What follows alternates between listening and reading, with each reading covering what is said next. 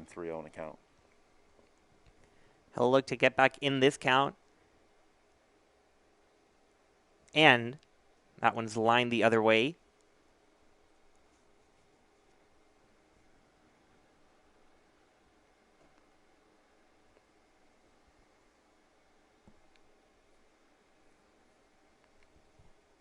Got Tyler Erickson at the plate, senior from Houston, Texas, hitting .384 on the year, 34 runs batted in.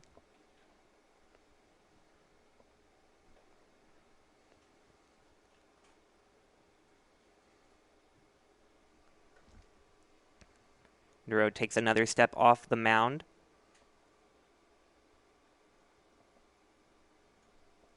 Looking to get out of this inning scoreless. Runners on first and second for the Gents. One down.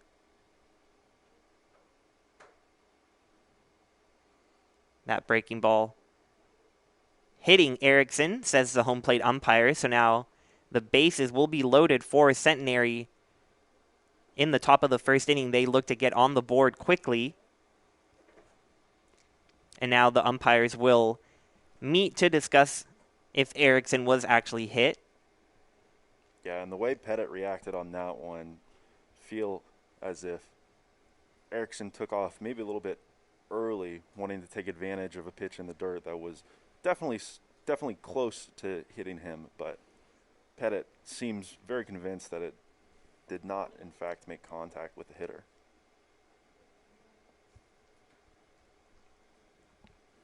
We'll take a look at the replay here. Definitely hard to tell.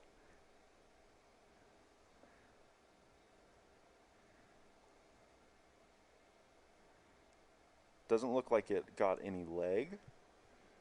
And I'd have to imagine that if it had hit his foot in any way, it probably would have changed direction a little bit. So, odd call early on in this one, puts the Tigers in a pretty tough position, but it's not something that we haven't seen so far this year. They've dealt with some traffic on the base paths in some games, but overall, as we talked about previously, the defense has been really good at getting them out of these types of situations. And Duro, coming off a really good outing last weekend against University of Dallas, will certainly look to settle himself in right here and just allow the defense to play behind him. Duro will have to try to get Tyler Welch out. He steps up with the bases loaded now. Just one down in the first inning.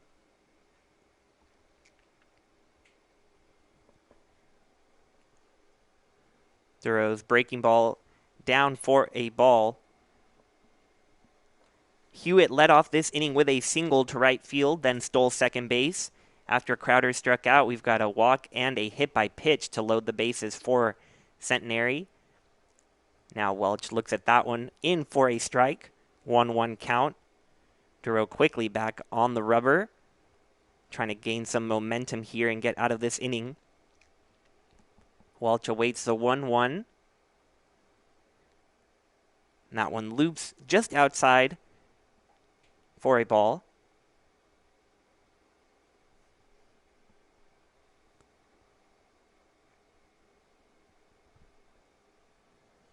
Welch lines that one up the middle and into the outfield for a base hit. 2 runs are going to score, and the throw into third, not in time. Welch gets to second on the throw, and the Centenary Jets are on the board first with a 2-0 lead. You see Welch lining this one towards the right center field gap, allowing 2 runs to score. Yeah, and from the looks of it, that was just a fastball that was left over the heart of the plate for Duro right there. Fell behind that count and forced his hand a little bit. Down 2-1, needed to throw something else in and around the zone. That one just a little too good of a pitch to the 5-hole hitter for the Gents. And that first pitch to junior Ben Bridges in the dirt gets away from Tyler Pettit, but not far enough to score the runner from third. But the Gents have runners on second and third with 1 out. Already 2 runs across here in the top of the first. Bridges grounds that one foul.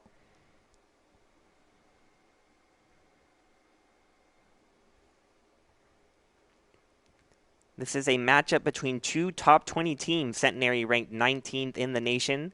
The host Trinity Tigers ranked 2nd. The 1-1 from DeRoe in there for a strike.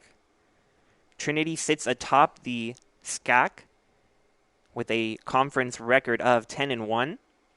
They're followed by Texas Lutheran and then Centenary, who has a 12-3 conference record. The 1-2 here to Bridges, grounded to third. Metz gets the out at first, but the run does score, and the runner moves across to third as well. So a productive out there from Bridges extends the Gents' lead to 3-0 in the top of the first.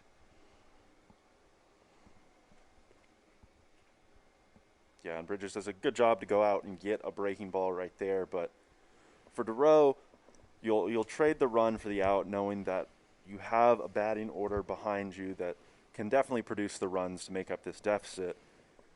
You have to be especially happy with that at-bat as pitcher on the mound. Seems as if he's finding a little bit more control of that breaking ball right now. We've seen him throw fastball and changeup for strikes. In the previous at-bat where the Gents were able to drive in a couple of runs, DeRoe struggled a little bit to get his curveball across the plate. But these last two at-bats really seems as if he's found control of that pitch, and that'll definitely help him out as he goes deep into day. And that breaking ball you mentioned was just tipped foul from the batter Chris Haggard, who now has an 0-2 count. Runner on third base and 2 outs. DeRoe looking to limit the damage here. And that ball is fouled back.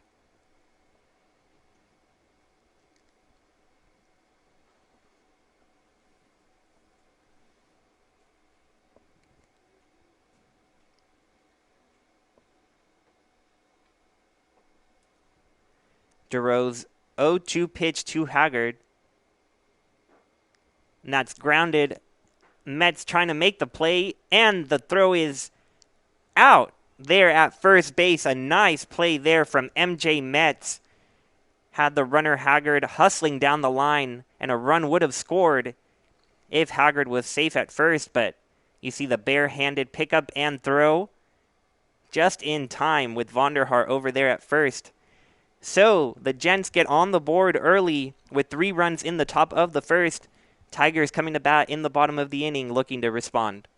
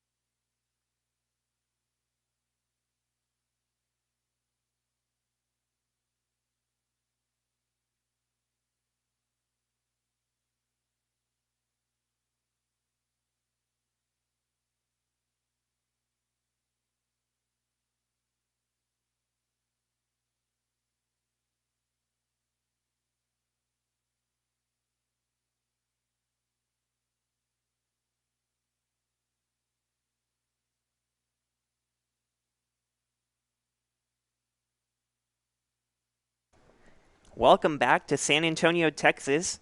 Trinity Tigers coming up to bat, and let's take a look at their starting lineup if you missed it at the top of the broadcast.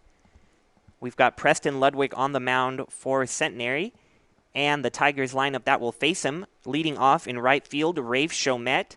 Batting second baseman Jack Baker. At shortstop, batting third, Jack Wisniewski.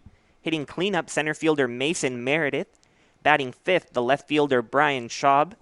Batting 6th at first base, Jack Vonderhaar. Catching and batting 7th is Tyler Pettit. The designated hitter, Michael Goodrich, batting 8th. And third baseman, MJ Metz, is batting 9th.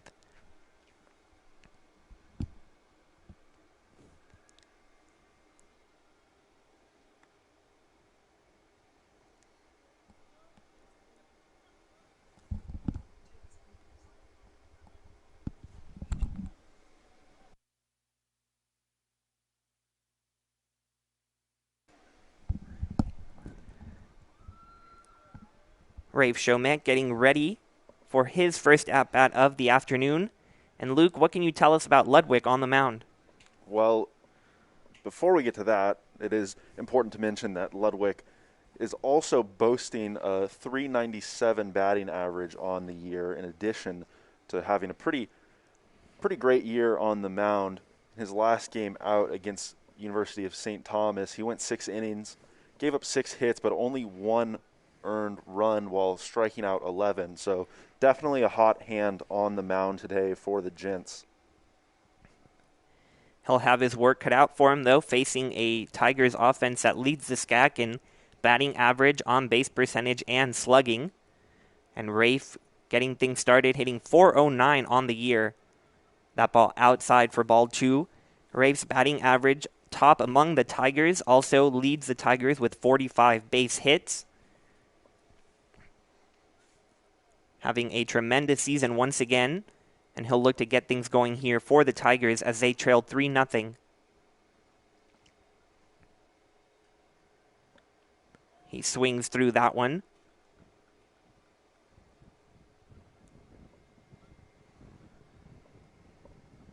Yeah, and Ludwig has a bit of an unorthodox delivery, dropping down that throwing arm to a little bit of a lower delivery slot.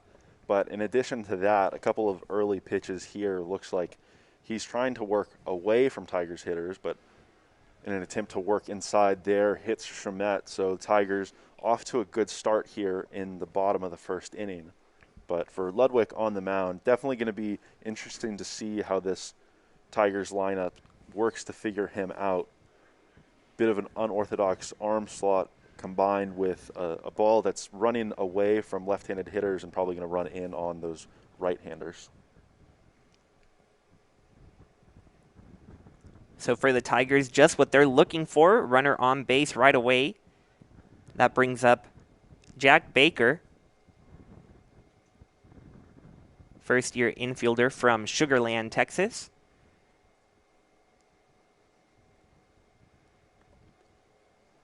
Baker sees the first pitch in there for a strike.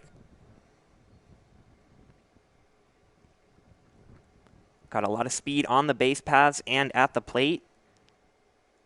Will be interesting to see if the Tigers have the runner going or have some action here early on. Rafe with 6 stolen bases, currently on first. And Baker squares around a bunt, lays it down. Ludwig able to get the out at first, but Rafe Chomet does advance to second. So Jack Baker with the sacrifice bunt. Yeah, and a good job by Baker right there to get that one down. In addition to that, definitely, in addition to moving the runner over at least, he put the ball in a good spot to give himself a chance to reach base safely. The righty on the mound in Ludwig, he's more naturally going to fall off towards the first base side of the diamond. So being able to push a bunt the other way was going to maximize Baker's chances of reaching base safely right there. But good job by Ludwig to field his position. Now Jack Wisniewski at the plate. Rafe drawing attention from second. Another thing on that throw, we've seen plenty of times in our games here that it's not the easiest thing in the world to do for a pitcher to throw to first. So you see that throw almost got away, and you just never know what happens when you put pressure on the defense. Yeah, especially with a guy with a little bit of a different delivery, someone who's going to have to come off the mound and then make a sidearm throw over to first base is definitely a bit of a challenge. And Wisniewski flies that one out to left field. but that's caught for the out by Welch. So Rafe stays over there at second base. Wisniewski retired. And that'll bring up cleanup hitter Mason Meredith.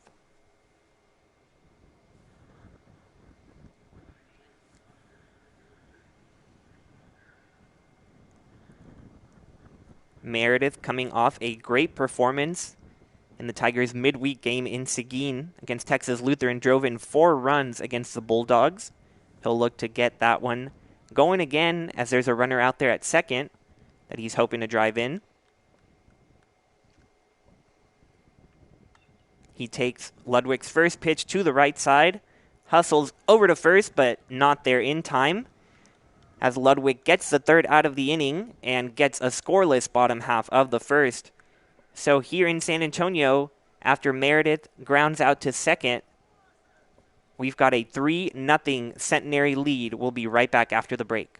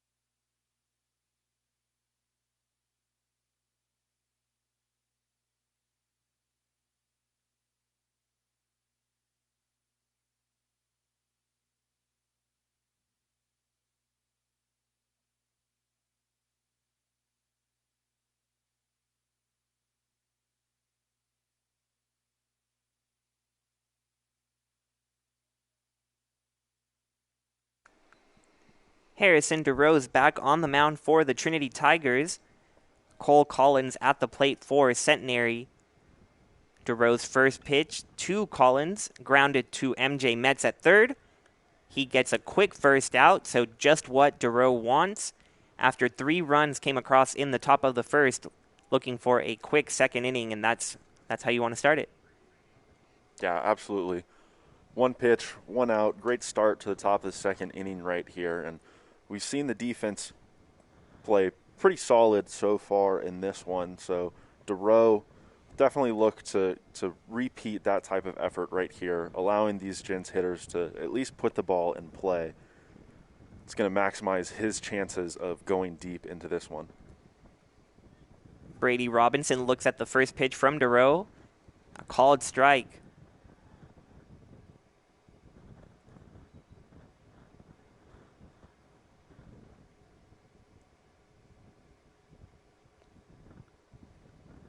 Another breaking ball in the similar area, but this one's more outside, so ball 1. 1-1 count.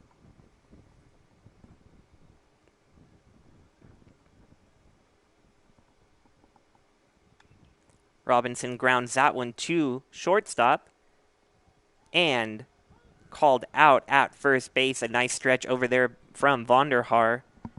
Wisniewski able to get the hustling Robinson. Yeah, and this is not a particularly hard hit ball, but Wisniewski does a great job of fielding it and making the transfer quickly so he can get the throw over to first base. So 2 quick outs for DeRoe. That'll turn the lineup over for Centenary. Gary Hewitt back at the plate. He singled in his first at-bat. Looks at that called strike. Singled to right field, then stole second base and scored the Gents' first run of the afternoon.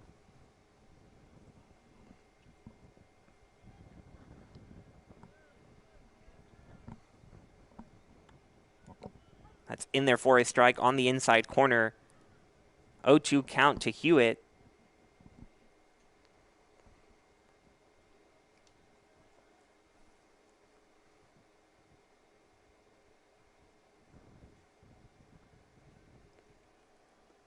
That ball's outside.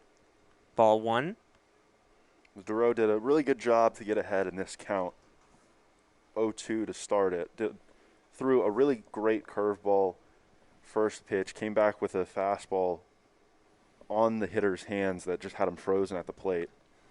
Really trying to get inside on Hewitt, and he lines out one caught for the out by Rafe Chomet. So a 1-2-3 inning for Harrison Duro. The Gents have nothing going on in the second inning. Tigers look to get on the scoreboard here as we come back in San Antonio.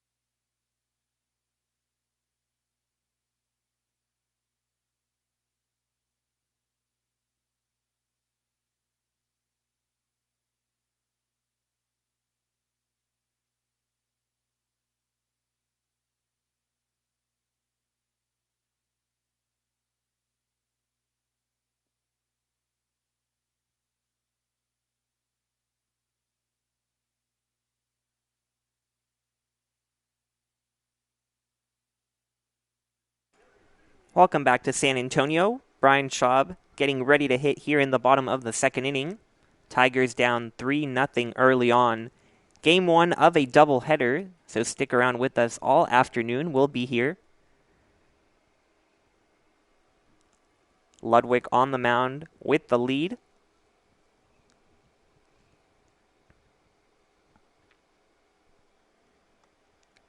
His first pitch to Schaub in there for a strike. Schaub scoring the game-winning run on Tuesday in Seguin. Tigers pulling out that 13-12 victory against the Bulldogs. Now back at home for this conference matchup.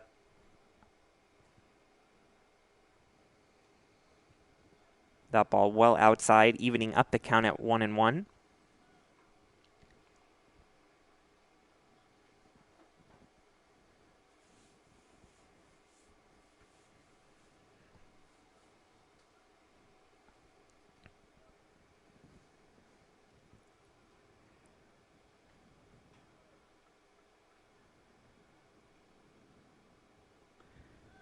Schaub tries to wait that one, but unable to connect, so a 1-2 count.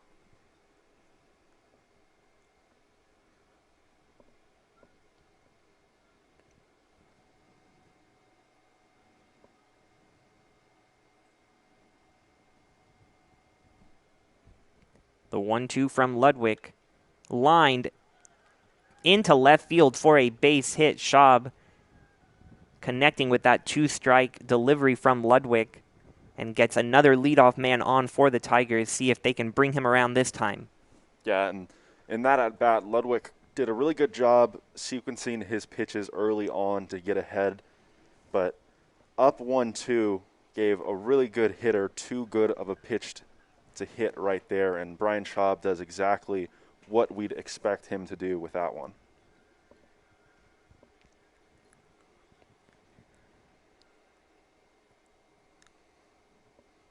Jack Vonderhaar now at the plate.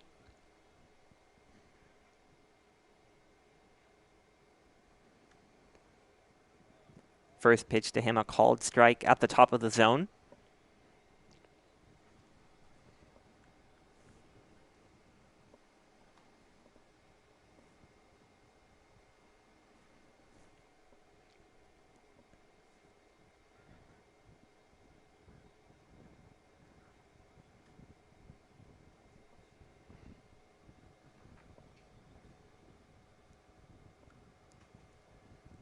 Vonderhaar fouls that one down to the plate. Ludwig waiting a long time on his delivery.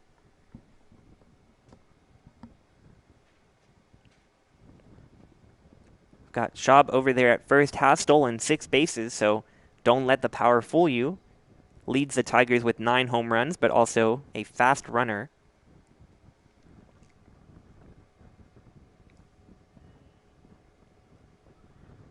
Yeah, and likely a pretty good position to run right here. The 0-2 count. Expect to see some off-speed or breaking ball. That was a breaking ball. That hit Vonderhaar, but looks like he's going to be called out on the swing. It did look like he went around on that delivery, even though it hit him.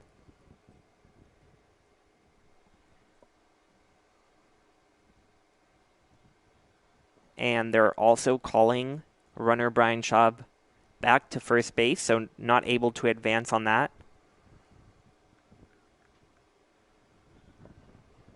Yeah, and certainly a tough break for the Tigers right there. As expected, saw the breaking ball, and worst case scenario, if that ball's in the dirt, you'd expect Schaub to be able to advance on over to second base, but now the Tigers operating with an out here in the bottom of the second inning with that runner still just on first base. First pitch to catcher Tyler Pettit, called a strike. Pettit with an explosive afternoon on Sunday against Dallas, had 7 runs batted in and 2 home runs in game 1 of that doubleheader.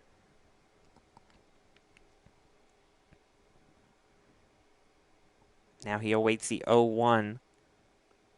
That one's outside. Pettit's been a steady presence both behind the plate and at the plate as catcher. Yeah, and that's certainly a luxury as we talk a lot about definitely the defensive needs that go with the position of catcher. And those are definitely top of the list when you look at assessing a catcher is how good they throw the ball, how well they block the ball, and Pettit does those things really well, but he also swings the bat incredibly well for this Tigers lineup. And on this pitch, he fouled it back. Centenary thinking it was going to be in play, but not quite. So Pettit will stay at the batter's box. Now you get a look at what Pettit and the catcher, home plate umpire, get to see. Beautiful afternoon here in San Antonio, Texas, on Trinity's campus.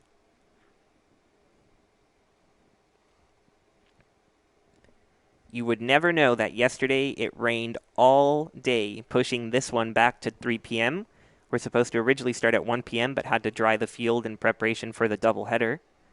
An absolute downpour yesterday, but today, not a clue at that.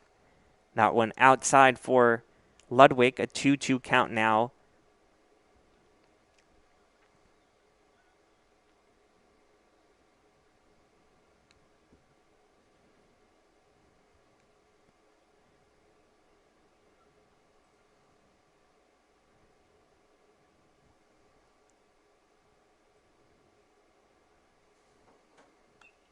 Ludwig's 2-2 is skied out behind shortstop. And the shortstop has it, calls off everyone in the area. That's Robinson out there, able to gather that one in a tough sky. We just showed you how clear it is, so the sun is bright and in the eyes of these defenders, but able to come up with the second out of the inning.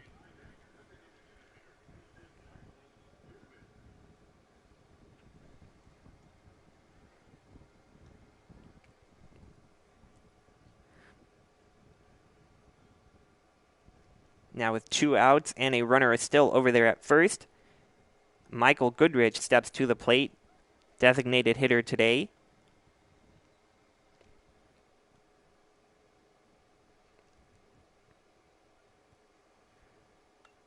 He swings at the first pitch and fouls it back out of play.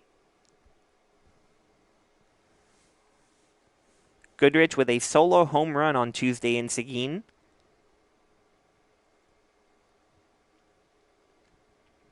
Lots of power in this Tigers lineup from top to bottom. Goodrich hitting 8th today.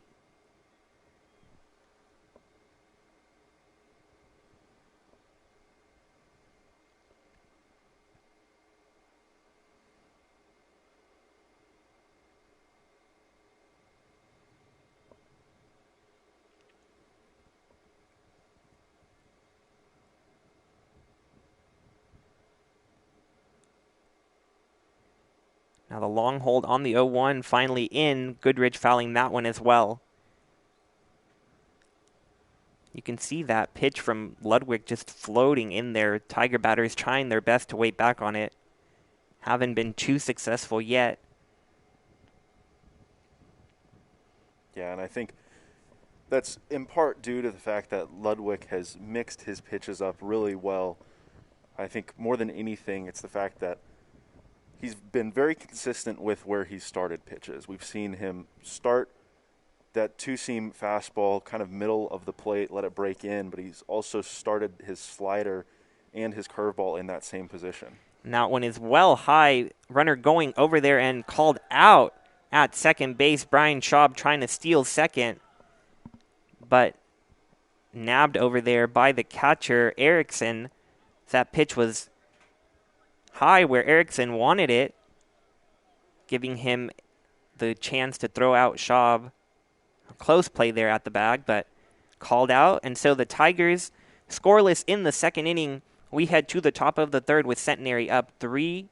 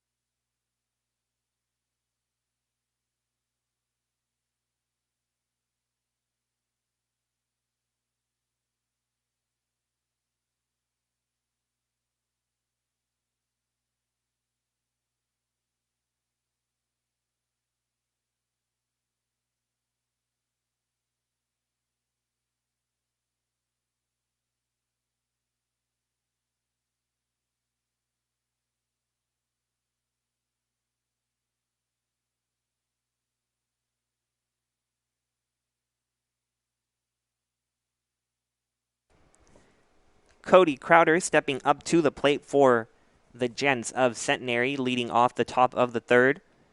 The Gents have a 3-0 lead over the second-ranked Trinity Tigers. Crowder looks at ball one low. Gents themselves ranked in the top 20 at 19.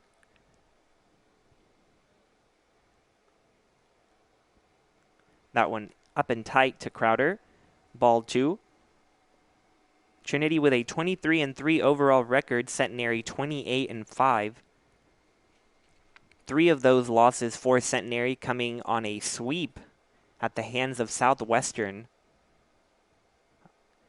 And that ball low for a ball, so a 3-0 count to Crowder. But the Southwestern Pirates not being friendly to Centenary up in Georgetown. And now ball 4 to Crowder, so a leadoff walk. Also, home plate umpire says it might have hit Crowder, but either way, on to first. So a leadoff runner for Centenary.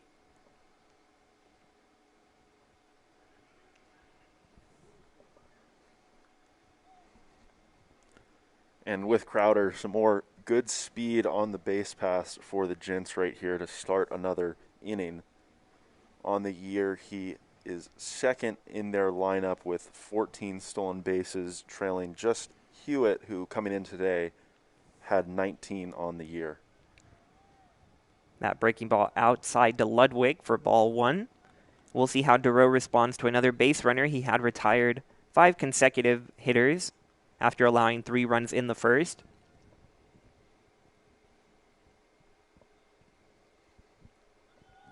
Runner is going, and Pettit unable to throw. That should be catcher's or interference there, possibly if he was unable to get the throw, but I don't think they're going to call anything as of yet. Yeah, it appeared that pretty quickly home plate umpire ruled safe on the throwing effort, but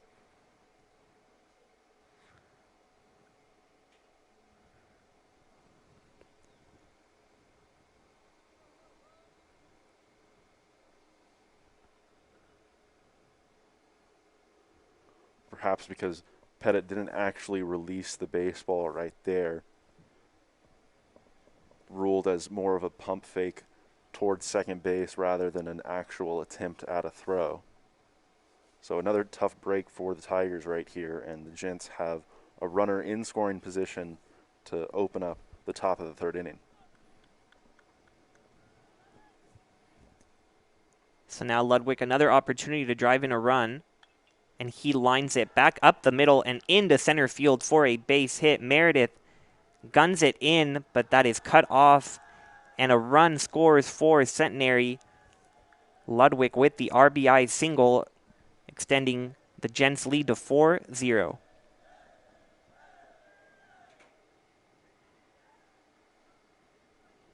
Yeah, just a good piece of hitting by Ludwig right there. It's what you would expect. That is someone that came into today hitting .397, had driven in 40 runs on the year to that point, notches his 41st RBI on the season.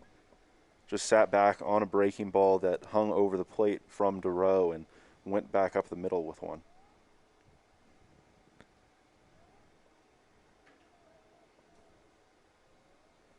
Now Tyler Erickson steps to the plate.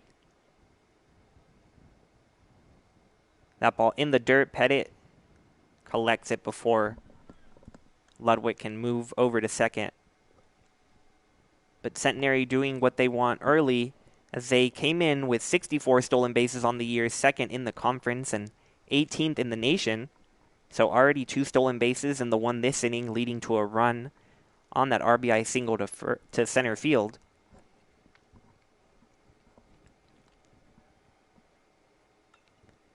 Duro grounds that one foul.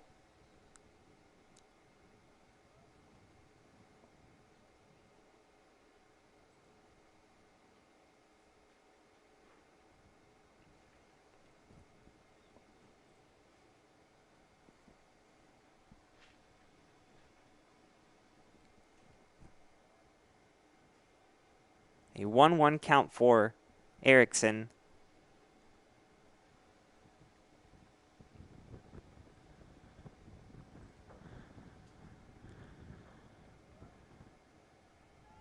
Little bit of a pause between those pitches. But we're back in action, a 1-1 count. Pettit able to block that one once again.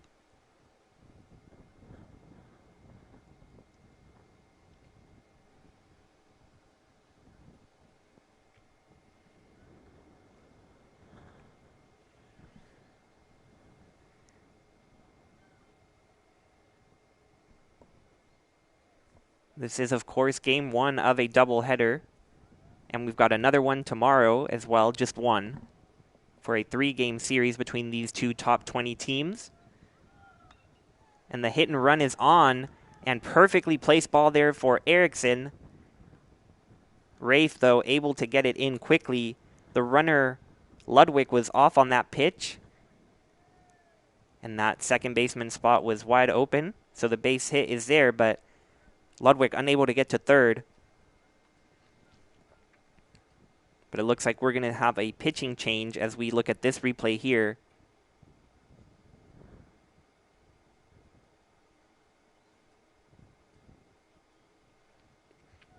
And we do, in fact, have a pitching change for the Tigers, so we'll take a quick break and be right back with you.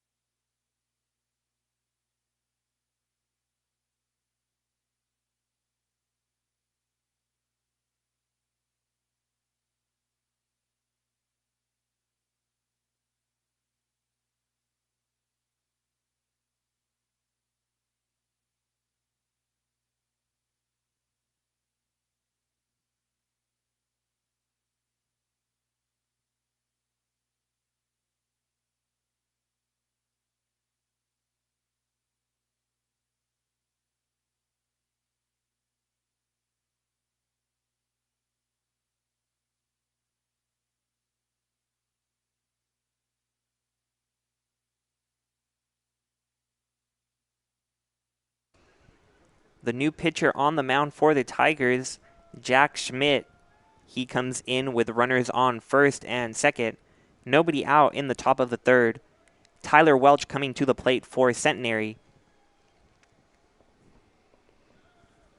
Yeah, and you see Schmidt's numbers there at the bottom of your screen. He's thrown over 20 innings on the year, but one of only a couple Tigers pitchers.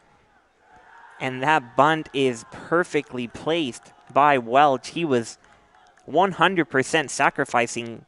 Showed bunt right from the get-go, but couldn't have dropped it in a better location. And now the bases are loaded. Once again for Centenary, already up 4-0.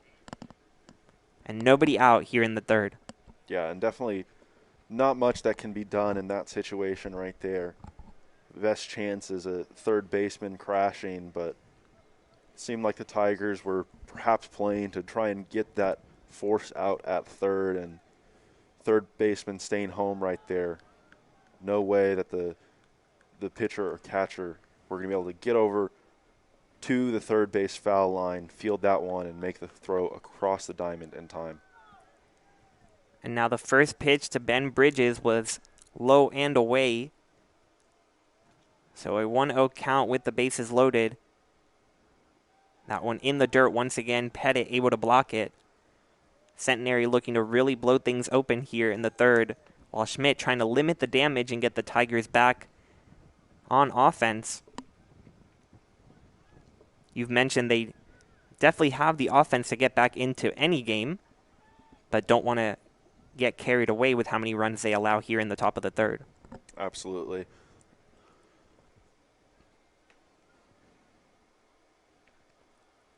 Schmidt's 2-0. Looped in there, and Sky towards left field. Schaub is going back, and Meredith takes over, able to catch that one. Now throws it into third, and that is safe at third. A close play. Meredith with a smart throw with the runner over there. That ball went deep towards left center field. Meredith was able to come up with it. And a run does score, but nearly a second out there at third. Instead, runners at second and third with one out now. Gents with a 5-0 lead. Yeah, an unfortunate break for the Tigers right there. Off the bat, felt like that one might end up pretty much directly at one of the outfielders, but ball stayed up in the air, continued to carry, and a bit too far of a throw for Meredith to make right there, trying to get that runner who was tagging from second. We've seen Meredith, we've seen a lot of these Trinity outfielders make really strong throws, but just a ball that was hit a little too deep for Trinity to take advantage of it. That 1-0 pitch to Haggard fouled off. Chris Haggard at the plate, the number 9 hitter.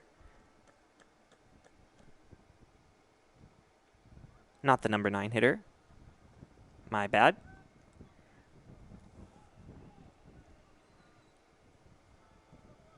But he faces a 1-1 count here. Runners on second and third.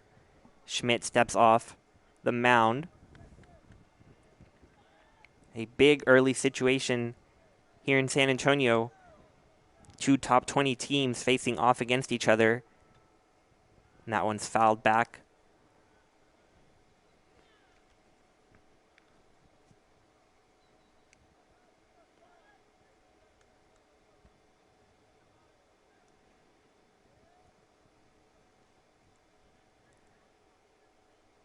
Schmidt really hoping for a strikeout here with a 1-2 count and a runner just 90 feet away. And he was just off the corner outside. Yeah, and a tough break right there. Really good pitch by Schmidt, painting the corner on that 1-2 fastball. Now the 2-2 sent back up the middle in the air. Rafe diving, unable to come up with that one. Meredith backing him up, throws it back in, and the second runner, will be called out at the plate. Some interesting moments there at the plate. The runner dancing around, called out, but a 1 run does score. You see the replay here. Rafe unable to come up with it. But a nice relay from Meredith into the infield. Looks like Pettit initially missed that tag, but then got him on the second try. Welch there doing his best to get into home.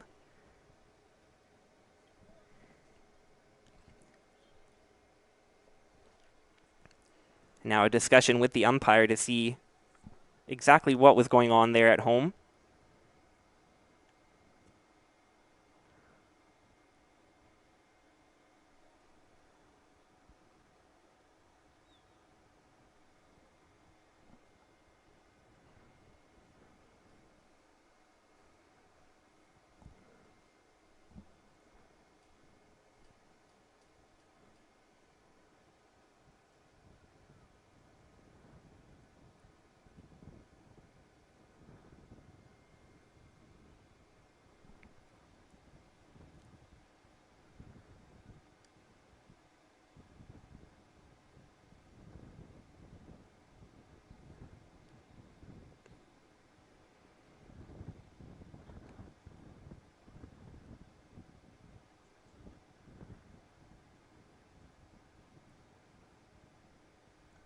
Now Schmidt warming up a little bit as the discussion goes on, still trying to figure out exactly what happened.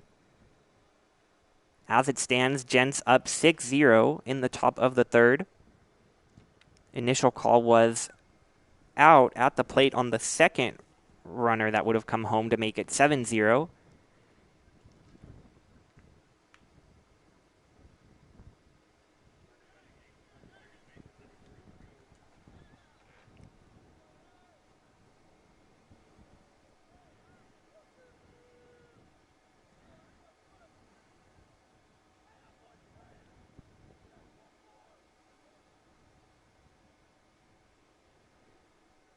And it looks like that play stands. So 2 outs here in the top of the third. Gents with a 6-0 lead.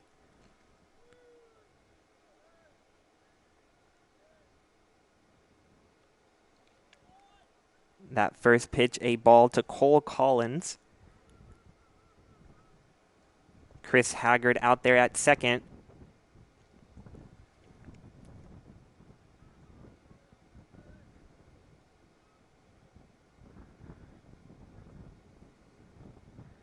Pettit able to block that one in the dirt.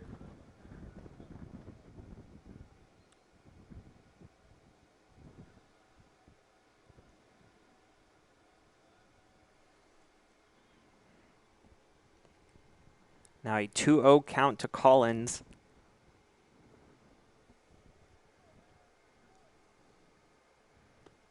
That ball low again. 3-0 count. Already 3 runs in this top of the third, doubling the Gents' lead to 6-0 over the second-ranked Tigers. Jack Schmidt on the mound and trying to get out of this inning, but unable to do so here as a 4-pitch walk to Collins will put another runner on first. Joins the runner on second. Now Brady Robinson at the plate. But will he face Schmidt or a different Tigers pitcher? And it looks like he will face a different pitcher.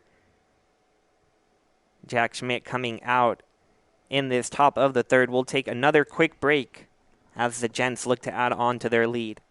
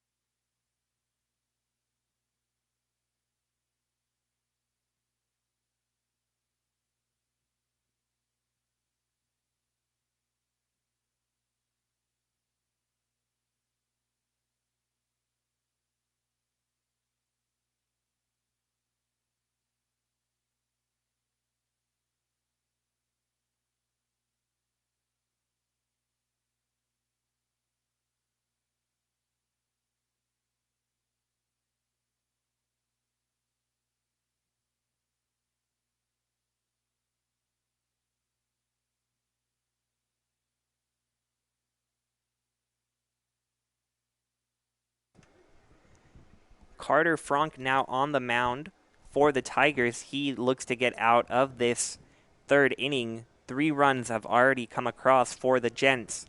And they still have runners on first and second, 2 outs. Number 9 hitter Brady Robinson looking to keep things going. That first pitch is a strike. Luke, what has Frank done this year? What does he have to do? What does he have to do here to get out of this jam? Well, we've seen Frank used sparingly out of the bullpen this year. Last time we saw him was in the series at home against Shriner 2 weeks ago. Came in through 2 innings, gave up only 1 hit, but allowed 3 earned runs due to the fact that he walked 3 batters. So in this one, I think that's certainly going to be a key to his success, finding ways to get ahead in counts, force these Gents hitters to swing the bat, and allow the defense to play behind him. And he does have an 0-2 count on the hitter Robinson, who fouled it off, and the ball hit him as he was trying to get out of the batter's box, so a foul ball. But Robinson collecting himself before stepping back into the batter's box. He'll have an 0-2 count, 2 outs. Runners on first and second.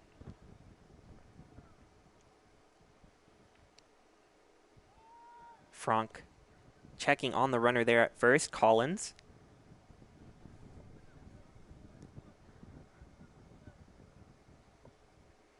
Yeah, and a bit odd to see just a straight up check of the runner at first base with someone currently occupying second. Wouldn't be surprised to see perhaps a back pick at some point at this at bat, but a straight check right there is a little unorthodox. And that 0-2 pitch is flied out to the outfield, but that is caught for the third out. So Franck able to come in and get the third out. Not before the Gents double their lead. They're now up 6-0 over the second-ranked Trinity Tigers. They look to get going in the bottom of the third, and we'll be right back.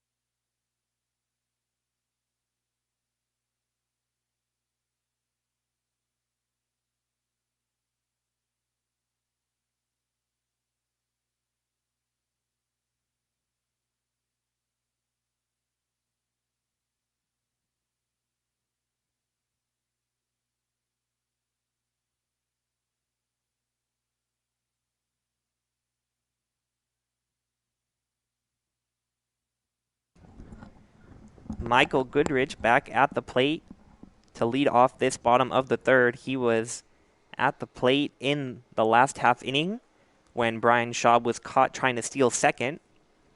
So Goodrich gets another chance at the at-bat.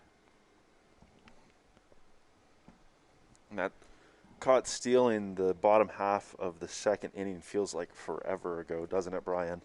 It certainly does.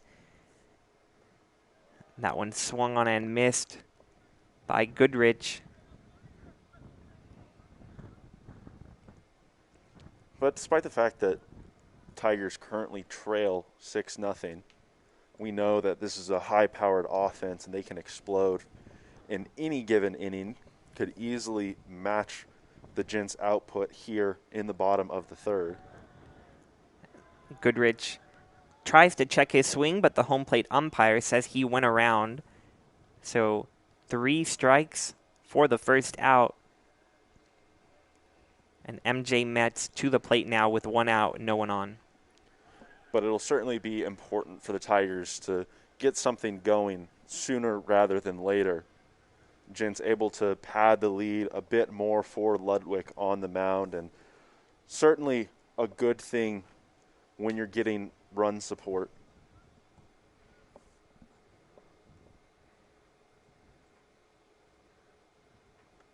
Metz sees that first pitch for a ball, and just to your point, Luke, this Tigers offense definitely capable of getting back into this one. Just in the month of April, they've scored at least 7 runs, which is what they would need to win this game at this point. They've scored at least 7 runs 10 times in this month alone. So an explosive offense that just needs to get going. Mets trying to beat out that one. And he's called out. That tough play close over there at first. One of a couple of close calls we've seen over there at first, but that's the second out of the inning in the bottom of the third. Yeah, and that play kind of prompts the next point in this game. The fact that the Tigers, despite being down 6-0, and that obviously being quite the difference in this game, they have been a little bit unlucky. I think both of us can agree on that. Saw a hit by pitch called in that first inning, which was a little questionable. Some other close plays that have not gone the Tigers' way. So certainly look for those plays to flip and for the Tigers to have some things go in their favor as this one continues on. Rafe Chomet will try to get things going, this time with 2 outs in the inning. He, of course, the leadoff hitter. So good at getting things going for the Tigers. He got hit in his first at-bat. Now has a 2-0 count as he gets ahead of Ludwig here. We've seen the Tigers score with 2 outs before and start rallies with seemingly nothing going. Rafe looking to do that here. The 2-0 outside for ball 3. And Ludwig still maintains the opportunity for his first clean inning of the afternoon, but Chomet doing a great job at the plate, making him work for this third out. Now Ludwig with the 3-0. That's a called strike on the outside corner. 3-1.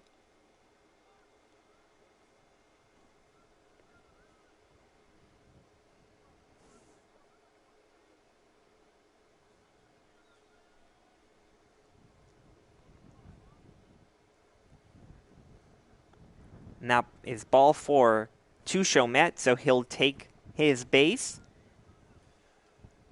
Jack Baker now to the plate, looking to get this 2-out rally going.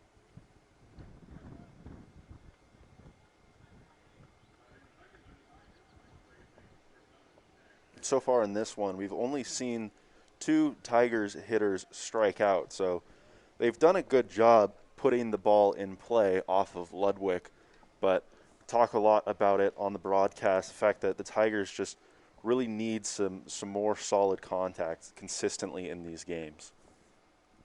Yeah, and if the Tigers need any inspiration to come back, they just need to look at Tuesday. They were on the other end of the situation. They were up 9-1 against TLU after 2 innings, and the Bulldogs stormed all the way back to tie the game.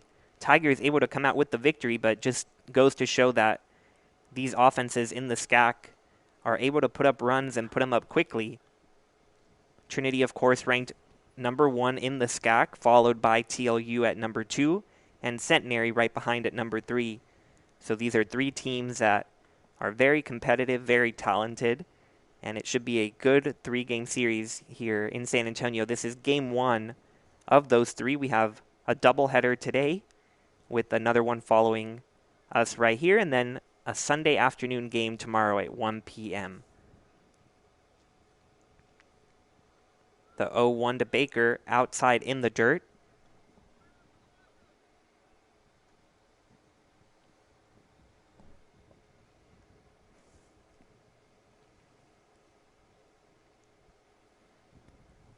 Both these teams have had double-digit win streaks. Trinity at one point won 12 games in a row. Centenary winning 18 games in a row until they got swept by Southwestern. Baker swinging through that pitch, count 1-2. But after those streaks have been snapped for both teams, they're currently on 4-game winning streaks each, so back on the winning path ahead of this big matchup in the conference.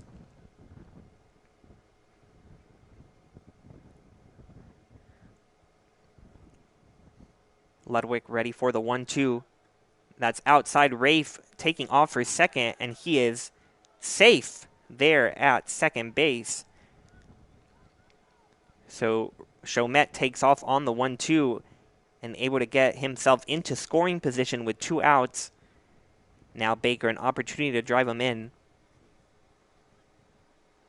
Yeah, and just a great jump by Chamet right there. Not much attention being paid to him during this at bat by Ludwig on the mound, so takes full advantage of it.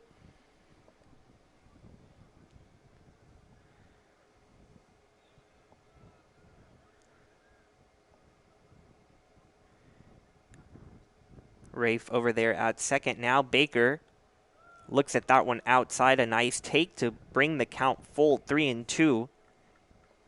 Tigers trying to put a little bit of pressure here on Ludwig. Hasn't really had much yet.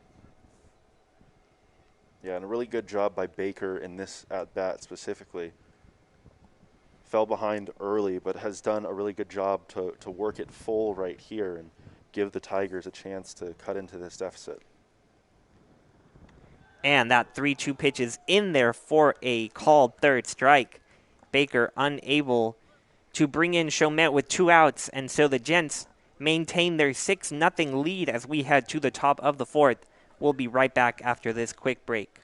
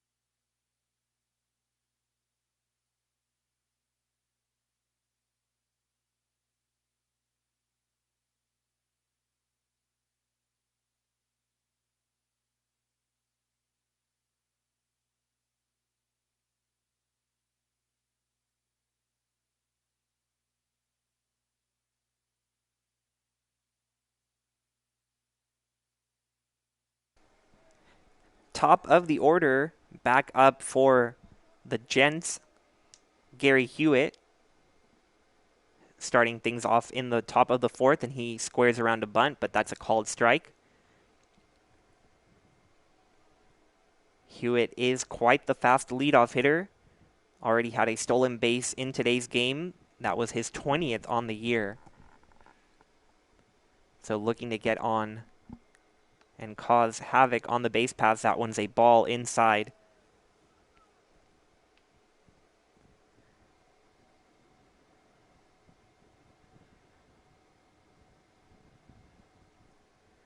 The 1-1 from Franck. Tried to check his swing, but a called strike by the home plate umpire. So a 1-2 count. Franck came in the top of the 3rd with a couple of runners on, able to get the 3rd out of the inning. And a called 3rd strike on the outside corner. So a good start to this inning from Franck, painting the corner right there. Yeah, a really good job by Franck right there. 4 really competitive pitches, operating really close to the zone with all of them. Gets the punch out, and that's a good thing for someone who primarily has struggles with getting the ball into the zone more than anything else. So to be in the zone, to be able to get a strikeout here, definitely going to be a confidence booster for the senior on the mound. Now Cody Crowder at the plate, and he skies that one. And that one's caught for the 2nd out of the inning, so 2 quick outs for Franck here in the top of the 4th.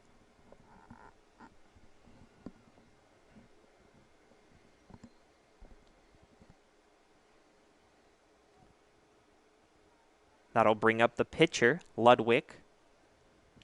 who's doing his job on the mound, now looks to help himself at the plate. 2 outs in the top of the 4th. No one on.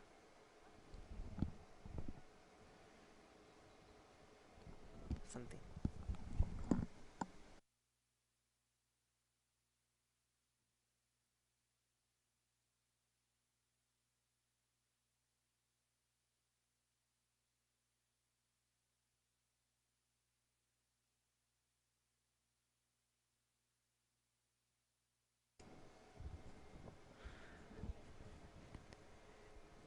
Ludwig sees that 1-1 pitch, low and outside in the dirt.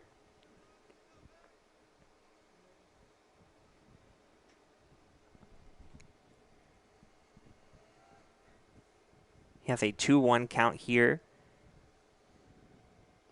He fouls that one straight back off the brick wall. That's another good sign for Franck on the mound right there. Falls behind 2-1 and not significantly behind in the count, but does a good job to respond immediately by throwing a strike. Goes right back to attacking a really good hitter in Ludwig at the plate. Ludwig just barely able to foul that one off. Another nice pitch from Franck outside.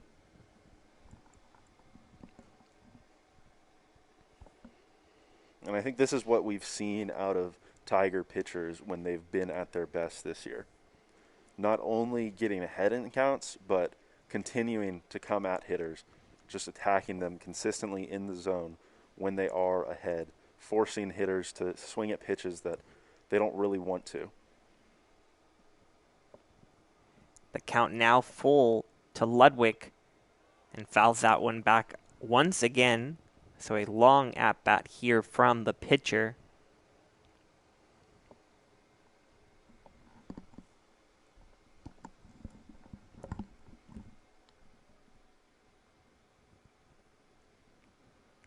Franck will try to get him out here. The 3-2 swung on and missed. So a 1-2-3 inning for Franck and the Tigers. They'll come back to the plate looking to get on the board. They trail 6-0 to the Centenary Gents.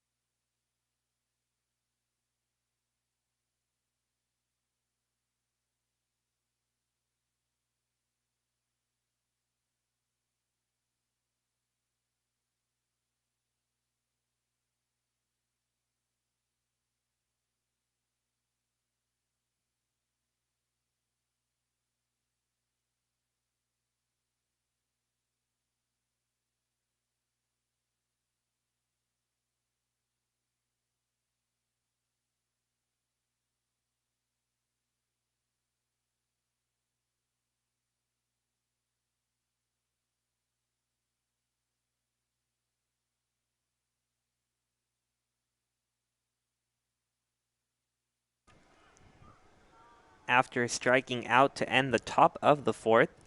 Ludwig now back on the mound for Centenary. He looks to keep the Tigers' bats quiet. Just one hit for Trinity. That came off the bat of Brian Shaw back in the second inning.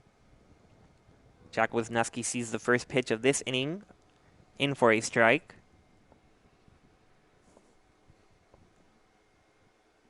For the Tigers, they hope that the second time through the lineup against Ludwig will give them better fortunes, as they were quiet the first time through. And that pitch, a strike inside. Yeah, and Ludwig certainly has settled into this game nicely, but one hit a bit deceiving, as the Tigers have found their way onto base in some other fashion in this game so far. They've had some traffic on the base paths, just haven't been able to put things together consistently in this one. And Wisniewski grounds that one to the right side. He's called out there at first base. So an out to start the inning on the ground from Ludwig. Yeah, and a big part of that result right there was the fact that Ludwig was able to get ahead early in that at-bat. Threw a first pitch strike on the outside part of the plate. Maybe a borderline call, but went the pitcher's way on that one. Put Wisniewski in a little bit of a disadvantage in that at-bat, but did a good job to battle and at least put something in play with 2 strikes on him. Mason Meredith swinging at the first pitch, fouls that one away. Yeah, and Meredith thinking hit from the first pitch right here. Seen Ludwig get ahead in counts. It'll be interesting to see how the Tigers at the plate adjust their approach in this one. Meredith opting to swing a little bit earlier in the count here. Home plate umpire says Meredith went around on that one. An 0-2 count. Looks like a frisbee that Ludwig throws. So difficult to lay off of. As a right-handed hitter, just looks like it's coming right at you and then goes completely the other way. Ends up well outside, but by then you've probably already swung. Now Ludwig, the 0-2, has another one like that and gets Meredith swinging. 2 outs now in the bottom of the fourth.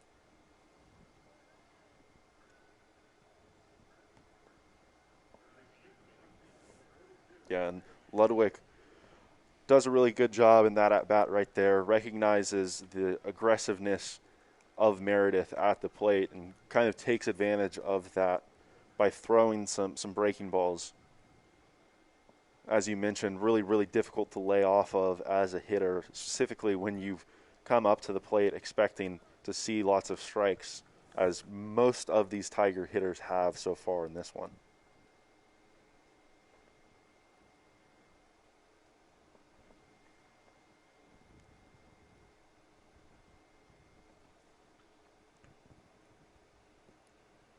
Brian Schaub, the only Tiger with the hit today.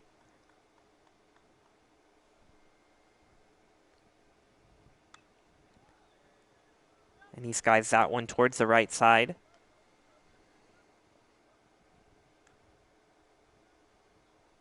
And it looks like it got out of play foul. So he'll make his way back to the plate. Try to get something going with 2 outs here. In the bottom of the fourth, Brian Schaub, the transfer from the University of Richmond, the Division I school. Now with Trinity, he leads the entire conference with 9 home runs on the year. Also has 31 runs batted in, has scored 37 runs himself. So a good debut season for the former Spider. He awaits the 1-1. That's a called strike. Schaub's very first career hit with Richmond was a home run against Princeton back in March of 2019. So from the start of his collegiate career, he's been mashing those home runs. And he's taken it from Virginia to Texas. Now the 1-2 swings and misses at that one. Another 1-2-3 inning in this one. The first, though, for Ludwig, as he's able to set the Tigers down in order. And we're heading to the top of the fifth with the 19th ranked Centenary Gents up 6-0 over the second ranked Trinity Tigers. We'll be right back.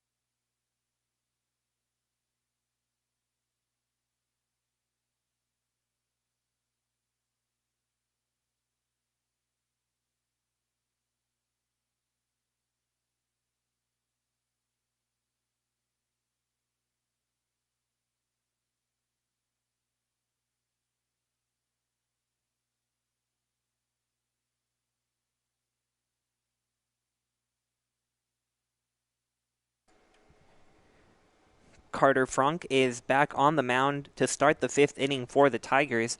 He's retired all four batters that he's faced coming out of the bullpen. 2 strikeouts coming in the last inning. That first pitch to Erickson is high, but Frank providing some much-needed stability after the Gents scored 6 runs in the first 3 innings. What have you liked from Frank so far, Luke? Well, more than anything, I think we've hinted at the fact that he struggled a bit with his command at times. This one's skied out to left field, but Schaub makes a nice defensive play sliding in to make that grab. And in addition to the fact that Frank has been really good with his location in this one, it's felt that he's worked very fast. He's given these Tigers hitters a chance to get back up to the plate quickly and just more importantly, silence these Gents bats a little bit this afternoon. After Erickson flied out to left to start this inning, we've got Tyler Welch at the plate. That breaking ball at the top of the zone for a strike. Welch is 2 for 2 so far today. Has driven in 2 runs. Swings at that one outside the zone. But these strikes from Frank making the Gents chase for the first times here we've seen today. The 1-2 in the dirt.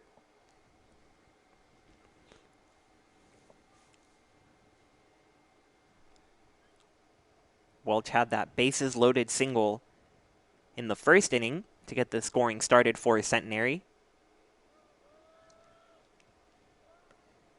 Now has a 2-2 count in the fifth, 1 down, and he lines that one towards center field, but Mason Meredith is there for the catch. So 2 retired to start the top of the fifth.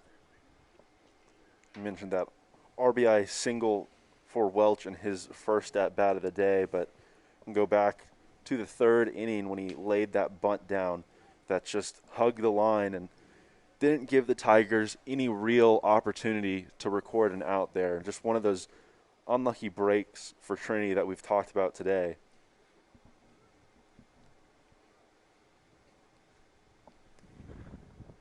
Ben Bridges now at the plate. He looks at that breaking ball for a strike. Bridges 0 for 1 on the day, but 2 runs batted in. Grounded out to third, but the run came across to score and then had a sacrifice fly in his last at-bat. That one low for a ball.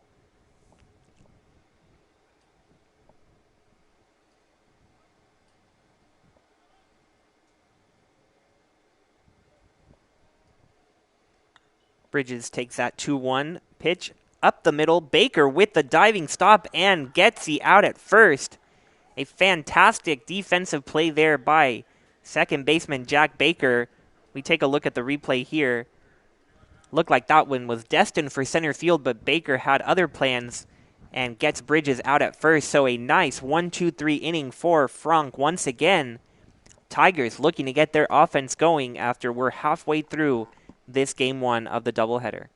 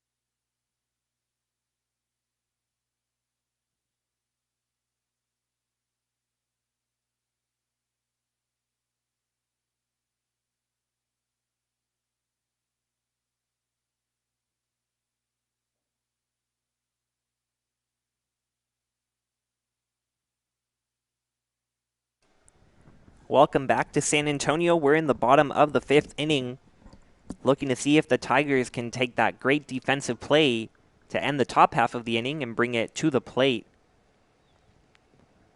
First pitch to Vonderhaar outside for a ball.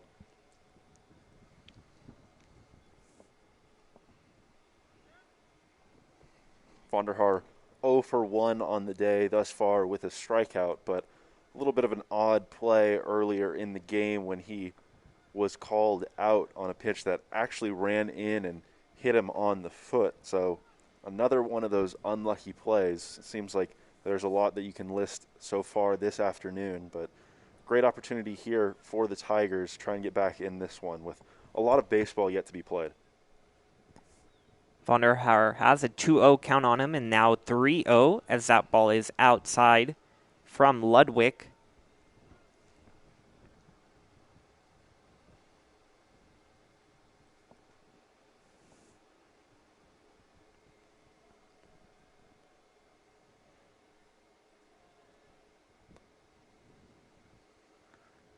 And the 3-0 is outside, so Vonderhaar draws the leadoff walk on 4 pitches.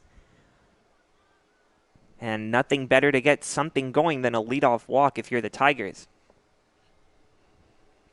Yeah, absolutely. And even in the bottom half of the order right now for the Tigers, 7-hole standing in Tyler Pettit, you know this is a very dangerous lineup, 1 through 9. And anytime you can get a leadoff runner on to start an inning, you know the Tigers have a chance to scratch some runs across.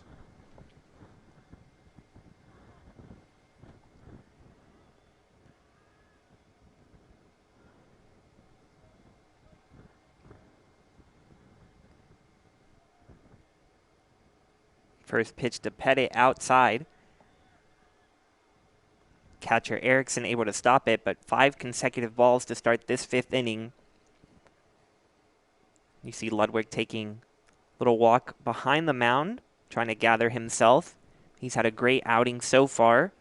4 scoreless innings, 5 strikeouts, just 1 hit allowed, 2 walks.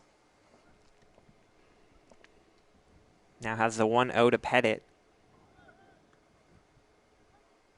That's a called strike. Pettit, the transfer from the University of the Incarnate Word, and Luke, you actually got the chance to talk to him about transferring over in a story you did for the Trinitonian. You want to talk a little bit about that conversation? Yeah, absolutely. I know Tyler pretty well. I've had a couple classes with him, caught a little bit with him last fall, and just a great, great guy. And, talked a lot about what it's like handling a pitching staff at the Division III level. And Pettit lines that one into left field for a base hit.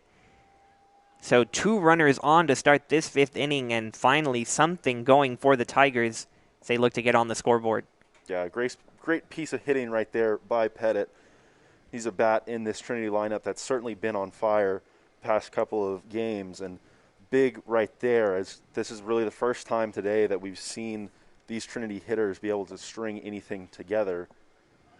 Got another big bat in Michael Goodrich stepping up to the plate now, so a senior veteran on this team looking to keep this hot inning going.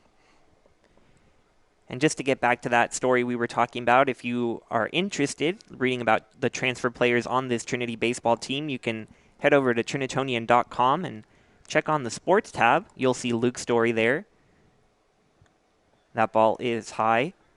Yeah, and in that conversation with Tyler, he talked a lot about the similarities between this Trinity staff and the staff that he handled at the Division I level at Incarnate Word, and he drew a lot of similarities in the skill and the level of talent on this Trinity lineup to that of the Cardinals that he dealt with a couple years ago. But he says that it's different being at the Division III level, as the hitters that these pitchers are facing typically aren't at that same caliber as they are at the Division I level. And Goodrich skies that one that carries back to the track in right center field. That is caught for the out. Runner does get to advance to third, Vonderhaar, as that ball looked to be a routine fly ball, but it kept carrying, the wind blowing out towards that way. Yeah, and just unfortunate with positioning on this one for Goodrich. Feel like perhaps if he hits this one a little bit more the other way to right field, it has a chance to get over the wall. But allows the Tigers to put a runner on third base and 90 feet closer to scratching their first run of the afternoon right here. And a big opportunity here for MJ Metz to not only get on the board, but also turn the lineup over for the Tigers. They have runners at the corners with 1 down, trailing 6-0 to Centenary, but looking to get back in it here. Ludwig ready for the pitch. That one's outside for ball 1. Yeah, and Metz standing in the batter's box at 6'5", definitely a bit of an intimidating figure up there, and certainly a guy who, when he has everything working together in his swing and he's on time, you can see the ball fly really, really easily off his bat. Does have 2 home runs on the year. And he lines that one towards center field, and that is dropping for a base hit. Metz with the RBI single, and the Tigers are on the board here in the 5th inning. Yeah, and probably an even better result than a home run. Obviously, a big fly gets you well back into this game, cutting the lead in half, but right now the Tigers are just trying to continue to string something together. Really important to keep the bases crowded right now, just allowing the next guy to come up and do their job and move runners over and bring them in one hitter at a time. And now a visit to the mound as Ludwig faces some real pressure for the first time in this game. Already 2 singles in this inning, along with a walk. Has runners on first and second with 1 out and the top of the Tigers lineup. coming up with Rafe Chomet. Rafe has already gotten on base twice, once with a walk and was also hit by a pitch. Still hitting over 400. So just the man the Tigers want at the plate here. Has 45 hits on the year.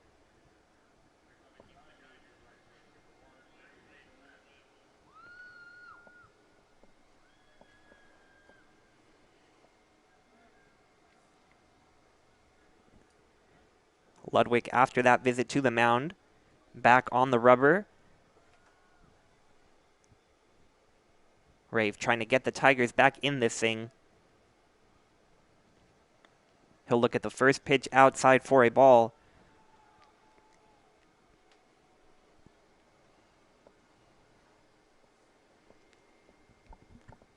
Probably the biggest thing that we've seen from Chomet today is his patience at the plate. A big part as to why he's reaching base at a rate of over 500 so far on the year. And that pitch gets away from Erickson, so the runners move over to second and third. And now a even better opportunity for Rafe to drive 2 runs in with a base hit. And you can see Ludwig starting to lose control a little bit, walking around the mound a lot, throwing that wild pitch. Tigers really trying to take advantage of this opportunity.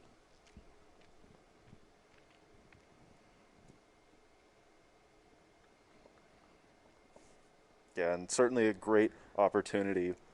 Up in the count 2-0 is Chomet right now, expecting something over the heart of the plate right here. I'm sure he's ready to swing it.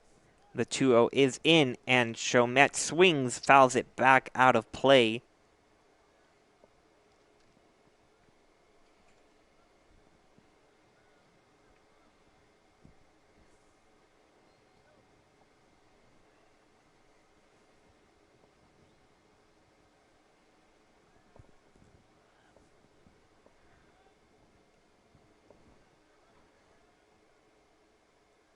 Chomet ready for the 2-1. He has a 4-game hit streak, including a 4-for-5 performance on Sunday at Dallas. Looking to come through with his first base hit of the day here. He fouls that one back as well, evening up the count at 2-2. So Ludwig, after falling behind, able to even this up.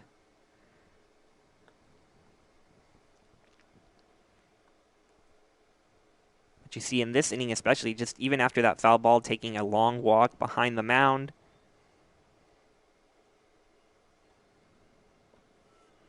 Yeah, and I think that suggests kind of just the maturity of Ludwig, a veteran guy for this Gents lineup, and understands the gravity of this situation, recognized that great play that Jack Baker made in the infield. Tigers hoping that's going to give them a lot of energy right here, and so far it's provided a nice spark, which Chomet now in a full count can draw these Tigers even closer right here. So Ludwig making sure that he's definitely taking his time to just think through all of these pitches and make sure that he executes. Yeah, you're absolutely right. There was something about that play that just felt like a jolt of energy in this game, and now Chomet looking to capitalize. Runners on second and third with 1 out. He has a full count. He fouls that one off his foot, so he'll do the full count once again.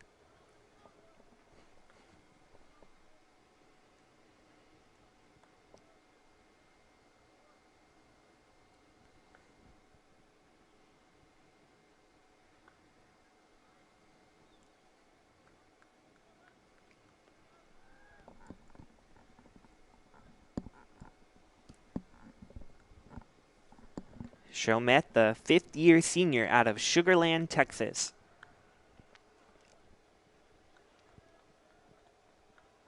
Is awaiting the 3-2 from Ludwig. And that one was well inside. Chomet able to foul it off. One of those frisbee-like pitches from Ludwig that actually hit Chomet in his first at-bat. Yeah, really good pitch by Ludwig right there, but even better job of making sure he fights to stay alive in this at bat by Chamet. Feel like if he's going to be called out in this at bat, he's going to at least put the ball in play right here, but looking to do a lot more than just that for the Tigers. He lines that 3-2 pitch foul once again, so a great battle going on here between Ludwig and Chamet. Ludwig clearly trying to go in on Rafe, but Rafe not letting anything get past him. Yeah, and no matter what the outcome of this at bat is, you got to tip your cap to Rafe right here, who's really worked this at bat, making Ludwig throw a lot of high stress pitches this inning, and hopefully the Tigers will be able to run him off the mound relatively soon and get someone else up on the bump for Centenary. The 3-2 once again is outside, and Rafe draws the walk, emphatically throwing his bat towards the dugout. And the Tigers have the bases loaded here with just one out in the bottom of the fifth. And the man who we have credited with providing the energy on the defensive end, Jack Baker, now at the plate trying to do some damage for the Tigers. Yeah, and in his last at bat, we saw Baker have a little bit of an opportunity to get something going for the Tigers, but struck out looking, just was frozen on a breaking ball from Ludwig. And after a result like that, you know that he wants to get up here. He wants to turn things around by putting the ball in play, and doing so would almost certainly score 2 runs for the Tigers right here. First pitch to Baker, low and in the dirt, blocked by Erickson.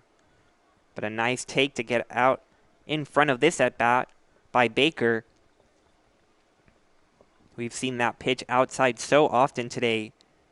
And early on, drawing a lot of swings and misses was Ludwig, but in this inning, a little bit different. 1 run already across, and the bases loaded for Baker. He awaits the 1-0 here from Ludwig. And once again is able to lay off of that pitch.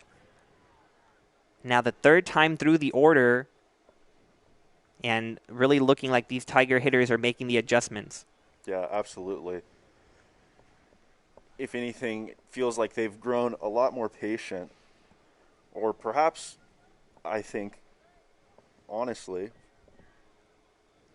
it's not that they've become more patient. I think that we've seen them be patient this entire day. I think it's just the fact that Ludwig has lost his command just a little bit, and that's starting to pay off for the Tigers right here. And that 2-0 pitch just on the outside corner.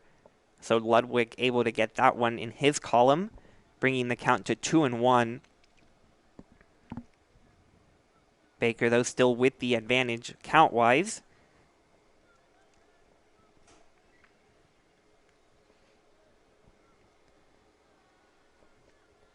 The 2-1 from Ludwig is outside for a strike once again. So 2 pitches in similar areas right there, both called for strikes. Ludwig right back in the at-bat, 2-2 after falling behind. Yeah, and 2 really good pitches by Ludwig right there. Has that 2-seam fastball working and just broke back over the plate just enough.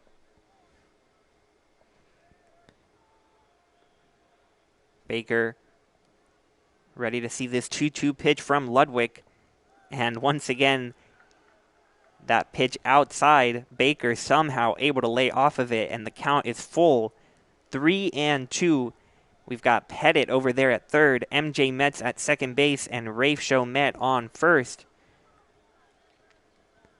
Baker looking to drive one or all of them in here.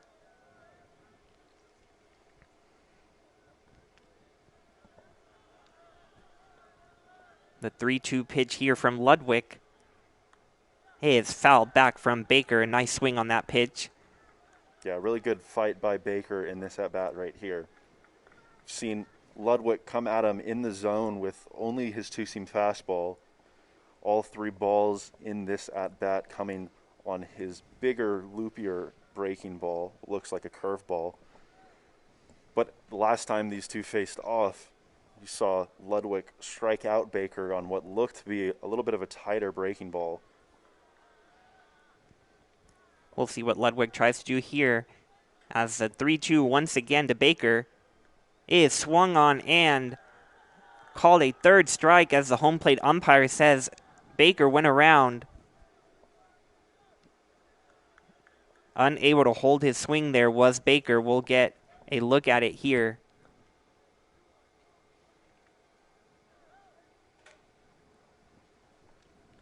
So a big strikeout for Ludwig. That leaves it up to Jack Wisniewski to try to do some more damage here.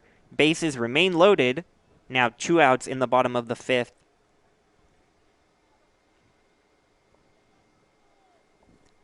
Wisniewski does lead the Tigers with 34 runs batted in on the year. Looking to get a few more here and get the Tigers back in this thing.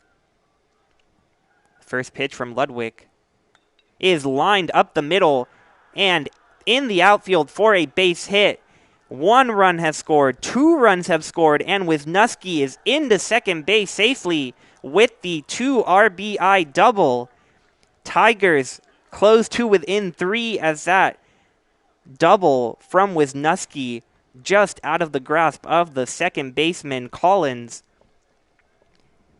And that's one of the big hits we've been waiting for all afternoon from the Tigers. Yeah, and outside of Shamet, probably no one that the Tigers want up more in that position than Wisniewski. We've praised him a lot this year as a left-handed hitter who's been very willing to use pretty much the entire field. Went back up the middle with that pitch and allows Meredith to attempt to keep this inning going, perhaps cutting into this. Meredith skies that one, and it's in for a base hit. 2 more runs are going to score, and Meredith is going to make his way to second base. And the Tigers suddenly are down just 1 as Mason Meredith looped this one over the head of the second baseman Collins and in front of the right fielder. So some big hits with 2 outs from Wisniewski and Meredith. And the Gents lead now just 6-5. Yeah, and it looked like for a minute that Ludwig might have been able to limit the damage of this inning. Struck out Baker with the bases loaded to move to 2 outs after Tigers had scored their first run, but something we talked about earlier in this game has been the Tigers' proficiency hitting with 2 outs and another 2-out rally in which they score 4 runs here in the bottom of the 5th.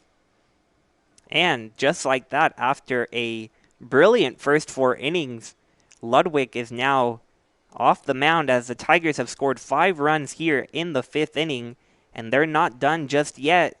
They still have Brian Schaub coming to the plate with 2 outs, still a runner on second. We'll take a quick break and be right back.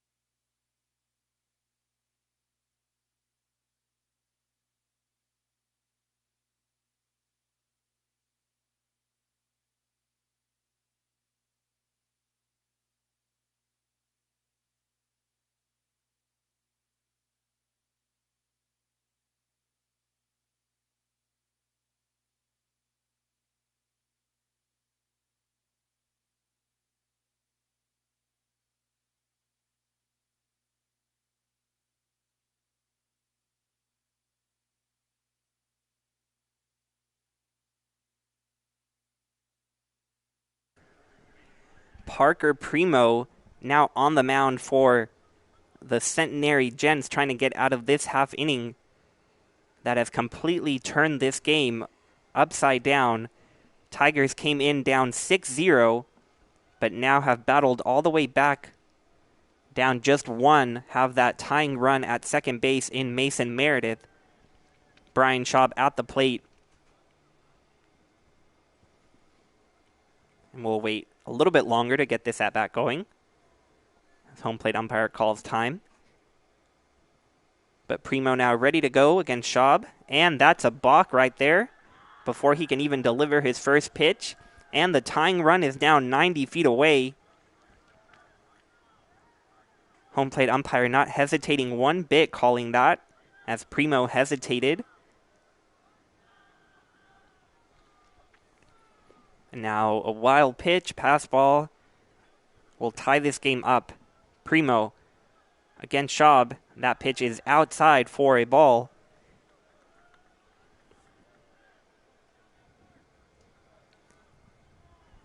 And you should be able to hear the Tigers dugout from home making a lot of noise. And Schaub fouls that one back. What had been a quiet afternoon all day for the Tigers bats is no longer that, as those bats have certainly woken up here. Primo with the 1-1. Schaub grounds it to third. That's a foul ball, says the umpire down the line. So we'll bring everything back. Schaub will have to scurry on back to home plate.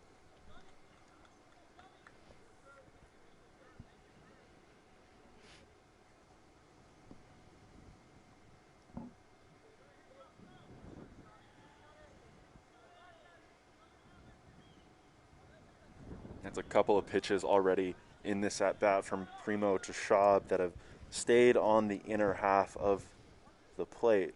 And with as much of a power threat as Schaub is, dangerous to work in that area with his ability to just turn on the baseball. The 1-2 to Schaub swung on and missed. Schaub unable to connect on that off-speed pitch, and Primo gets the job done to get out of the inning. But the Tigers are right back in this game, scoring 5 runs in that inning on 4 hits. They trail by just 1 as we head to the top of the 6th here in San Antonio, and we'll be right back to bring it to you.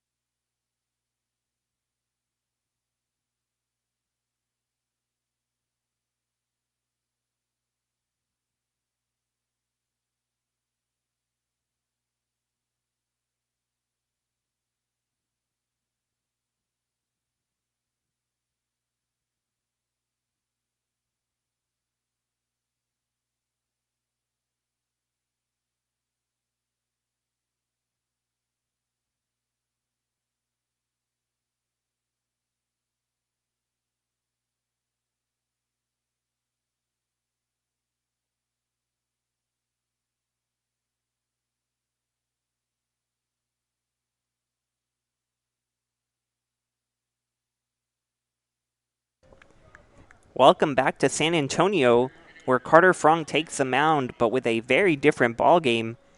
Tigers cutting the Gents' lead to just 1 after trailing by 6. And Franck's first pitch is in there for a strike. Franck has retired all 7 batters that he's faced after coming in to a jam in the 3rd inning. But he's done exactly what the Tigers have needed, and that's keep the Centenary lineup quiet. And keeping them quiet long enough to let the explosive Tigers offense wake up, and wake up they have.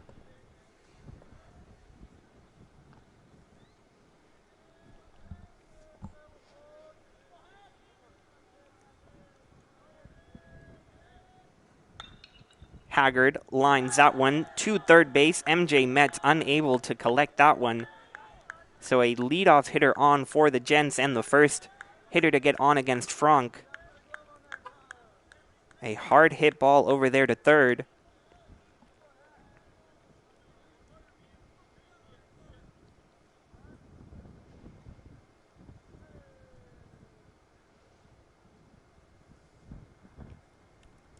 That will be called a fielding error and will be the last hitter that Franck faces in this one as the Tigers make another pitching change, and we'll take a quick break.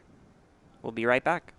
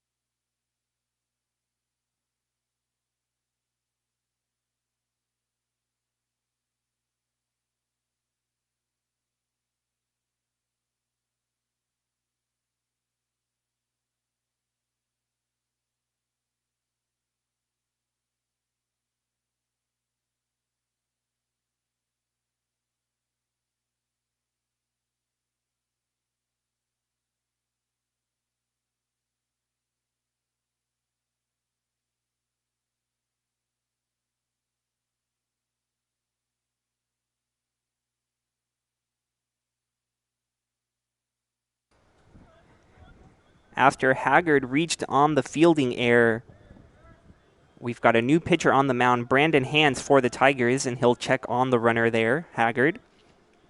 And Collins looks to be squaring around a bunt, so we'll see if he commits to that. No outs here in the top of the sixth. Collins does indeed square around a bunt and pops it up. Hans able to get it in the air and just delayed on the throw back to first, but a nice athletic play off the mound from Hans prevents the Gents from moving that runner over to second. Yeah, really good job by Hans right there. Great reaction time to recognize that that bunt is popped up and almost able to double up the runner at first base as well. And Haggard over there lucky that Hans was falling away the other side because he had taken off on that bunt. But difficult for Hans to get much on that throw. Still a great play to keep Haggard at first. And now Robinson pops up the first pitch to right field. Rafe Chomet there with plenty of time. And so 2 pitches and 2 outs here for Hans out of the bullpen. Yeah, and Franck was really good for quite a while in this game. A little bit of a surprise to see him exit after allowing the leadoff runner on in this inning. But so far for the Tigers, the move is paying off. Hans has been very good this year. We saw him a couple times in the series against Schreiner. Made an appearance this week against Texas Lutheran, only going an inning and 2/3, in which he allowed 4 hits, 4 runs, only 3 of them being earned. But good job to bounce back with 2 pitches and 2 outs here to start this game. Hans' pitch to Hewitt called a ball, but you see the luxury that head coach Tim Scannell has, bringing these experienced arms out of the bullpen. Carter Franck and now Hans, both seniors, who have been here a long time in San Antonio and able to come into a close conference game and record key outs. Here we have 2 outs in the top of the 6th. The top of the order up for Centenary. And another throw over to first.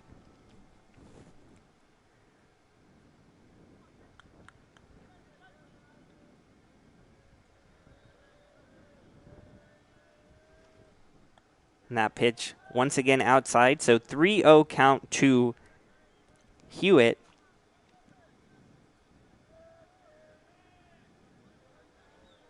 Haggard over there at first does have 9 stolen bases on the year, causing all the distraction. That 3-0 pitch in there for a strike. We've already seen 2 stolen bases from the Gents in this game 1 of the doubleheader.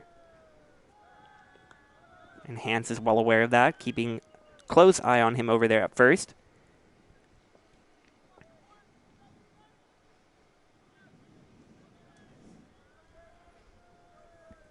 Hewitt awaits the 3-1 from Hans, but will have to wait as another pickoff throw.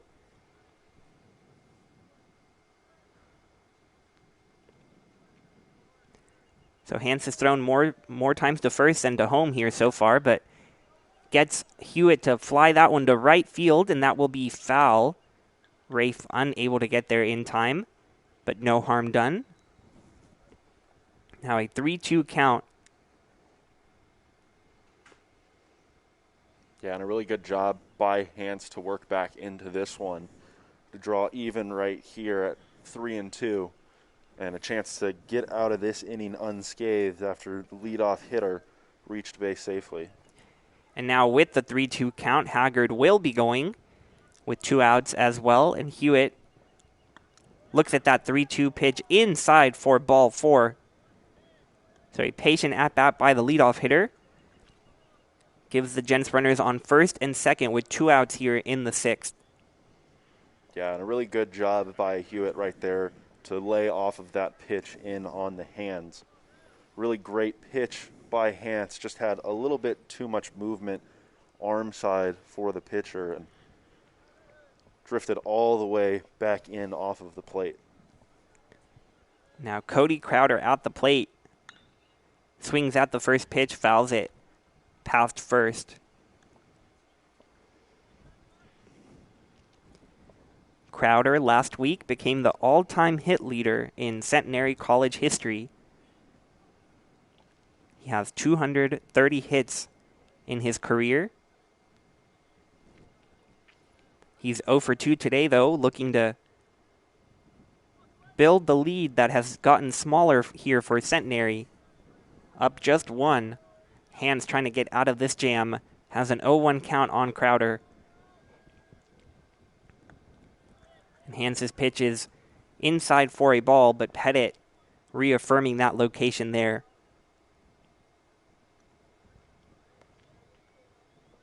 Hans right back on the rubber. Looks at the runner at second and throws that one behind Crowder. Almost hit him, but instead will be a 2-1 count.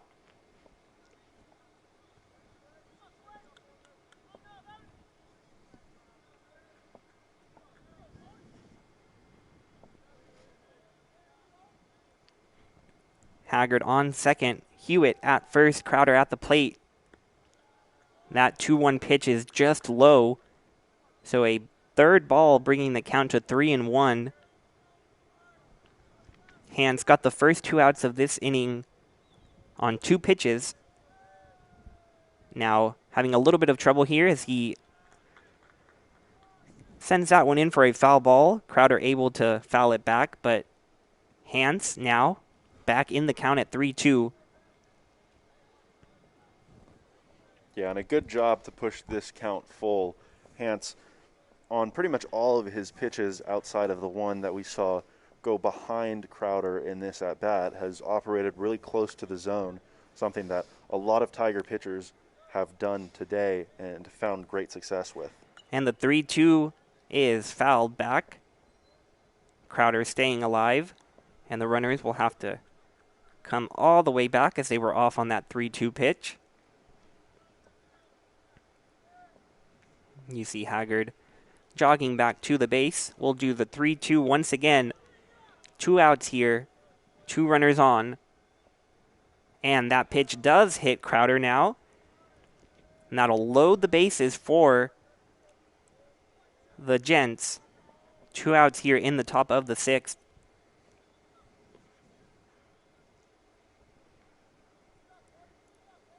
That'll bring up Ludwig to the plate.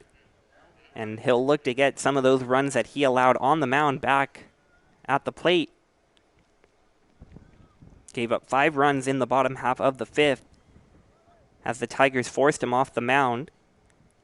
But he remains in the lineup and batting third.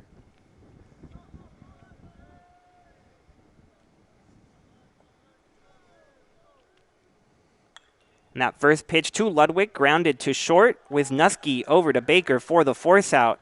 And Hance able to get out of that bases loaded jam.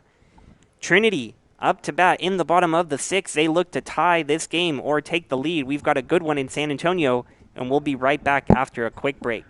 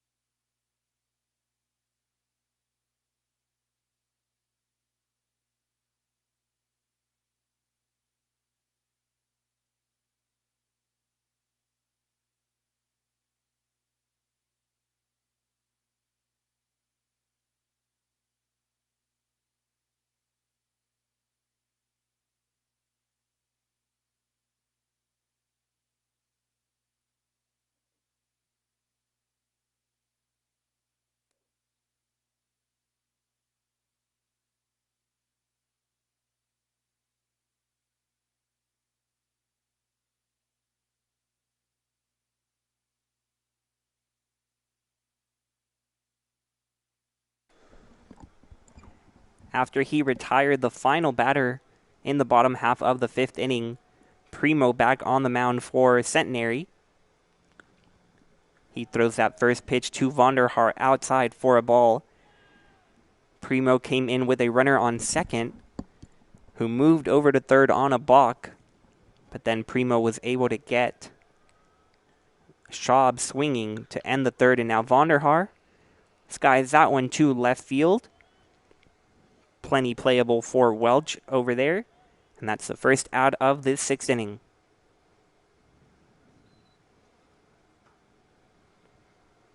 Yeah, and Primo's done a really good job coming into this game and quieting these Tiger bats so far, but it'll only take one at this point. Tigers were able to do a lot of the damage that last half inning off of Ludwig, and now, although Primo's been very good in this one so far, their task is much different. Pettit swings at the first pitch and sends that up the middle.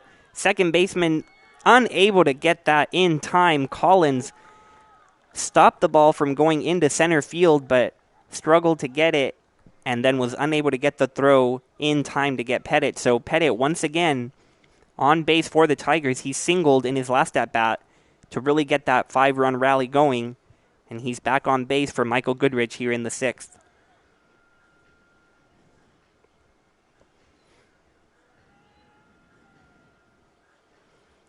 And we talked in that last half inning about these Tigers and their ability to hit the home run. And earlier in the game previously, it's probably not exactly what you're looking for down 5-6 runs, but in a position where a home run gives you the lead right here, you'd certainly take it, and it's certainly more than a possibility with Michael Goodrich standing in at the plate. And Goodrich did have a home run in the Tigers' last game up in Seguin. The 0-1 Goodrich misses inside for a ball. Might have been a strike if the catcher Erickson was not set up on the complete opposite side of the plate. Yeah, I definitely agree with you on that one. Certainly not a bad pitch location-wise, but Erickson's glove pulled all the way over to his left. And Goodrich takes that one the other way, and that is over the national championship banner and gone for a home run. Michael Goodrich with the go-ahead home run here in the bottom of the 6th inning. And just like that, the Tigers are on top for the first time today. The replay here, Goodrich almost just poking that one over to right field, and before you know it, it was gone. Tigers now have the lead. Yeah, and as we said, it was more than a possibility in that at-bat for Goodrich. In his previous one, he popped up to center field, and we mentioned that if he had pushed it a little bit more towards right, that it likely would have gotten out. So he made the adjustment in that at-bat, did a good job to use the entire field, knowing that the wind's blowing out today. And just like that, Trinity's ahead in this one. Quite the comeback for the Tigers. They were down 6-0 in the 5th inning. And now, look up at the scoreboard. They're up 7-6 over Centenary. MJ Metz at the plate. Looks at that one for a strike.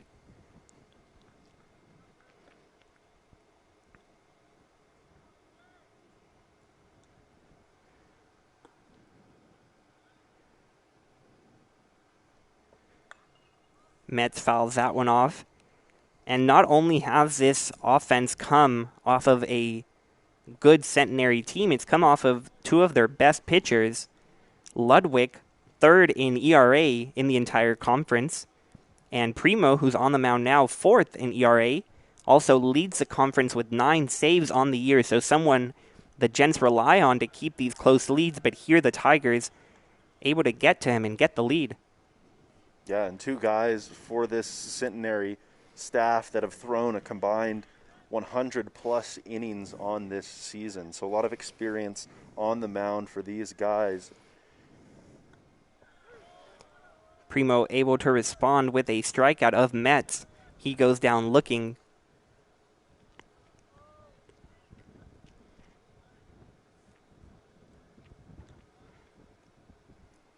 Rafe Chomet now back at the plate, top of the order.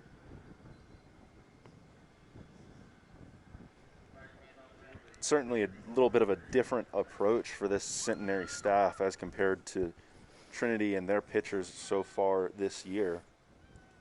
See that the Gents have 4 pitchers who have thrown over 40 innings. 3 pitchers who have thrown over 40 innings, a third that's thrown 33. And for the Tigers so far in 2021, they only have 1 pitcher who's broken that 30-inning mark on the season.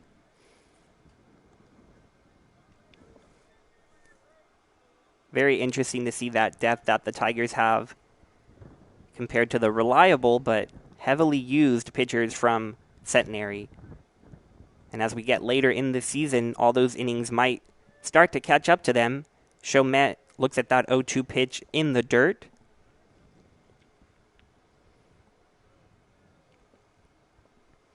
Chomet with the key at-bat last inning, battled off quite a few balls and then drew a walk to load the bases. Looks at that one high, but that walk loaded the bases for the Tigers that ultimately led to the big 2-out hits from Jack Wisniewski and Mason Meredith that brought the Tigers back to within 1. But the leadoff hitter doing his part with the long at-bat off of Ludwig at the time, and this one he grounds to second base. Collins in the outfield having to make the longer throw, but able to get Rafe at first base. But the Tigers have taken the lead here in the bottom of the 6th inning. A big 2-run home run from Michael Goodrich. And the Tigers have their first lead of the game. We'll be right back in the top of the 7th inning. Should be a great finish to this one.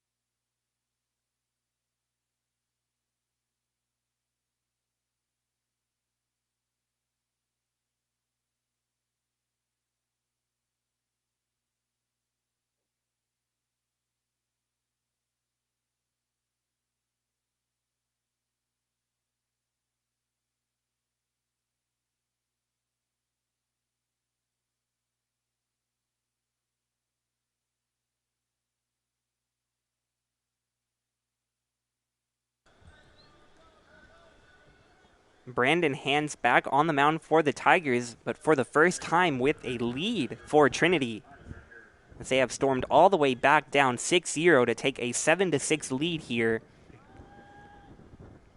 Tyler Erickson will step to the plate for the Gents, trying to get something going. He swings at the first pitch and fouls it off.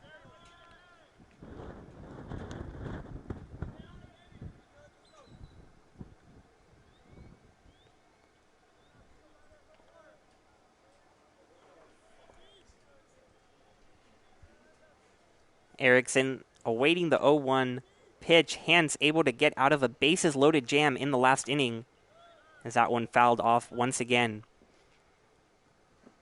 2 outs and bases loaded, and Hands was able to get out of it. Yeah, really good job by Hans.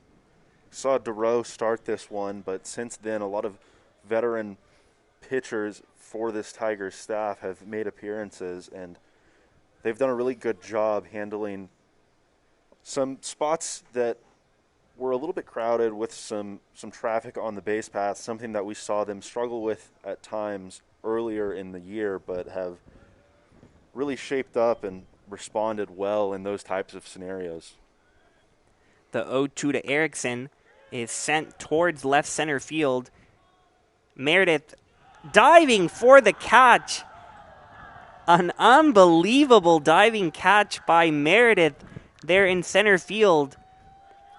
That ball looked to be in between 4 Tigers, and Meredith coming all the way from center field to get that one. You get a good look right there. Truly spectacular grab there from Meredith. Prevents the leadoff man from getting on. Brings Tyler Welch to the plate. Yeah, and we talked about the wind in the last half inning as Goodrich hit one out over the fence in right field, but from that last shot, looked like the wind died down a little bit, so Meredith not getting any help on that one, but despite that, makes an absolutely unreal catch in center field to record the first out of the top of the 7th. So some really good defensive plays for the Tigers so far have really provided energy in this one. And Meredith doing it at both sides of the field today, driving in 2 runs with a double earlier in the game, and now with a spectacular play in the outfield, something we're used to seeing from the senior, providing the big moments when the Tigers need him most.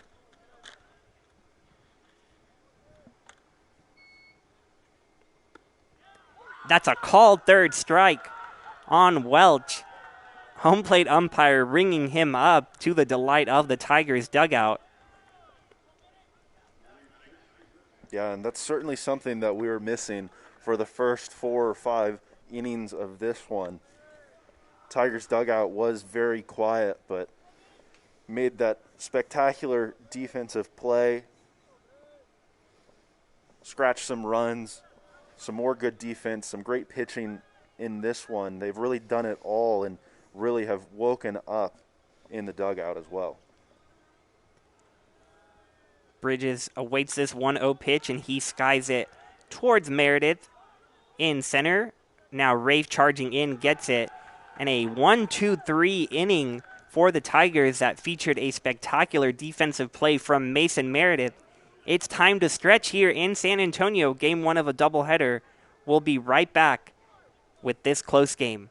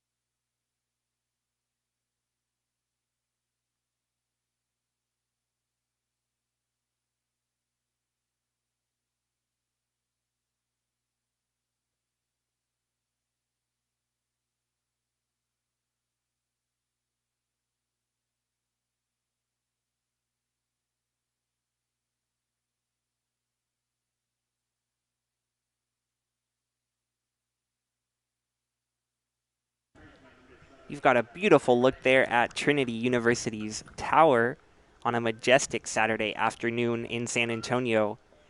Tigers up 7-6 in the bottom of the 7th. And Jack Baker, one of the key contributors to this game, up at the plate to start things off.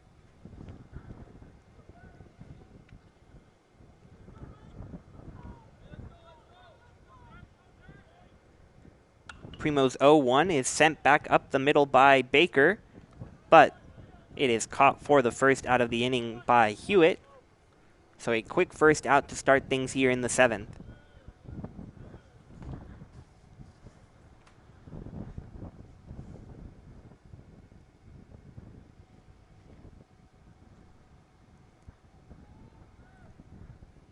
Parker Primo still on the mound for the Gents, and he came in with a runner on second, got out of that jam to prevent the tying run from scoring, but then in the bottom half of the 6th inning, gave up a single to Tyler Pettit before the big 2-run home run from Michael Goodrich to put the Tigers up here. That ball's outside. Tigers were down 6-0 before they rallied all the way back with 7 runs in 2 innings.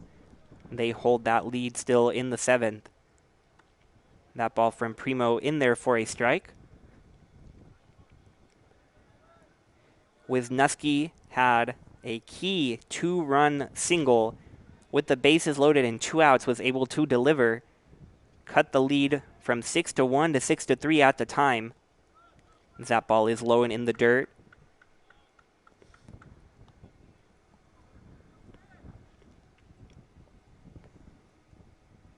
And 4 of those 5th inning runs came with 2 outs, so some really clutch hitting from Wisniewski and the rest of the Tigers.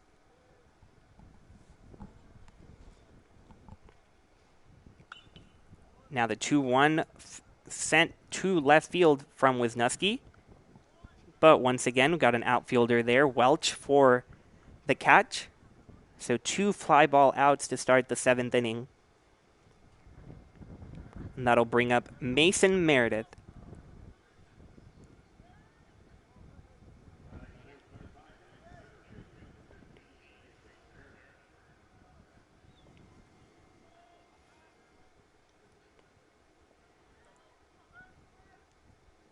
Primo ready to deliver his first pitch to Meredith. And it's low for a ball. Meredith with another one of those big 2-out hits. He doubled in 2 runs to cut the lead to 1. And if you were watching in the last half inning as he fouls that one, made an incredible catch, charging all the way in from center field to a little blooper that looked like it was going to get down. But instead, the senior from Houston able to get it.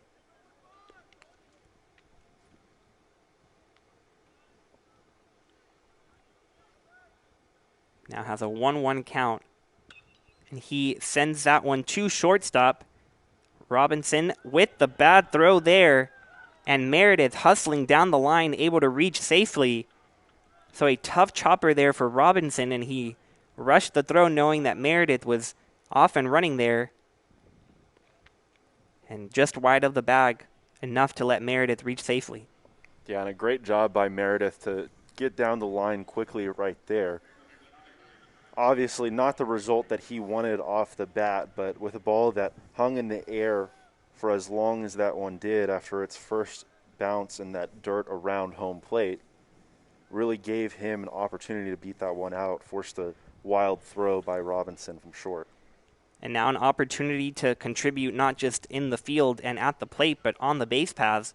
Meredith, as he draws a throw over there from Primo, Meredith is a perfect 5 for 5 on stolen base attempts this year. So with 2 outs and Brian Schaub at the plate, we'll see if Meredith isn't there on that first pitch strike to Schaub.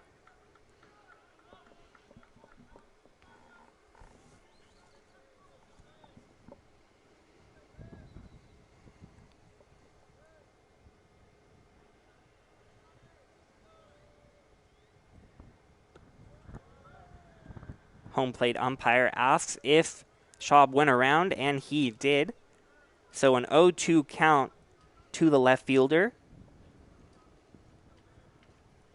Now might be where we see Meredith go with an 0-2 count. We'll have to see.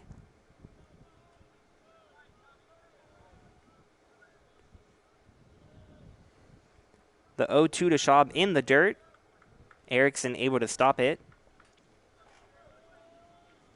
Yeah, and you're exactly right on that one, Brian. Certainly would have been a really good pitch to run on. Primo ahead in the count 0-2 right there. Don't expect anything to be around the zone on that one. And always a good pitch to run on when the ball ends up in the dirt like it did there. Now the 1-2 to Schaub. Fouled back. A good 2-strike swing there from the left fielder. Meredith not running on that one either.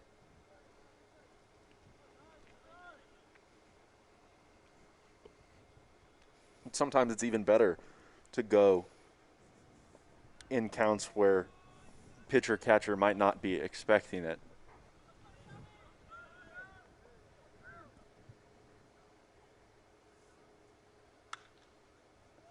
Schaub lines that one to the other side, but foul. Putting another good swing on that one. And the longer this at-bat goes without any attempts from Meredith over there at first, feels like his chances, if he does decide to go, get a little bit better with each pitch. Hoping to potentially catch this pitcher-catcher combination off guard a little bit. And that's a called third strike on the outside corner. So Primo not letting Meredith run at all with that strikeout of Schaub. So he's able to get out of the bottom of the 7th inning without any more runs allowed. The Tigers are holding on to their 1-run lead heading to the top of the 8th inning. We'll be right back on the Tiger Network.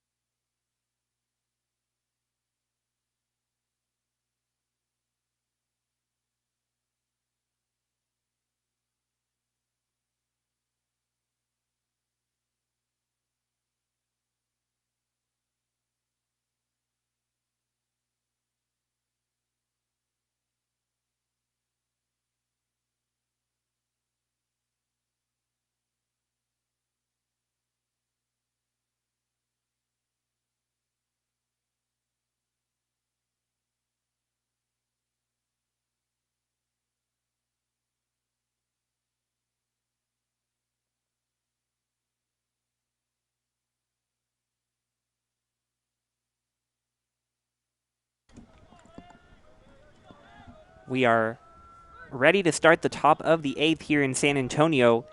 The second-ranked Trinity Tigers up on the 19th-ranked Centenary Gents. Chris Haggard at the plate for Centenary, and Brandon Hance remains on the mound for the Tigers. The 0-1 to Haggard is grounded too short and off the glove of Wisniewski, unable to make that backhanded grab, and the leadoff hitter is on.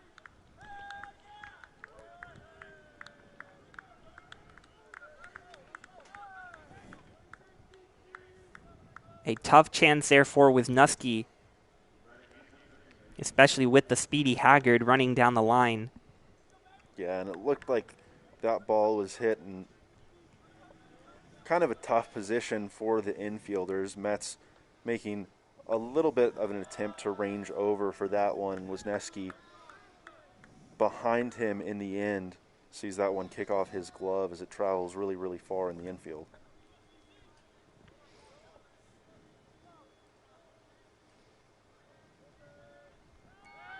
And Hance checking over on Haggard there.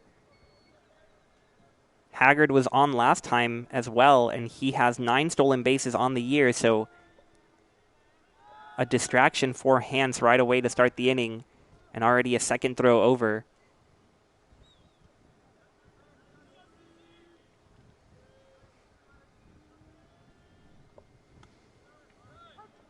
That's a called strike. They're calling that a single for Haggard to start the inning.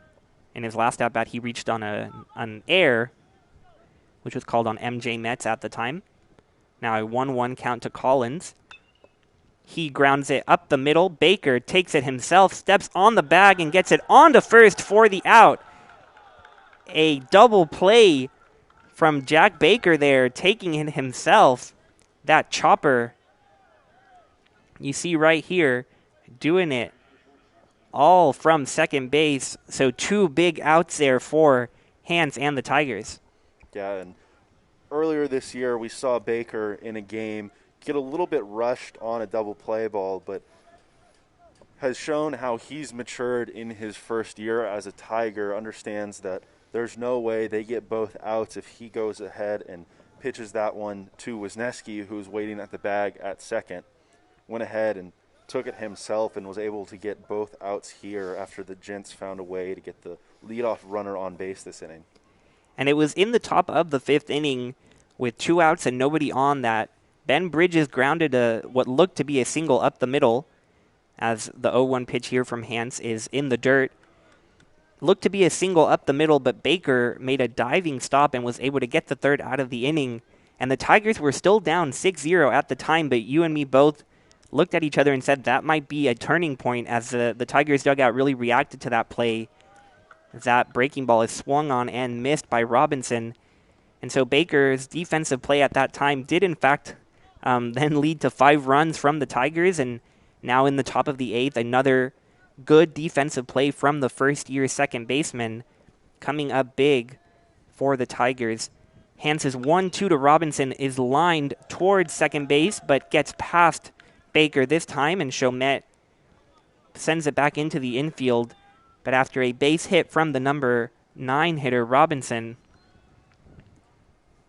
So a good 2-strike and 2-out approach from Robinson will turn the lineup over for Centenary.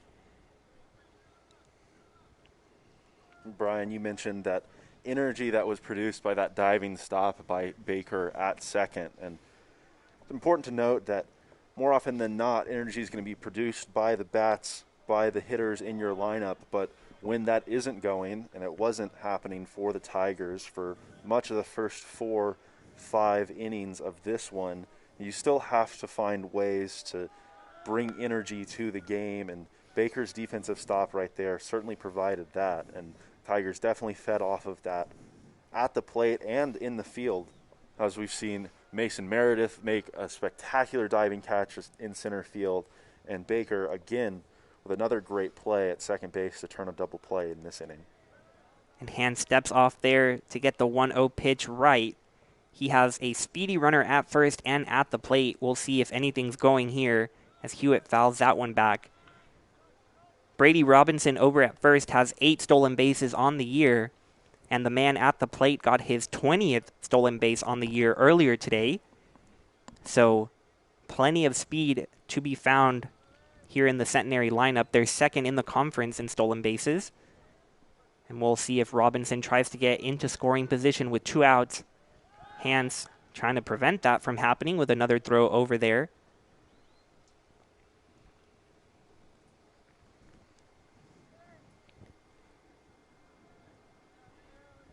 Hewitt 1 for 3. Got a hit back in the first inning, squares around a bunt. Sends it foul. So Hewitt looking to take advantage of that speed. And surprise with a bunt, but going just foul there.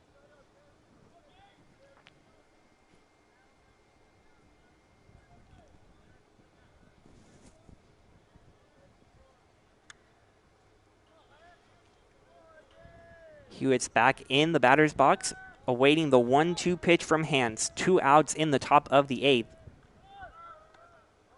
Runner is going. Pettit throws down to second, and he is out. Robinson trying to get into scoring position with 2 outs, but Pettit nailing him there to end the inning. Another great defensive play from the Tigers when they need it most. And they'll take their 7-6 lead to the bottom half of the 8th inning. A great one here in San Antonio, and the Tigers look to build on their lead when we come back.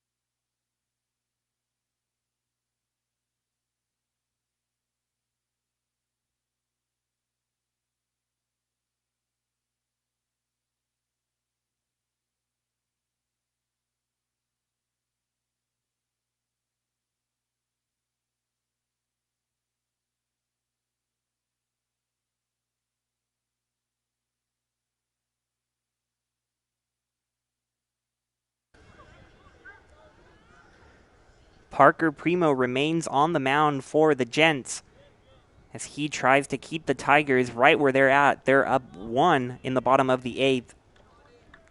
Jack Vonderhaar leading off this inning. Looks at the first pitch outside for a ball. Primo with 2 1/3 innings pitched so far, allowing just 2 hits, but one of those, the big 2-run home run from Michael Goodrich that put the Tigers up 7-6.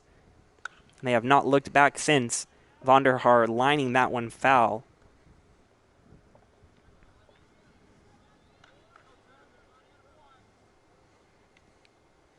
Primo came in with the most saves in the SCAC with 9.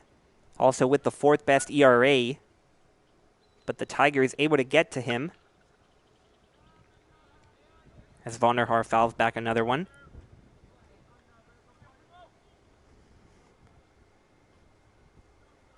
Primo replaced Preston Ludwig, who had 4 clean innings before running into trouble in the 5th, where he allowed 4 hits and 5 runs, allowing the Tigers to get right back into this one. Vonderhaar awaiting the 1-2 from Primo, and that's in the dirt for a ball. Two of the best teams in the conference and in the nation, both ranked in the top 20. Tigers at 2, Gents at 19. And they've given us all we could hope for here in Game 1 of the doubleheader as Vonderhaar lines that one to right center field, but the center fielder is able to track it down. Wind has died down a little bit there, and Hewitt with the first out of the inning.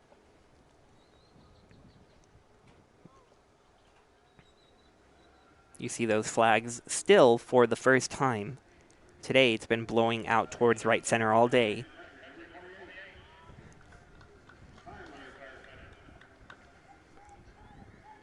Now Tyler Pettit at the plate.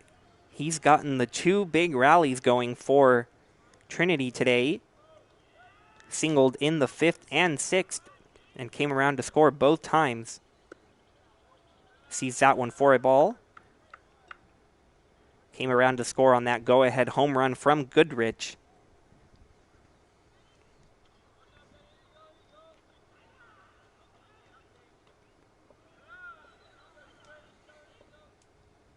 Primo's 1-0 to Pettit. Line towards left center field, and that's going to be caught once again by Hewitt. So the center fielder ranging over to all directions in this inning, recording both outs in the bottom of the 8th.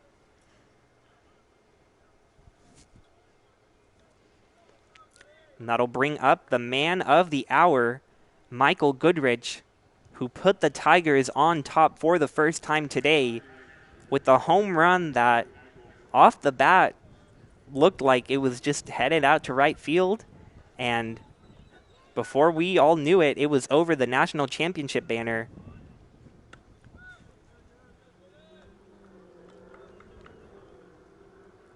First pitch from Primo here is a ball.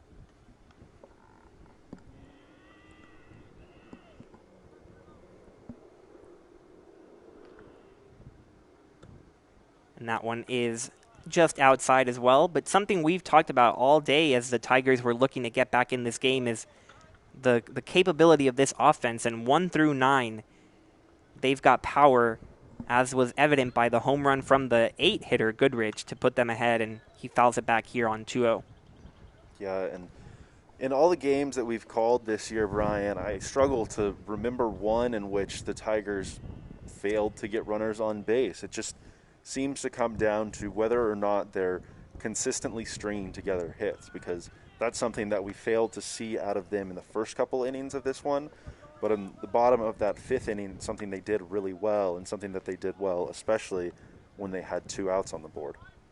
And that pitch to Goodrich inside, bringing the count to 3-1. Now have 7 runs on the scoreboard, along with 7 hits to the Tigers. Goodrich waits the 3-1, and that's inside for a ball. So Goodrich draws the 2-out base on balls. And that'll bring up MJ Metz to the plate. You can hear the Trinity Tower in the background, the bell ringing, marking the top of the hour, 6 p.m. But we hope you're not ready to go anywhere, as this is just Game 1 of a doubleheader. So we've got another one right after this on the Tiger Network. We are excited to bring it to you. 2 great teams facing off here in San Antonio, and we're bringing you all the action.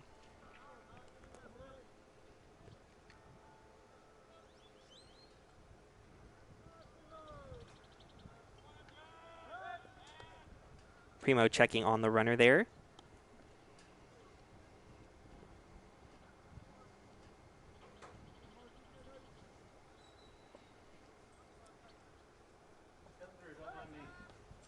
Another throw over to check on Goodrich.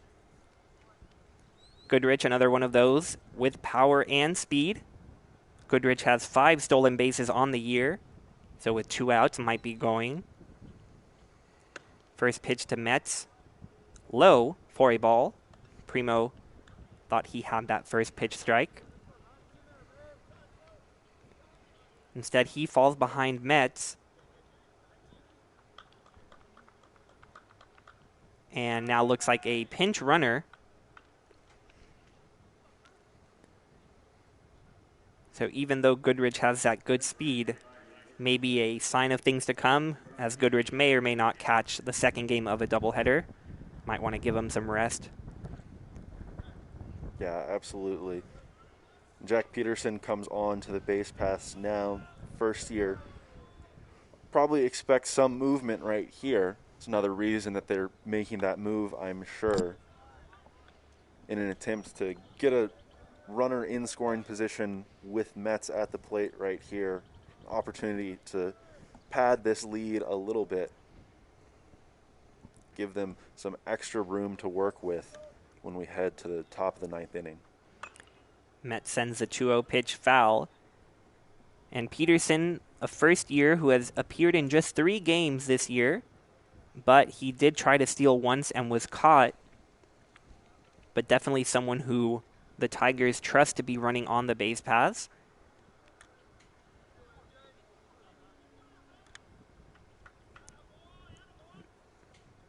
Mets sees that pitch high for a ball.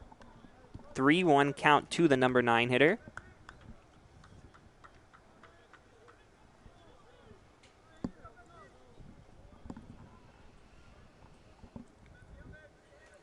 Mets waits the 3-1, and that's inside for a ball. So another walk, 2 consecutive walks for Primo. And the Tigers, after going down quickly for the first 2 batters, have 2 runners on, including one in scoring position, and they have the top of their lineup at the plate in Rafe Chomet. Yeah, and perhaps a bit of a deceiving inning here from Trinity. See 2 outs on the board that were both recorded very quickly. Both the first and second hitter of this inning were retired, but that came on some pretty hard hit balls off the bat. Just Tigers no longer being helped out by the wind that previously was blowing out, allowing the center fielder to range over and record both of those. Chomet looks at that first pitch outside for a ball, and you might be looking at the box score and seeing Rafe is 0 for 1, but don't let that fool you. He's gotten on base 3 times, got hit by a pitch once, and drew 2 walks, including a big one to load the bases in the 5th inning and ultimately allow the Tigers to get back in the thing. He swings at that 1-0 and fouls it back. But that walk in the 5th inning to load the bases came after several foul balls on a 3-2 count. The starter, Ludwig, still in the game at the time. And it was one of those big at-bats that has led to this shift for the Tigers. Once down 6-0, now up 7-6, and a chance to add on here. Rafe swings at that 1-1 and fouls it back.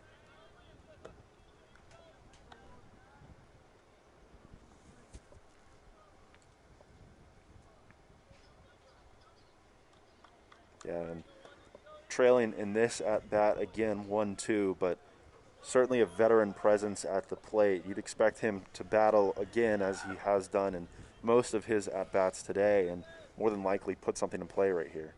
Catcher wants it high, and Primo puts it there, but it is laid off by Chomet. So that'll bring the count even to 2-2.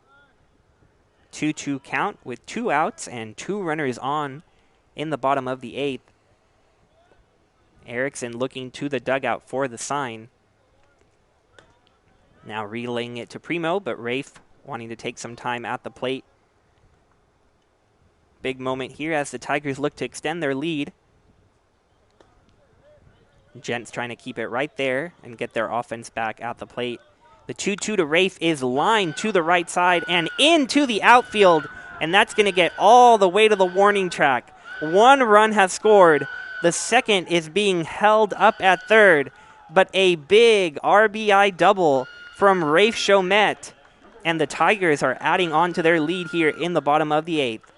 Yeah, just a great piece of hitting by Chomet right here. Hits this one into or towards the shift in right field, but just way too hard hit off the bat. This one goes all the way into the corner. Expect on a ball that rolls that far that perhaps you'd be able to score both runners, given the fact that 2 outs had already been recorded here in the bottom of the 8th, but Trinity will certainly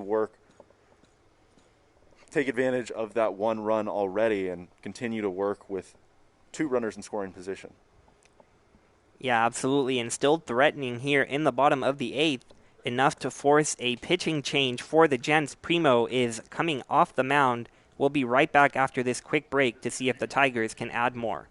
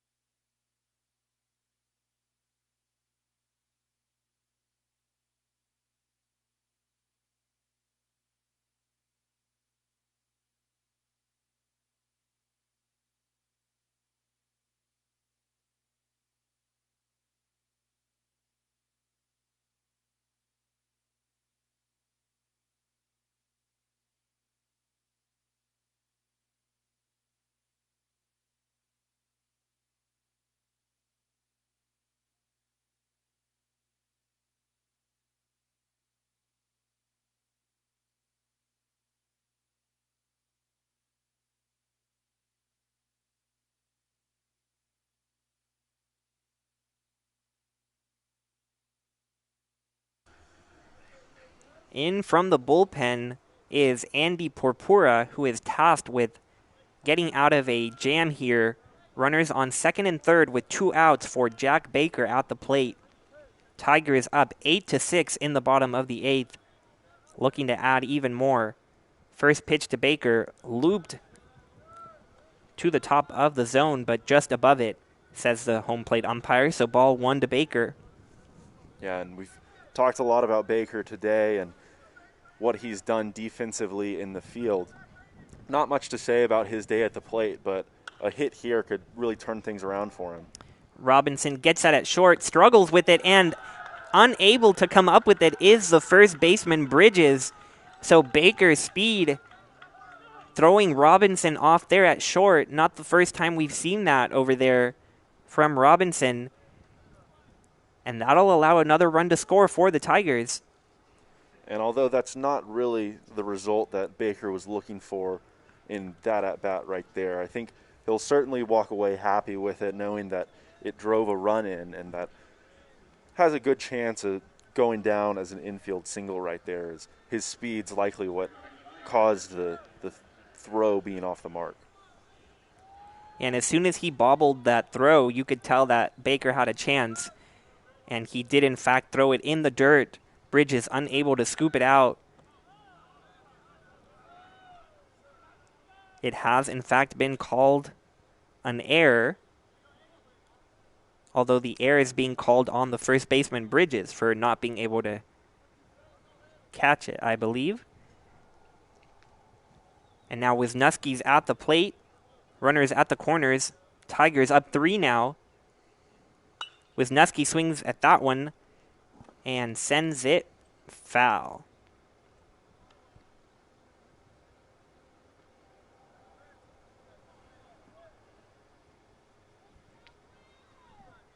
Error is, in fact, being called on Bridges, the first baseman. But either way, it allowed a run to score. And now Baker at first.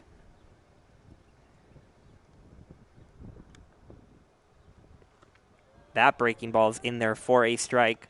So a couple of those looping breaking balls, one for a ball, now one for a strike. But with Baker over there at first, he leads the Tigers with 8 stolen bases on the year. We'll see if on this 0-2 count, 2 outs, he'll try to distract Porpora on the mound. Erickson wants it high, doesn't get it there. Wisniewski chops it. Robinson able to get this one and throw it on to first for the out. But the Tigers are able to add some big insurance runs thanks to a base hit from Rafe Chomet and some hustling down the line from Jack Baker. Tigers take a 9-6 lead to the top of the 9th. They'll look to close out this series opening win against the Centenary Gents.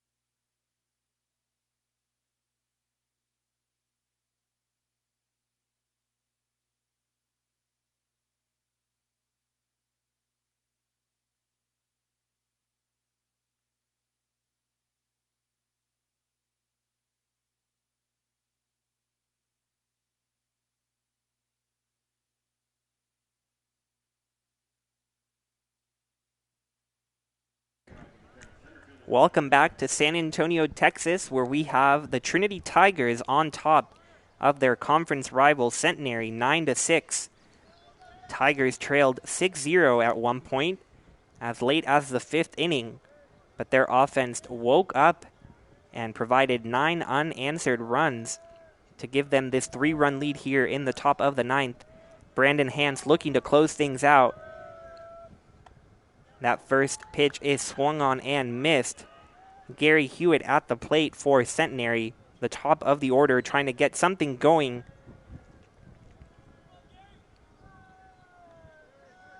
Hance with the 0-1. A called strike at the bottom of the zone. Tigers adding 2 big insurance runs in the bottom of the 8th to provide a little bit of breathing room. We'll see what Hance is able to do with that. Now the 0-2 outside gets past Pettit.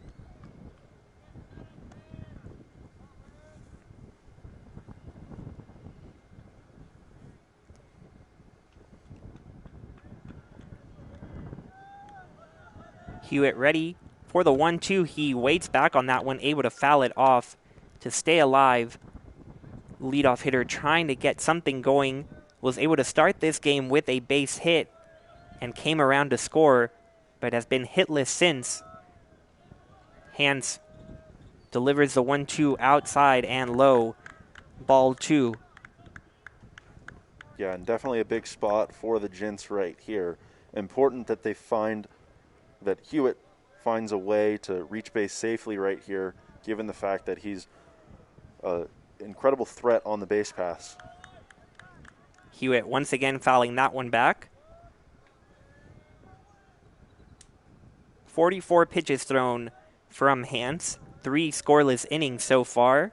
Came out of the bullpen and has provided some much-needed relief. The 2-2 is sent towards left field. Brian Schaub going over. Meredith taking charge, as he's done already today. Some great defensive plays from Meredith, and that one is caught for the first out of the 9th inning. Yeah, and just what the Tigers needed to open the top of the 9th, understanding that they have this 3-run lead at the moment. Important for Hans here just to pitch to contact, let the defense play behind them so that they can go ahead and get out of this first game. That ball is lined into right field from Cody Crowder, getting his first base hit of the afternoon.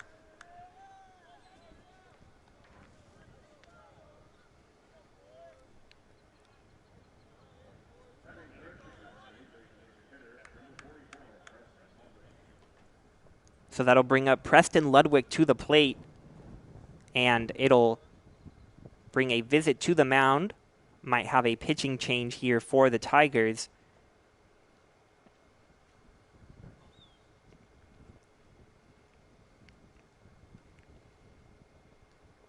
Right now looking like just a visit.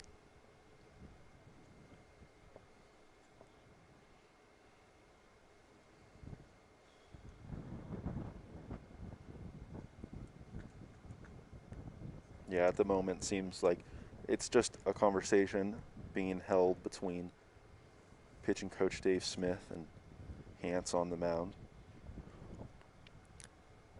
And now it looks like there will be a pitching change after a long conversation and a great performance from Brandon Hans. 3 1/3 scoreless innings. As of now, the runner at first base is his responsibility. Looks like Matt Thomas is coming in. And before we take a break, we would like to tell you that we do have a game 2 coming up after this one is complete, so stick around with us. And in between game 1 and 2, after this one finishes, we will be airing an interview with Jeremy Wolf, the national champion from 2016 with Trinity. We're coming up on that 5-year anniversary.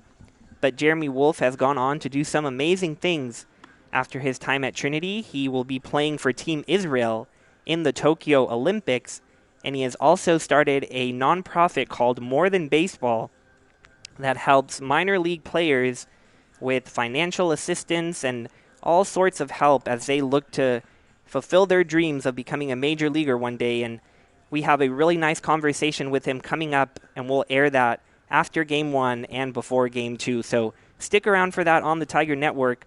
We'll be right back as Thomas takes the mound.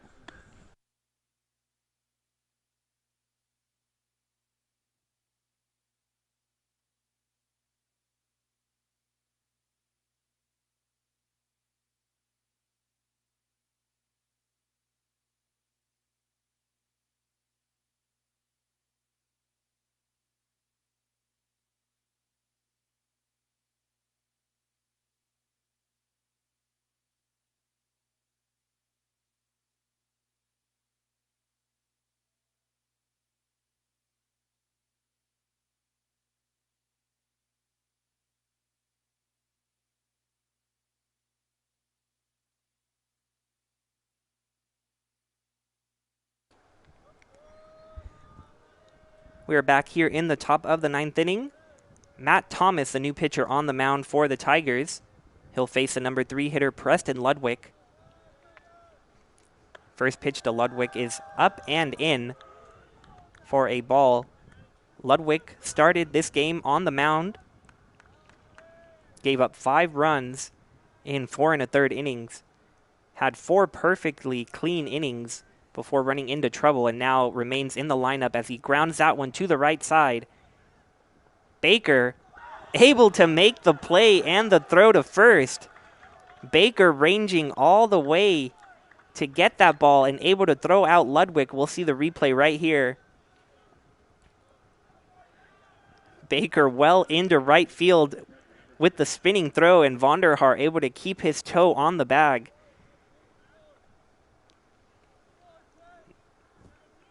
That's the second out of the inning, and just one out away from a series opening victory for the Tigers. Tyler Erickson is all that stands in the way. Crowder did get to second base on that ground ball, but Thomas looking to finish things up here. That ball is high for a ball.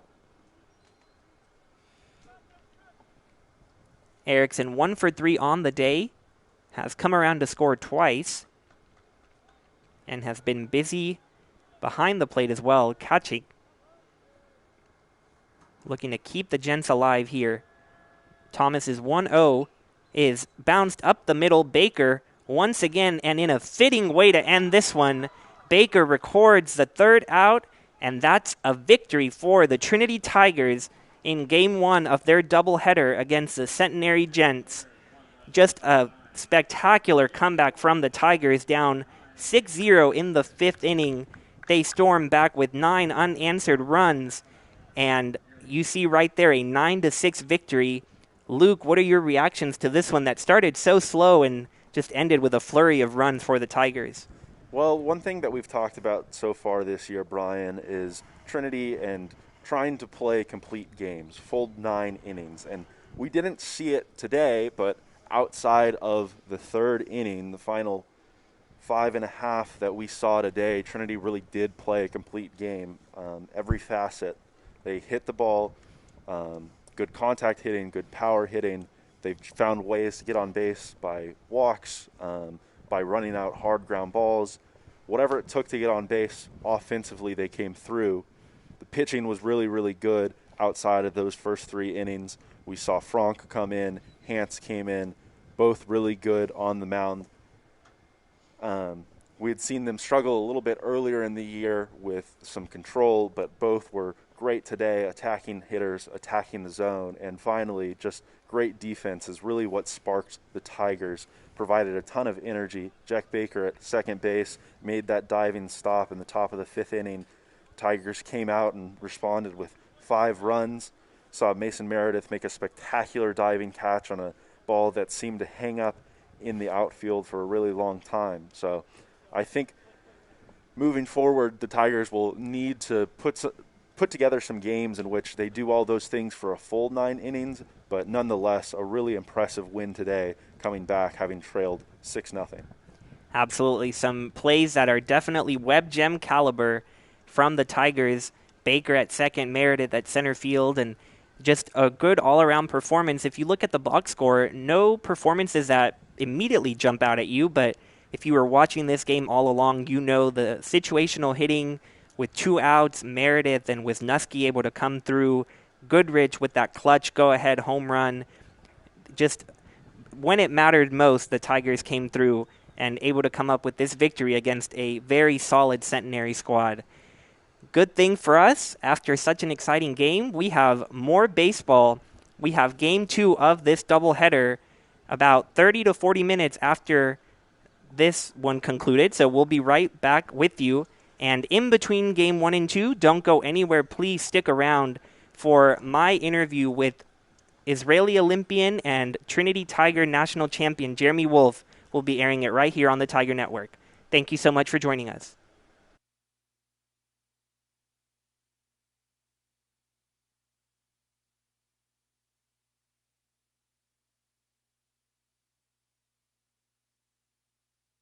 Minor league baseball players are subject to poor working conditions because why? The Fair Labor Standards Act of 1938 designates them as seasonal apprentices under the law. Well, because they're team controlled for 7 years, because they're considered interns or seasonal apprentices, they're given the treatment that is designated for them, which is just $45 to $75 per game. That's it. So their employer, right, the Texas Rangers, makes $1 billion a year, and they're allowed to treat their minor leaguers this way because that's just how things are, right? The law itself is set up so that minor league baseball players don't have equal representation under the law. So the Save America's Pastime Act is the justification of that ruling, saying that minor leaguers are not subject to overtime or minimum wage. Well, why? Because Major League Baseball lobbied Congress to make that happen. And so I took all of this. I just got released. I took all of this and I said, like, okay, let's take a step back and let's understand, like, what needs to be done in minor league baseball today? What needs to be done today? I can help my friends get a case of bats. I can help my friends get shoes. I can help my friends get equipment. Okay, how can we scale that up? We can build programs that aren't put in place within Major League Baseball organizations. Financial guidance and mental health and education and career services and off-season jobs, and build a community that can support the minor league baseball players that are there. And so we've had tremendous success because of just how we speak about baseball. We love baseball and we want it to be better, and we're supporting minor league baseball players because they need support. And people go, oh, that makes sense. They get paid very little. This program is meant to make them a better athlete, a better person on and off the field. It's supposed to help set up a network to support them during and after their careers. It's incredibly valuable that this organization exists, because if they didn't exist, nothing would be there to support them. And so for lawmakers to say that paying them more would put minor league clubs out of business, number one, no, because major league teams pay minor league baseball players' salaries. Okay, that's a rebuttal. No. But 46 teams, 42 teams were just cut by Major League Baseball because they wanted to shrink the pool of minor league baseball. Why? So they could focus more of their resources on the players left over. They wanted to shrink the draft. They're cutting dead skin. From a business decision, I understand that. From an economic decision, I understand that. From a baseball decision, I don't like that. Because what you did is you took baseball out of 42 communities that had it. You took baseball, which had 40 rounds, and opportunities for guys like me to get drafted in the 31st round, and cut it down to 20 rounds. You're making professional baseball less accessible for baseball fans and for youth community, youth kids coming up, where there's less spots for them now. There's less spots for them to have these experiences, less spots for them to make the big leagues. The major leagues aren't just made up of first through fifth rounders. There are percentages of guys from the 20th to 40th rounds that fill those spots, that play important roles in organizations. So to cut that and just say, we're trimming the fat, people are not understanding, like, these players are valuable to their communities. These teams are valuable to the identity of many of these towns. And so we roll with the punches, and we make sure that we bring a youth camp, or we can do something in those towns that are now college summer league and not minor league baseball. Like, we're doing what we can to support organizations that lost revenue and that lost the opportunity to have that baseball. And so as a community and as a team, we're doing what we can to kind of make up for that. We're not built to give direct financial assistance to minor league baseball players. I never wanted to take in money and say, hey, players, here's $700 of direct financial assistance. What happened, though, is that COVID came and players were forced home, and we didn't know if they were going to be paid. And Major League Baseball players wanted to help. And Adam Wainwright said, I'm going to give $250,000 to More Than Baseball to help distribute to Cardinals minor leaguers. And we had a conversation with Adam and the general manager, and Major League Baseball was okay with it. And everyone was like, yeah, okay, they can do this. So we did that. Daniel Murphy of the Rockies at the time, he just retired, gave $100,000. Max Scherzer and Ryan Zimmerman and Sean Doolittle and the Washington Nationals collectively donated $30,000. The Colorado Rockies collectively donated $25,000. More Than Baseball was able to take Major League Baseball players who wanted to help and build a network of support for minor leaguers that was never there before. And that's really important when you're a minor league baseball player and you're in the line of fire every single day, because you go to the field thinking that you're going to get cut. And for someone to say, More Than Baseball is there to support you during and after your careers, that is ultimately going to ease stress. Is it going to lead to better performance? No, that comes with helping get them a mattress, helping get them better equipment, have better nutrition, because they're going to be able to focus on their recovery and their development, and therefore perform better on the field and develop in the offseason. So we are a nonprofit, yes, doing programs. But we are also a tool for player development. The teams can use us and players can use us to help improve their quality of life and therefore their performance. What would have More Than Baseball meant to you if it would have existed when you were a minor league player? When I was cut from the Mets, I got drafted in 2016, played 2016, 2017, got released at the end of 2017. In October, I had a herniated disc at the end of the season. It slid wrong, something popped. I got released before I could walk yet. And I got the phone call, hey, Jeremy, thanks for your time with the Mets. We're going to have to release you. Okay. Thank you for the opportunity. Again, honored for the opportunity to play for my favorite team growing up. We're all grateful for the opportunity to play professional baseball. That being said, the system itself is not set up for success. It's set up in fear and individuality, and that's just the way things are. But for me to go, okay, I got released. Where I was like, what the hell do I do now? Luckily, I had a college degree. Luckily, I had a network of support behind me. Luckily, I could get healthy and live at home still and just try to get back on my feet. But with More Than Baseball, it's like, okay, if I was in the shoes now, and I got released, and I would say, okay, what is there to support me? More than baseball, oh, I can do office hours to help build me a resume. Oh, I need a resume. I can talk to somebody that they can put me in touch with. Okay, great. What about a LinkedIn? How do I leverage LinkedIn to build connections as a former professional baseball player? Okay, I love playing video games. So what about, I personally don't. I still play like my Nintendo 64, but like guys that are on Twitch and say like, okay, I'm a professional baseball player and I have like 30 followers on Twitch and I'm starting to do it, whatever. Well, More Than Baseball is building up a Twitch platform so that we can get minor league baseball players together with fans and major leaguers to help leverage opportunities and actually help pay these guys for appearances or for virtual events, build up their platform online. Okay, what about, I love doing youth camps. I love coaching kids. More Than Baseball is hosting youth camps across the country. We're going to pay minor leaguers for their time, probably a third or half of what they would make during the season in 1 week or one weekend. And so More Than Baseball is creating opportunities to help support players during and after their career. And all of those opportunities and just ideas that started popping into your head, how would you say your communication degree at Trinity factored into your ability to start doing all these things? How did my communication degree help me? Understanding what to say in certain situations.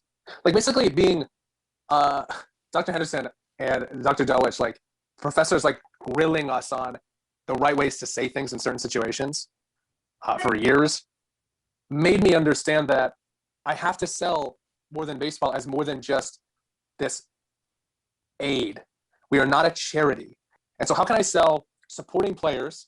How can I get major league players who have a few years ago who would have never touched this?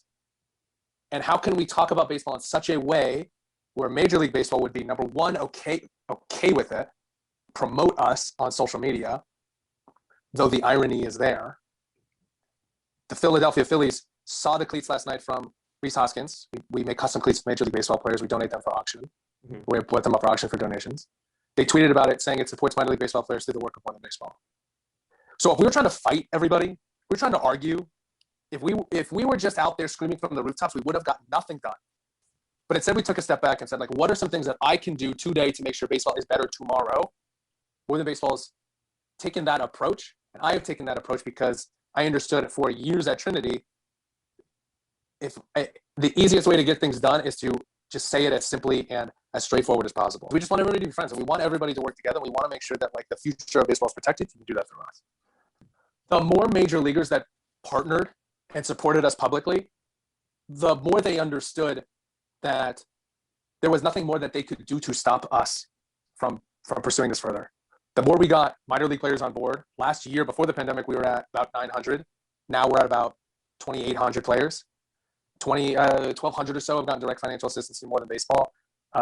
Another, 150 or so are ambassadors of More Than Baseball.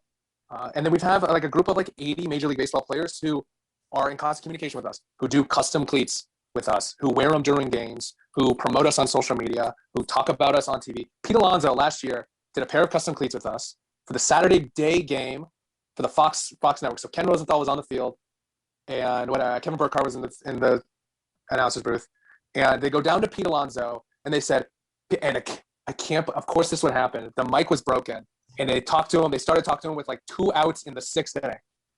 But they're like, what cleats are you wearing today? And he goes, I'm wearing cleats supporting More Than Baseball. They're an organization that helps minor league baseball players.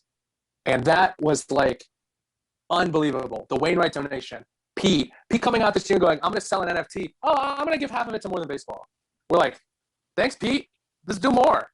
Like, let's do more. Let's build more connections with fans. Like, let's do more things. And so we built it in such a way where players are comfortable coming to us, comfortable thinking about us, comfortable wearing cleats, and supporting minor leaguers in the only way that they are able to and know how. That's just by playing baseball. How does that make you feel to see these biggest names of baseball supporting a cause that you started? Feels really good. Like, that logo on the back of the cleats is a logo that I made in the library on the 3rd floor on one of the computers near, facing the water tower. And I just kind of go back to that moment. This is like 2019. I used Rafe Chamet's login to use the Google. This is 2018. I used Rafe Chamet's login to use like the system. because the system in the library is super fast, right? I was like, oh, I'm not going to do this in my house. I'm going to do this with the library. And I was like, I got this great idea for a logo. Home plate, greater than sign, more than baseball. People will get it right away. Perfect. And then to see that cleat at Fenway Park, Yankee Stadium, Citi Field, in the World Series twice, starting Game 6 of the World Series on Tony Gonsolin's shoes, like, I'm in the thick of it every day. I got lists and lists and lists of things to do. When I take a step back and go, we were in the World Series? That's amazing. How do we do that? Goodwill. Literally, like, talking about baseball the right way, doing the right things. And why do we include everybody? Not trying to find anybody, but like doing the things that we needed to get done so that Tony Gonsolin wore our cleats starting Game 6 of the World Series. He's going to look back at his time in baseball and go, remember when I started a game in the World Series? Look at the cleats I was wearing. And we donated these to help more than baseball? What? And so, like, it takes a team effort to get people to understand. So, like, Slade Heathcott, Simon Rosenblum Larson, like, the co-founders of More Than Baseball, like, we work so closely together. The team of experts we have, like, the advisors we have, the board of directors we have, like, time at Trinity, it took an entire team to win a national championship, to get cleats on Tony Gonsolin's feet in the World Series and to do the things that we do. I'm unbelievably proud of, like, the team and the thing that we have built doing this. Well, you mentioned that it is sometimes hard to take a step back and look at where you've gotten. But now you've gotten some of the biggest names. You're in the most iconic ballparks in Major League Baseball. So what is next for you and More Than Baseball? What are your goals in the upcoming future? I want More Than Baseball to be an MLB The Show. We're close. We talked about it before. But we really don't have, like, goals, right? We do. We want to help support every single player. We want every player to automatically come to us when they get signed, when they get drafted. We want Major League Baseball to go, you got released. Go to More Than Baseball. They'll be able to support you. We want to have consistent funding for our programs, education, financial guidance, mental health coaching. I want a player to go, I need mental health coaching. Do you have the ability? Yes, absolutely. As many as you need, we have this for you. Sometimes players are a little weary about going to their mental health coach on their team. They may not trust it. They may add to their stress. They may not like that person. They may not connect. So we want to give them resources that they can use to help benefit them. Ultimately, I want to have, like, a facility. I want it to be youth clinics. I want to have batting cages. I want guys to come in the off season. I want classrooms. I want dorms. I want a field in the backyard. I want guys to get released. They come through us. I want them to do showcases on that field to get re-signed. These are big goals of ours, but, like, we are living the goal right now. Doing cleats and having Phillies tweet at us last night and having it on a big league field, and I turn on the World Series and I see my logo on cleats, and I see More Than Baseball in this, talked about this. I see people talking about More Than Baseball, and they go, More Than Baseball, and they don't explain what it is, as if people already know what it is. That, like, what? Ugh. That's the goal, man. That's it. So I am unbelievably proud, and I am living that dream every single day. I have the best job in the world.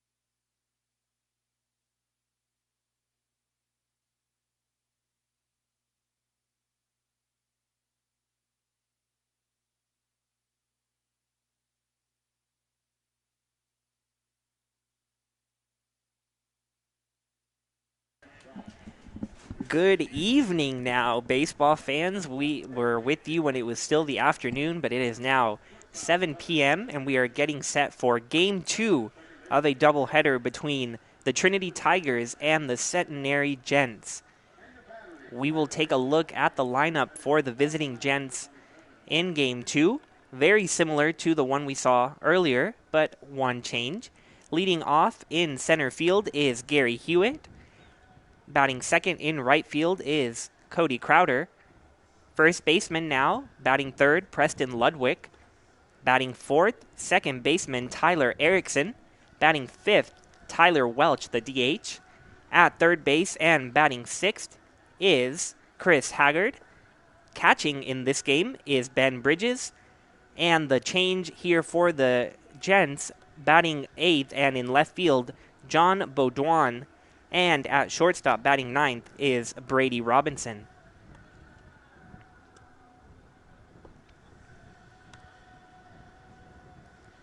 And the lineup for your Trinity Tigers, pretty much the same that got them the victory in Game 1.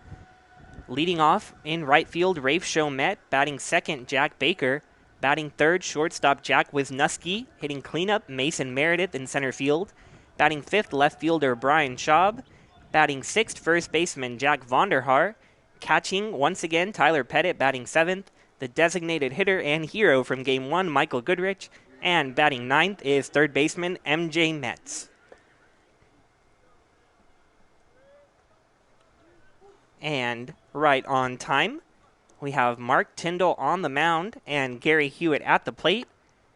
And the first pitch from Tyndall in there for a strike.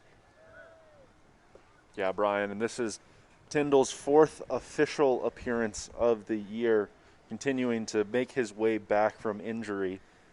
His season got started earlier this month as he made his first appearance against Mary Hardin Baylor back on April 6th.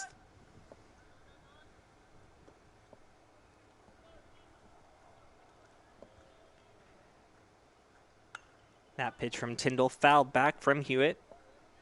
And Tyndall made his last appearance of the year in Tuesday night's action against Texas Lutheran through 2 innings, giving up 3 hits, walking 2 batters, and allowing 2 runs on the night.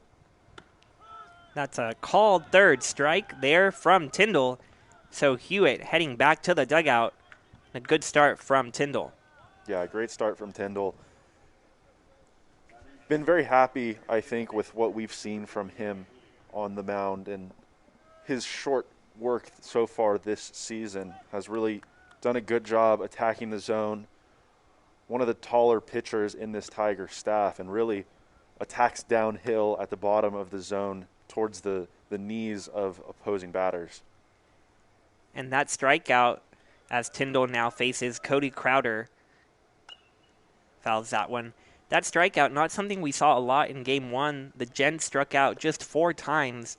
And on the year, even though they have some of the most games played in the conference, they have struck out the fewest times out of any team in the SCAC. So the Gents typically don't see third strikes called on them, but Hewitt saw that to start this game, and Tyndall now has a good count on Cody Crowder. That one in the dirt. Yeah, and Tyndall choosing to work rather quickly here. Saw the Tigers a little bit stagnant in the first couple innings of Game 1 of our doubleheader. So Tyndall looking to make sure he puts a 0 on the board for the Gents to start the game here after they had 3 runs scratched in the first inning of the first game of this doubleheader. The pitch here from Tyndall swung on and missed in the dirt, so Pettit has to get it over to first. But Crowder strikes out, so 2 strikeouts to start the game for Tyndall. A great start from him on the mound. Yeah, absolutely. Just attacking hitters right now, understanding that the defense has played really, really well behind him on the day. Only 1 error in the first action.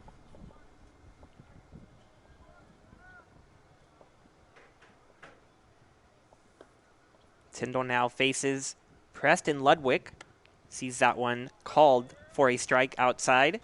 Ludwig started Game 1 both batting third and on the mound through 4 scoreless innings before giving up 5 runs in the 5th as he swings through that one up and in. Ludwig gave up 5 runs as he held a 6-0 lead, so the Tigers were able to climb their way back into that off of Ludwig. Pettit asking for it high once again. Ludwig able to lay off.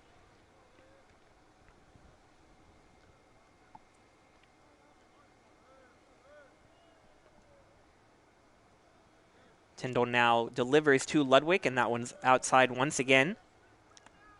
Looking for a 1-2-3 inning to start things off. Didn't have many of those early on in game 1. But Tyndall looking for it here. He gets Ludwig to foul that one back.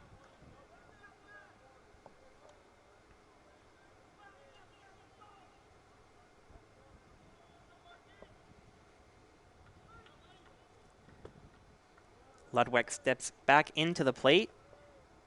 Tyndall delivers, and he chops that one back to shortstop. Wisniewski able to get it and throws him out at first. So a clean 1-2-3 top half of the first for Mark Tyndall and the Tigers.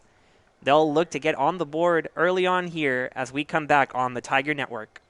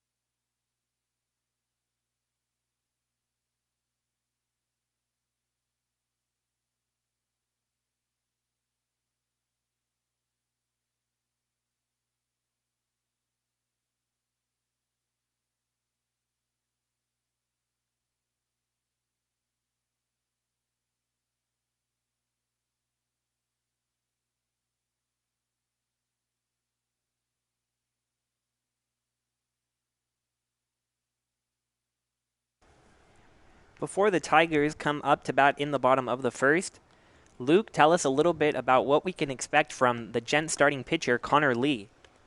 Well, we talked a little bit in the first game about the fact that this Gents pitching staff has a couple of guys who have thrown some pretty high volume in terms of numbers of innings pitched. And Lee certainly leads the way for them there, having thrown over 60 so far on the year, and a pretty impressive ERA with that, down under 4. Not a huge strikeout guy, not to the extent that we saw from Ludwig in Game 1 of the doubleheader, but still very successful on the year.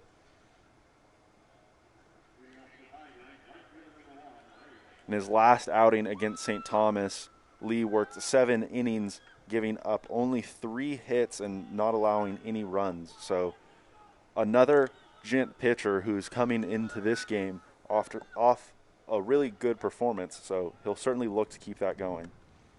And Rafe swings at the first pitch from Lee, up and in, unable to connect.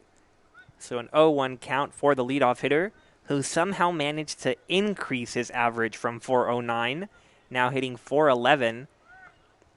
Came up with a big RBI single as he looks at that one high for a ball. Had a big RBI single in the bottom of the 8th of Game 1 to add some insurance for the Tigers. And, of course, had some big at-bats that resulted in base on balls and led to the Tigers rallying back from their 6-run deficit. Chomet fouls that one back.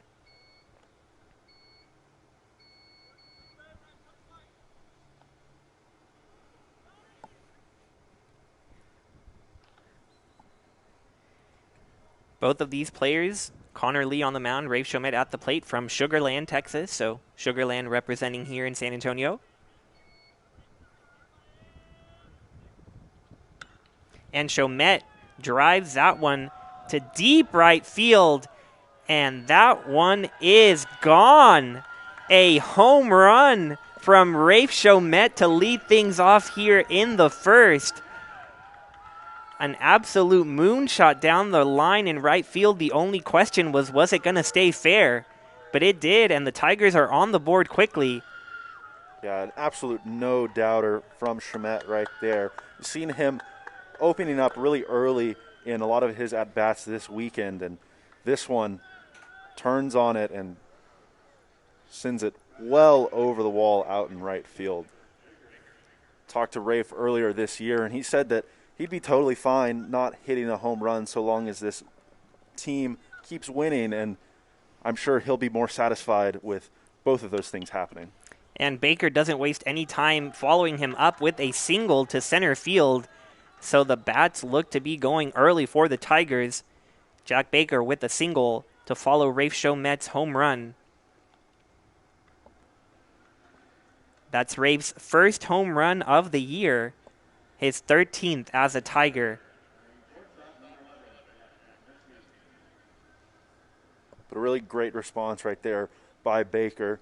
Struggled a bit at the plate in game one of our doubleheader.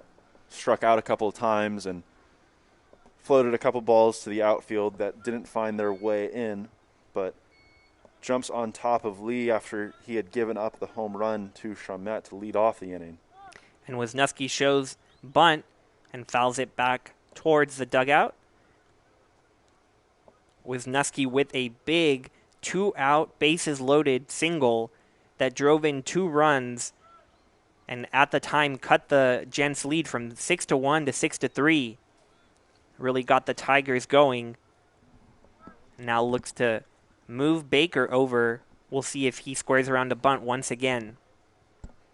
Be interesting to see here with a lefty on the mound if Baker might attempt to take second right here on first movement at some point.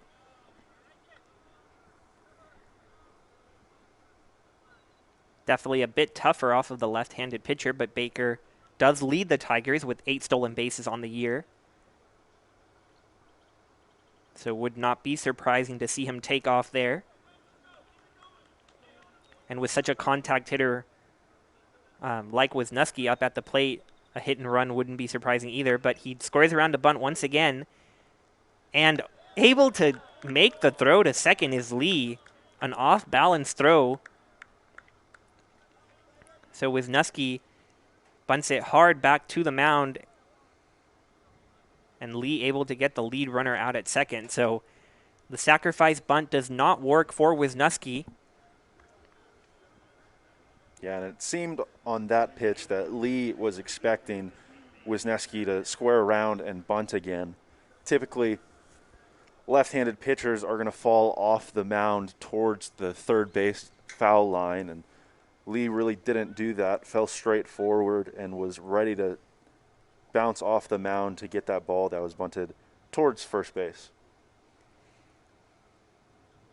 Lee now delivers to Mason Meredith, who sees that first pitch up for a ball. Meredith with another big hit in that Tigers rally, drove in 2 runs with a double to cut the lead to 1. And Meredith also had some spectacular plays in center field, charging in on a pop-up that looked to be dropping for a single, but Meredith dove in and caught it. That ball brings the count to 2-0. But so many Tigers in game 1 doing a little bit of everything on every side of the ball, offensively and defensively, and some good base running that allowed the Tigers to pull off that comeback victory. The 2-0 to Meredith is in there for a strike.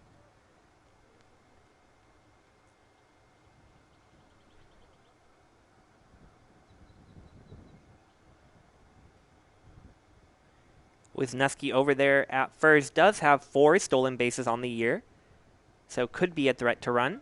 And, in fact, Lee throws over, but Wisniewski able to get back safely. Meredith fouls that one straight back. So a 2-2 count to the Tigers center fielder.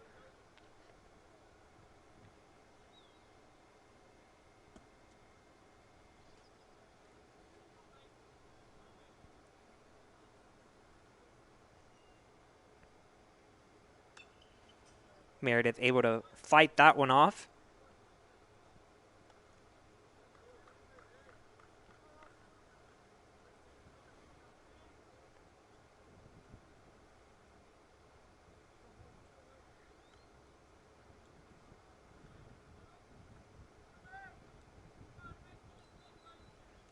Lee ready to deliver the 2-2 to Meredith. Runner was going on that one, but Meredith fouls that one the other way this time. So Wisniewski will head back to first.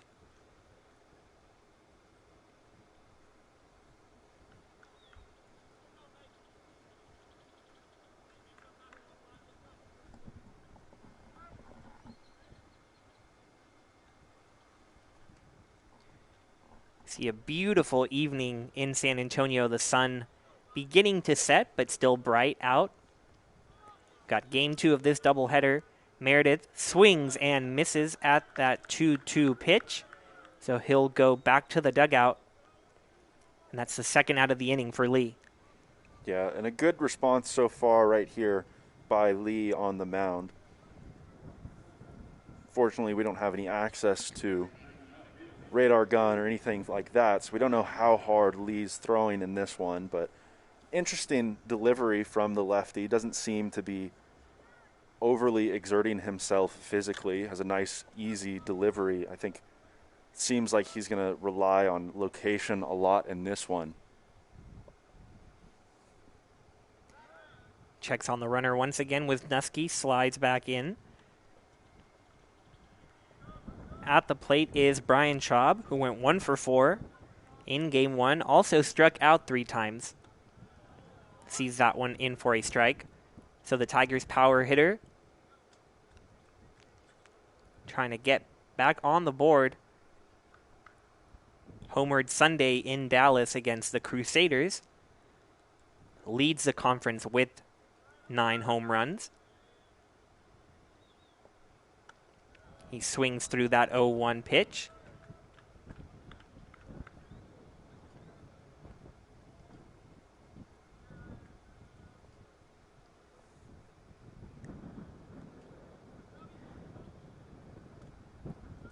Schaub down 0-2. Lee trying to get out of this inning with just the 1 run allowed.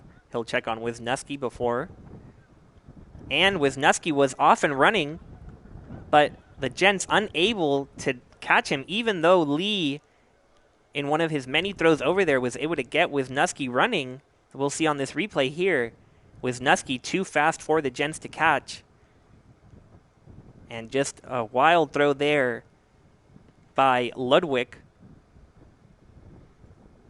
allows Wisniewski to get into scoring position with 2 outs. So Lee was right to worry about Wisniewski, but just unable to get that out. Yeah, and Wisniewski definitely going on first movement right there, but definitely not a great move for him to run on, as Lee was not even tempted to go home at all. Pretty limited leg kick right there. Picked that foot up and went straight to first base. So good job by Wisniewski to stay in the base path, make sure he disrupted that throw a little bit. And now you see him at second base, and he'll provide a distraction there as Lee will turn around to look at him. Now the 1-2 to Schaub is swung on and missed. So Schaub strikes out with 2 outs in the first, but Rafe Chomet with the lead-off home run to get the Tigers on the board. They lead Centenary 1-0 as we head to the top of the second.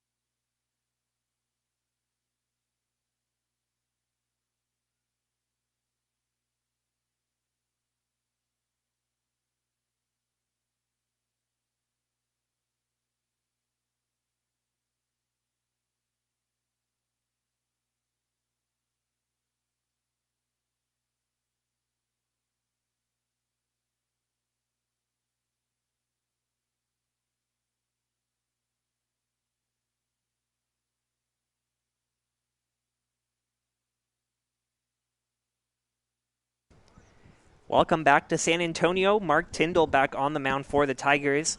The scoreboard you see is wrong at the moment. The Tigers are actually up 1-0, and there we go. We have the update.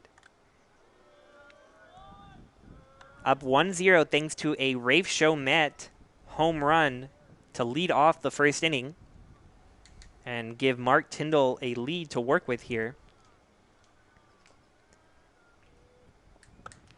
Tyndall's pitch to the catcher, Tyler Erickson, is high.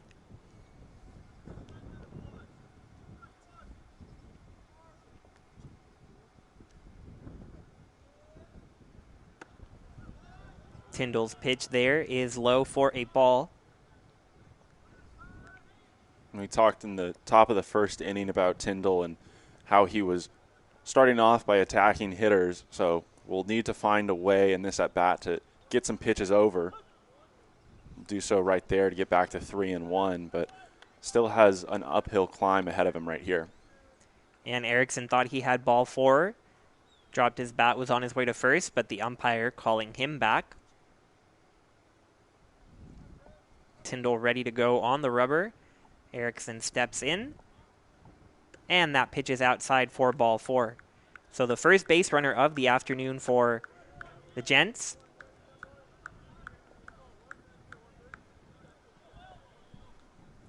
And Erickson getting a little bit of a break in this game, actually playing at second base instead of catching both games of the doubleheader. On the other side for the Tigers, Tyler Pettit getting no such break. Still behind the mound. Still behind the plate, sorry.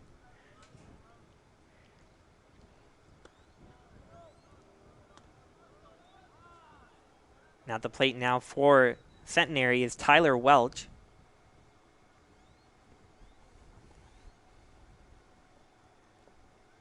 Welch had a good game 1, went 2 for 4 and drove in the first 2 runs of the game to put Centenary on top. Senior from Alexandria, Louisiana.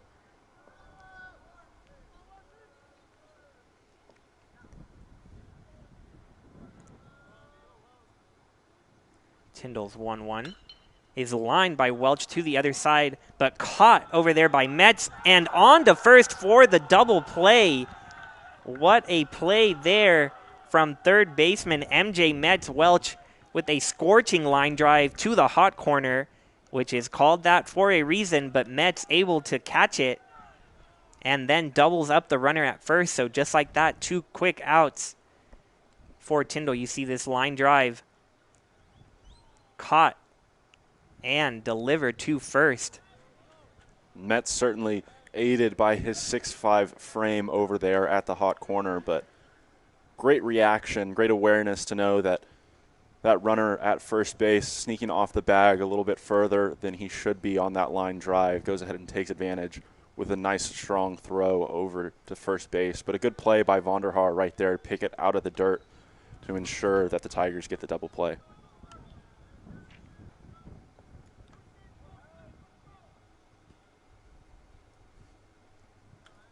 Tyndall now delivering to Chris Haggard, who grounds that one to shortstop. Wisniewski bobbles it, and the throw over is not in time. So a bobble there by Wisniewski, unable to get it back in time, and Haggard reaches with 2 outs here in the inning.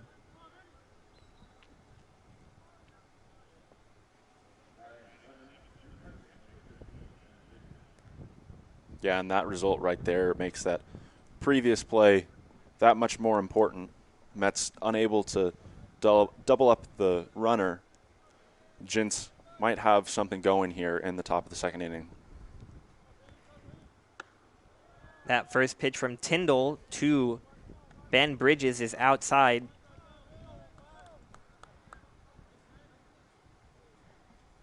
Bridges serving as the catcher in this one.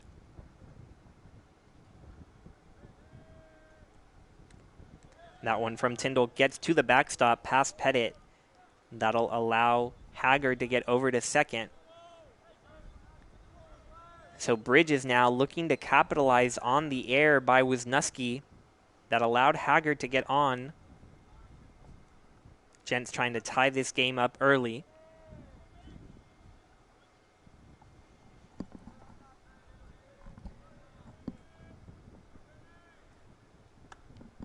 And that's a called strike on the outside corner.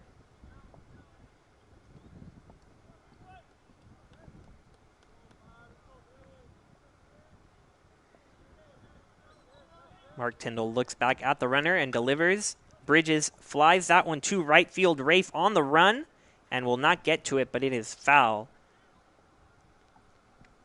So Haggard will make his way back to second base. Bridges back to the plate. And we'll do it again here.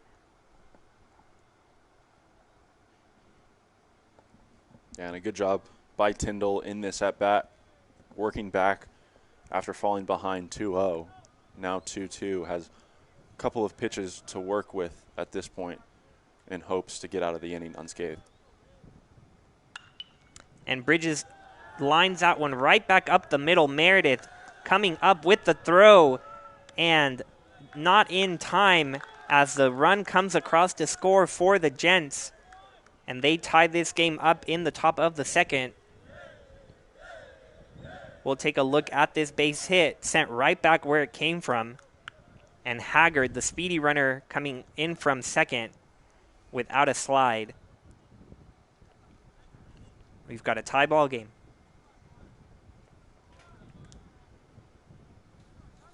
Yeah, and a really nice play by Meredith right there. Charging in, fields it cleanly, makes a nice strong throw all the way home to Pettit, but with 2 outs and a runner in scoring position, that runner at second base is moving immediately on contact without any worry of being doubled up with 2 outs in the inning. So definitely a tough play for Meredith to try and throw him out in that situation.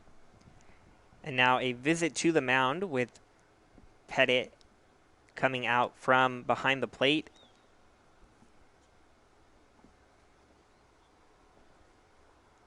Been an interesting inning. We had that line drive double play that Metz was able to pull off after the leadoff man got on, and then what looked to be the last out of the inning turned into a runner that now has come around to score for the Gents. And at the plate is the one new face in Centenary's lineup for Game 2, John Baudouin. Another player from Houston, Texas. So Houston and the surrounding area getting a lot of representation between these two schools. Tyndall throws that one in the dirt. And you mentioned that error that prolonged this inning for the Gents today, but also important to note that there was a pass ball, something that we're not used to seeing. Tyler Pettit typically very sure-handed behind the plate, one that just got past him. And Rafe is able to range over towards the line and catch that fly ball from Baudouin to end the inning, but the Gents do tie this ball game up at 1. We'll be right back on the Tiger Network in the bottom of the second inning.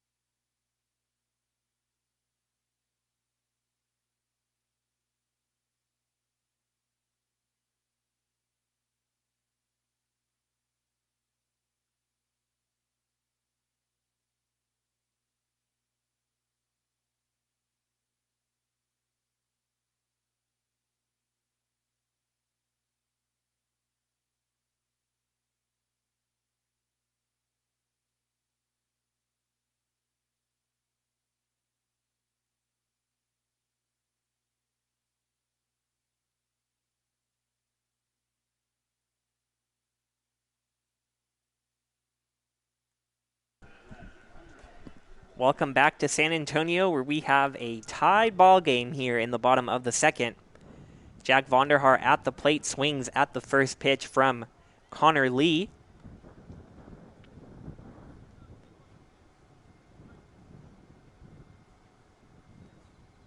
Vonderhaar went 0 for 3 in Game 1. One of just 2 Tigers without a base hit in that Game 1 victory. So he'll look to get on the board here. Connor Lee, the big left-handed pitcher, throws that one outside but called for a strike.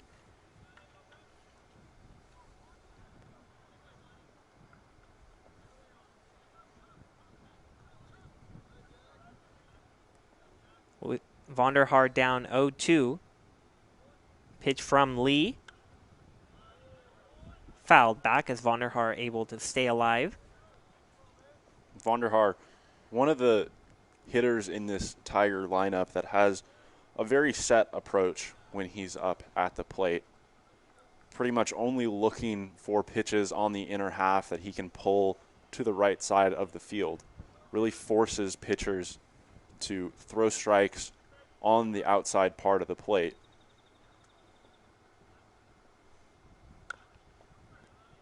Vonderhaar fouls that 0-2 pitch once again to the Gents dugout.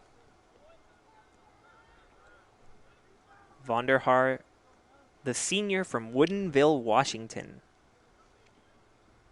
So in a game between a Texas school and a Louisiana school, we've got the Pacific Northwest involved.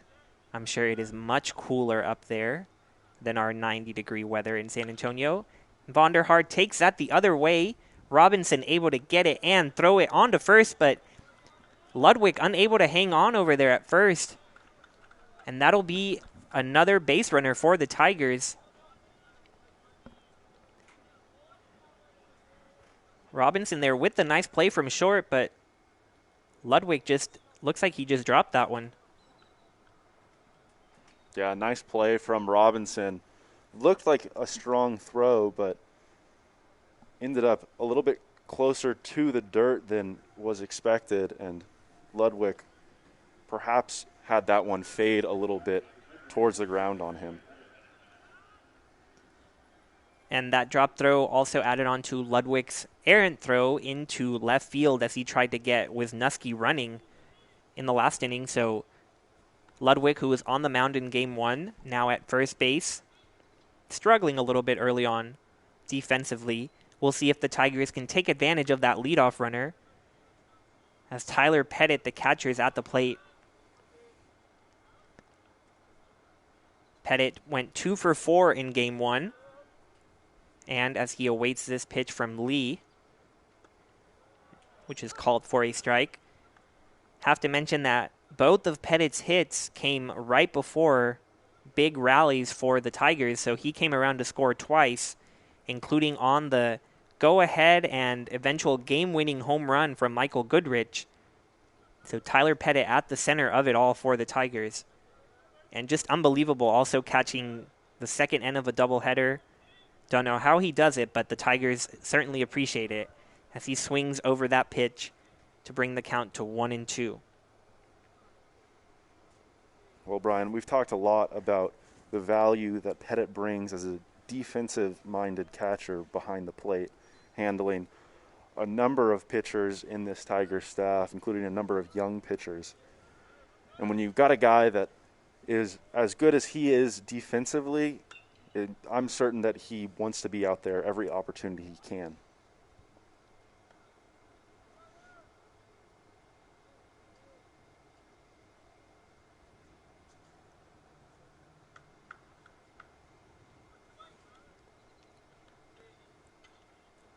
Lee will try to get the durable catcher out here. Has a 1-2 count with the runner on first, who he's keeping an eye on.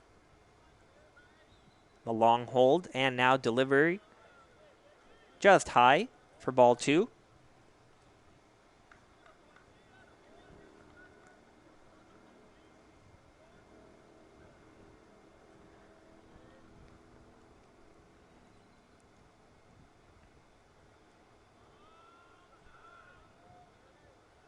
2-2 pitch now coming from Lee. That one's in the dirt, but not going far enough to let Vonderhaar move over. And Vonderhaar, another one of these Tigers that don't have a ton of steals on the year, but he does have 4 stolen bases, so someone you have to keep track of. Nobody like Centenary has with 20 stolen bases on the year, but a lot of people that every now and then will take a base. And a 3-2 count here with nobody out. Pettit waits back on that one, but not waiting long enough as he fouls that one foul. Fouls that one foul. Yeah, I think that's what that means. Can tell it's game 2 of the doubleheader. Absolutely. Really good analysis as we get further into the day. I think you could tell I also wouldn't be able to catch 2 games of a doubleheader. But that's exactly what Pettit is doing. And he's at the plate in a long battle here with Lee. And he grounds out one that will also go foul. Despite Ludwig's nice play over there. Another thing that sometimes goes unnoticed from catchers at the plate is just their plate awareness. Behind or playing defensively behind the plate, you get used to and gather an understanding of the umpire and the zone that he's calling for that day. And here for Pettit, it's translated as he steps into the batter's box, having a really good at-bat, prolonging this one after falling behind early. And Pettit finally puts it into play, and Robinson gets it, but then throws it away as he tries to turn the double play. Vonderhaar will move over to third, and Pettit will get to second. And you hope Vonderhaar is okay here. Looks like he's grabbing his shoulder. But on that play, a tough defensive inning for the Gents continues as it looked to be a tailor-made double play, but Robinson just throwing that one away. Yeah, and it looked like Vonderhaar came away grabbing that arm a little bit, but as we saw in that replay, he put that same arm down on the dirt. So perhaps just scraped up a little bit right there, hoping that it's not anything more significant than that for the Tiger first baseman.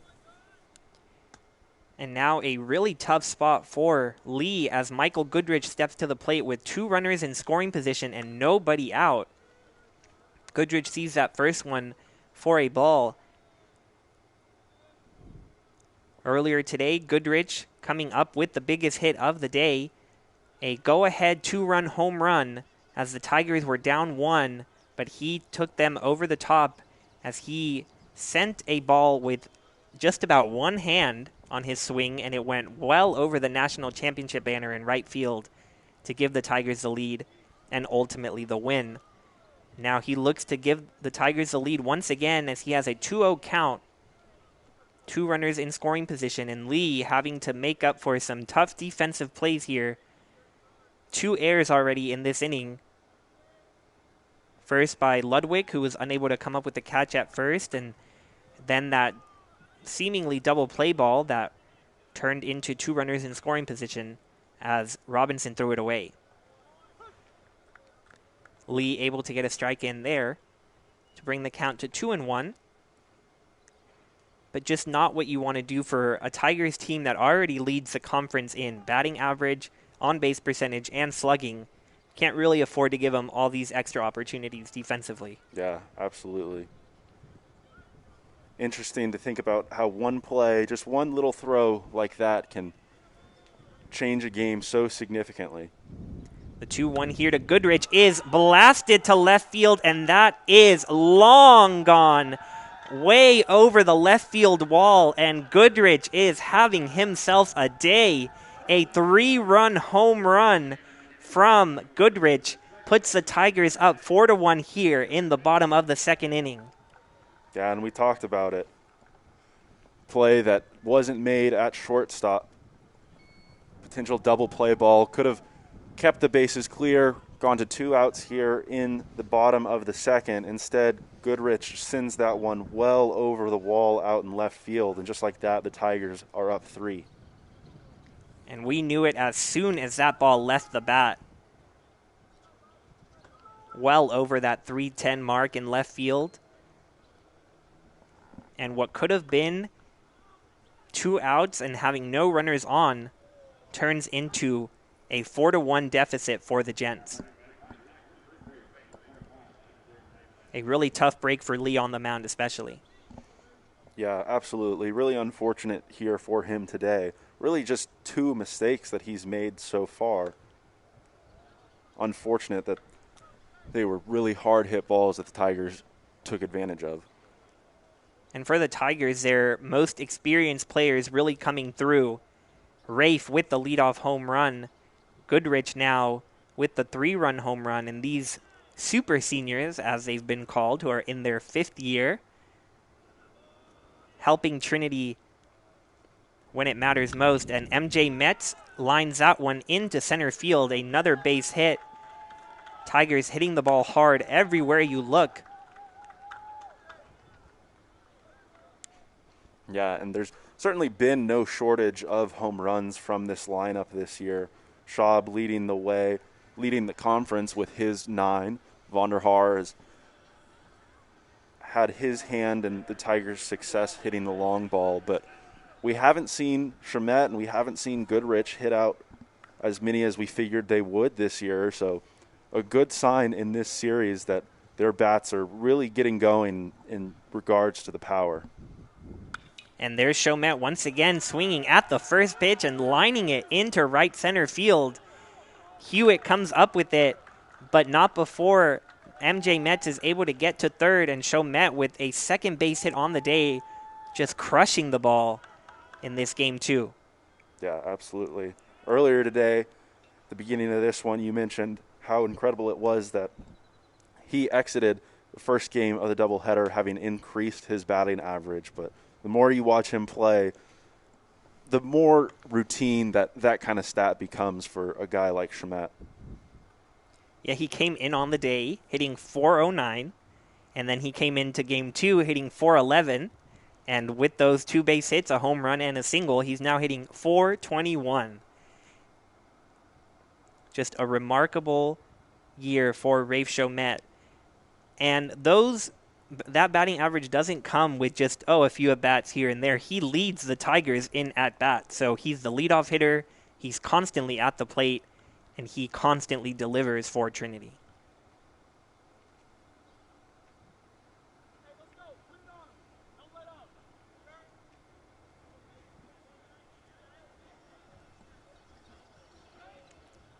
Runners at the corner, still nobody out for the Tigers here. Jack Baker stepping to the plate.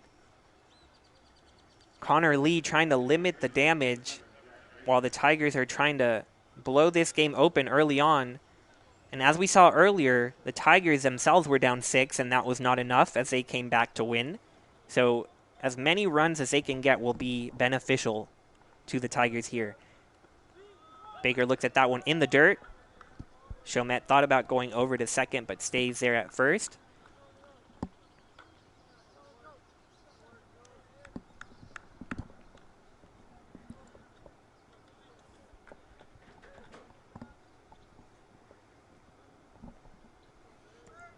Baker got a base hit in his first at-bat. Now awaits the 1-0. And that one is in there for a strike, that breaking ball. Yeah, and in that last at-bat, Baker took advantage of a first pitch strike, putting it back in play after struggling at the plate in the first action of the doubleheader. Kind of just like hitting the reset button for the freshman. We've seen him swing it really well overall on the year, has had a really mature approach at the plate. This one is hit out to right field and very shallow in the outfield, so not enough to bring in the runner from third. So a big out there for Lee as he tries to limit the damage to 3.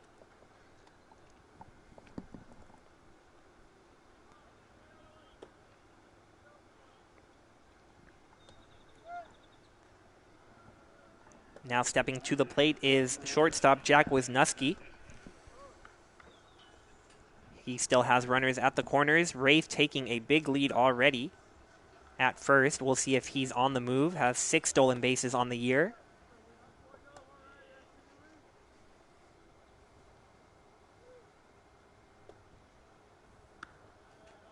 That one loops in there for a strike. A nice way to start the at-bat for Lee. But that's also one Wisniewski, if he sees it again, will likely turn on. So we'll see where Lee goes from here as he has an 0-1 advantage on the Tigers shortstop. Wisniewski fouls that one. Falling behind 0-2.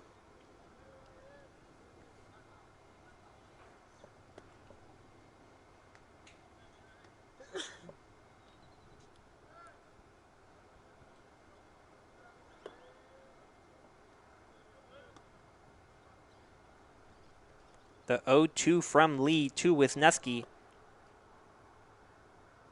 is high and in. So we'll have a 1-2 count.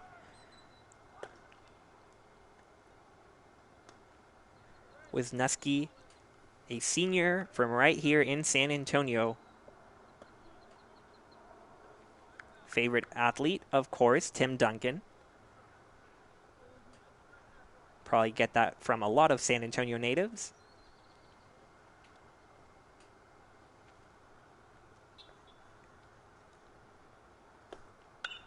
And he lines that one back to second base, but it's caught there.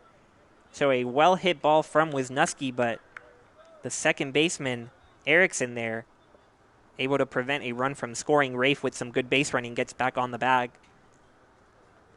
But Lee with a chance to escape without further damage, despite having runners at the corners and nobody out.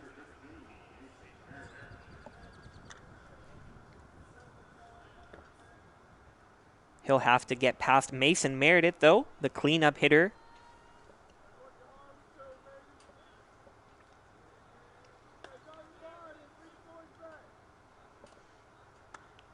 Meredith swings through that one.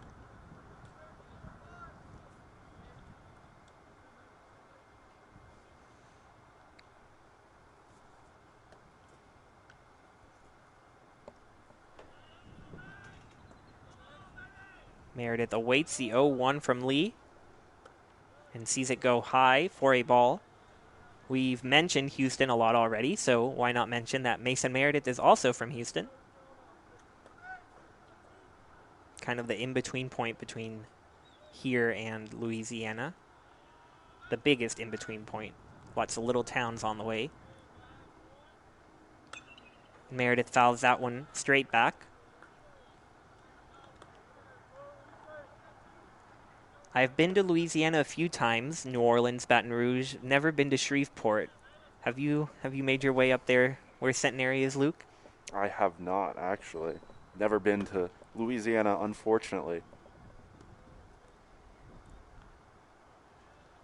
Lee with the 1-2. Meredith sends it the other way. Erickson stops it and gets the out at first. So a nice defensive inning for Erickson there at second base. Keeps the score at 4-1. Meredith trying to get a base hit there, but Erickson able to stop it and get the fast Meredith down the line. But a big hit for the Tigers, a 3-run home run from Michael Goodrich, giving the second-ranked Trinity Tigers a 3-run lead as we head to the top of the third. We'll be right back after a quick break.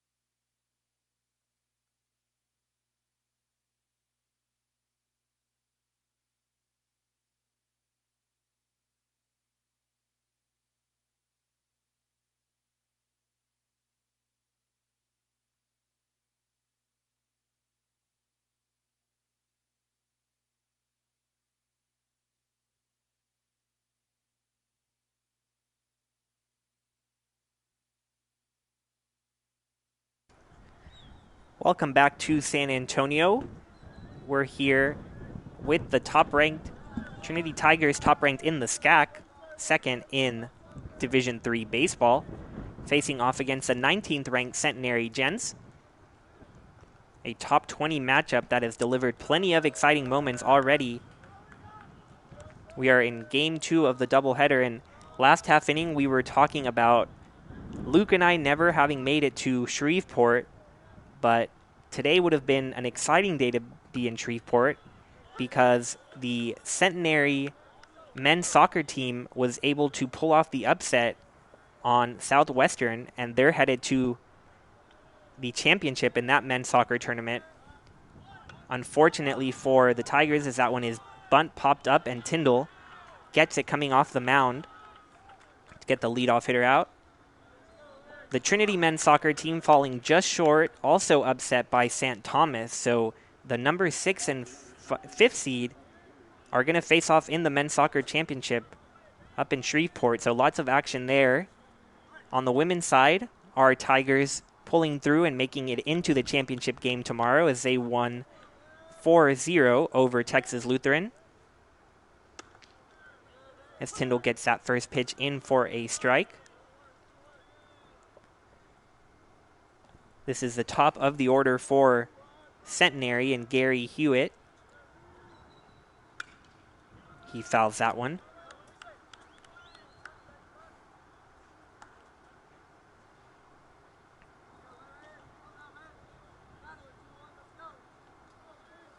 Tyndall has the 0-2 advantage on Hewitt.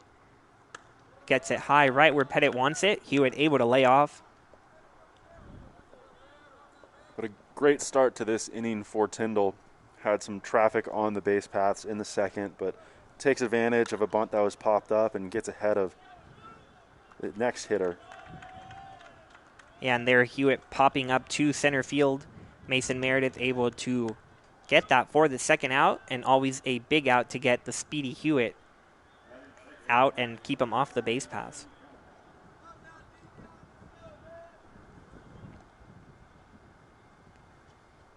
Cody Crowder now at the plate for his second at-bat of the game.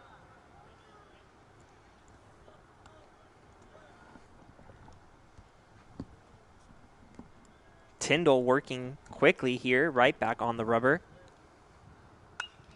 And Crowder sends that one deep, but foul.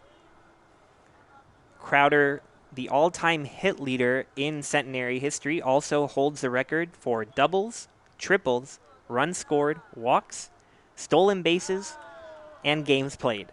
So, an all-time gent right here in Cody Crowder. Oh, absolutely. Definitely used to seeing a guy lead in one, maybe two categories, but to be atop that many lists is incredibly impressive. And as impressive as all those records are, that 1-2-3 inning is pretty impressive with the top of the lineup for the Gents going down in order. Tyndall gets through a quick third inning, and he keeps the lead for the Tigers at 4-1. We'll be right back after a quick break on the Tiger Network.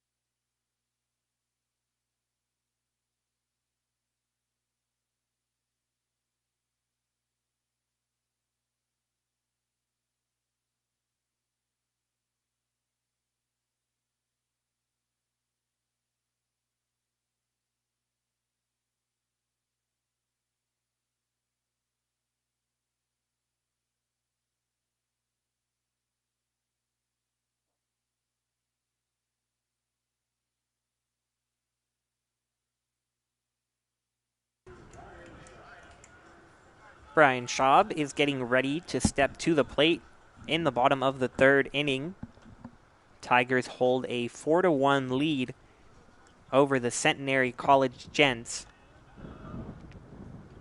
Connor Lee still on the mound, and he throws it to Schaub, who crushes that one to left field, and that ball is gone.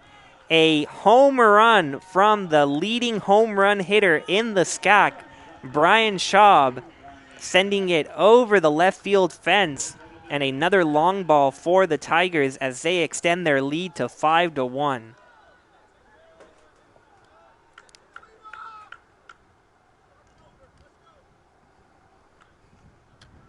And you see that pitch just caught too much of the plate, and Brian Schaub, too good of a hitter not to take advantage of that one.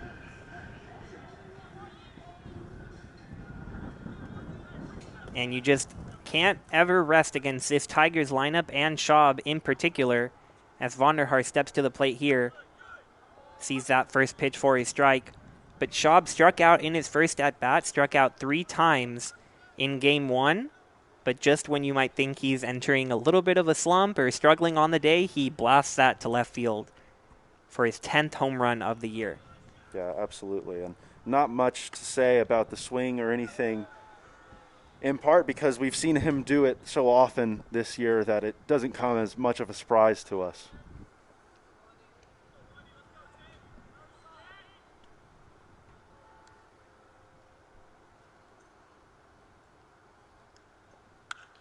And Vonderhaar waits back on that breaking ball and sends it into right field for the base hit.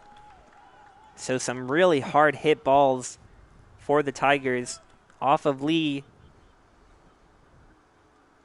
And this is the Tigers offense we're used to seeing. Yeah, absolutely. All 5 runs that are on the board right now have come via the home run. Gents did have the opportunity to limit the damage somewhat. An error in the bottom of the second allowed 2 runners to stay on base for Michael Goodrich before he hit his home run.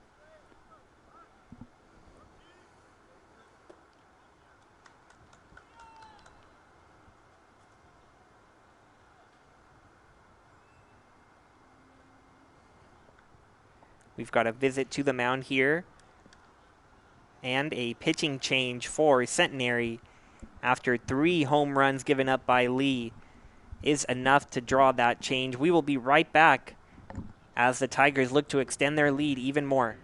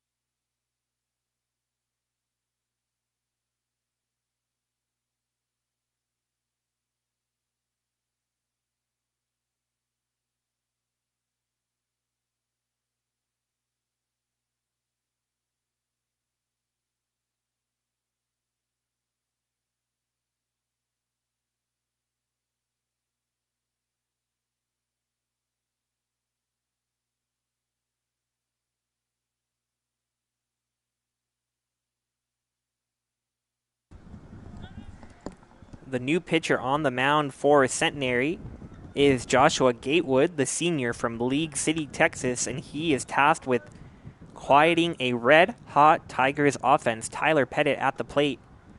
He sees that ball high to start the at-bat.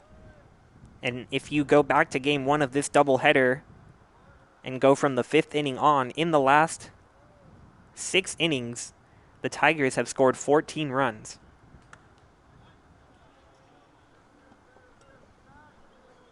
Yeah, the bats have certainly heated up as the day has gone along. Saw the Tigers finally were able to string together some hits in the back half of Game 1 of our doubleheader.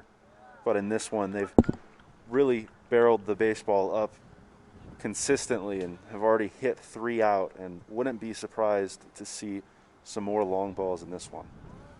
Yeah, the ball is definitely flying in San Antonio. That one once again high on Pettit.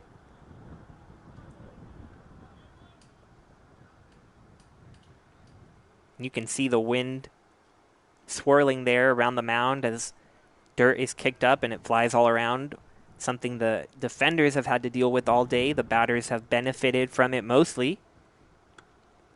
And Pettit right there flips the bat as he makes his way to first. Not sure what exactly you're going to get from the right-hander in this one.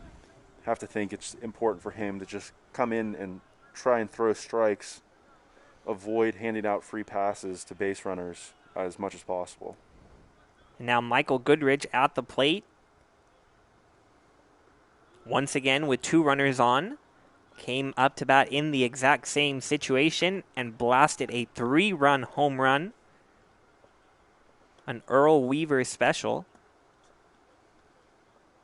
Obviously, you don't want to mess around with Goodrich considering the day that he's had so far, but runners on first and second already with nobody out. There's not much that you can do with the Tigers' right-handed senior right here. That ball's outside in the dirt. And you're right, Luke, just nowhere to go, nowhere to turn to for a safe spot in this Tigers lineup. Goodrich batting 8th, and he has 2 home runs in between these 2 games. And Metz behind him having a good day at the plate as well. Then only to turn it over to Rafe Chomet, who's hitting .421. So really no good options for Gatewood other than to just throw strikes and hope for the best. This explosive Tigers offense really showing up here in this Saturday doubleheader, and that's a ball inside. So a 3-0 count.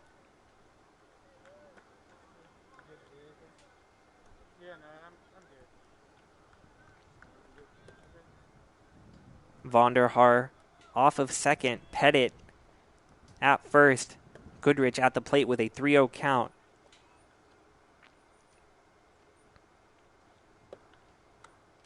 Goodrich looks at that one for a strike.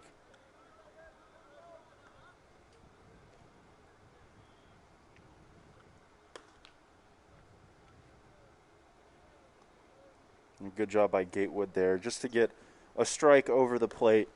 Feels like he'll want to work with secondary pitches right here to avoid getting barreled up by Goodrich, but still needs to attack the Tiger hitter.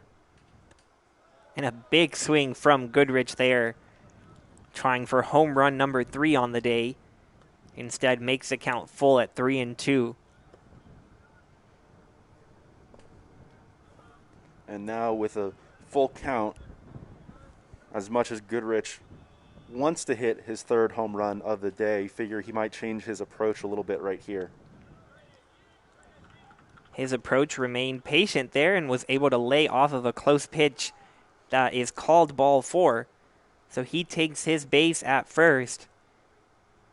And already with a 4-run lead, the Tigers have the bases loaded and nobody out, with M.J. Metz stepping to the plate.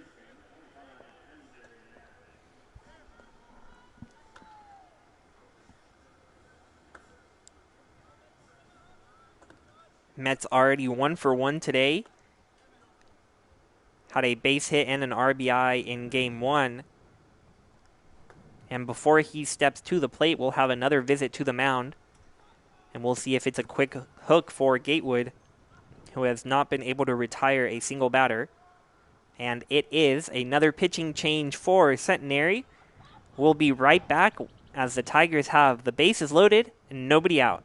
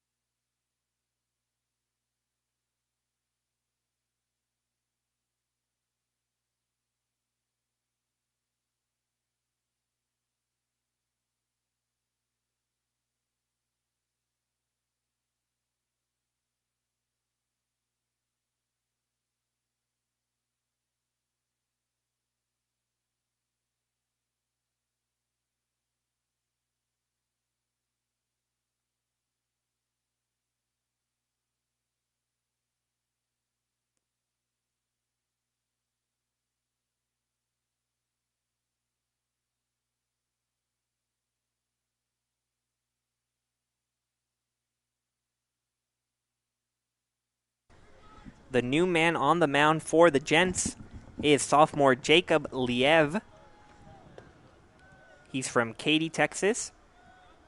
And he comes into the definition of a jam. Bases loaded, nobody out. MJ Metz at the plate.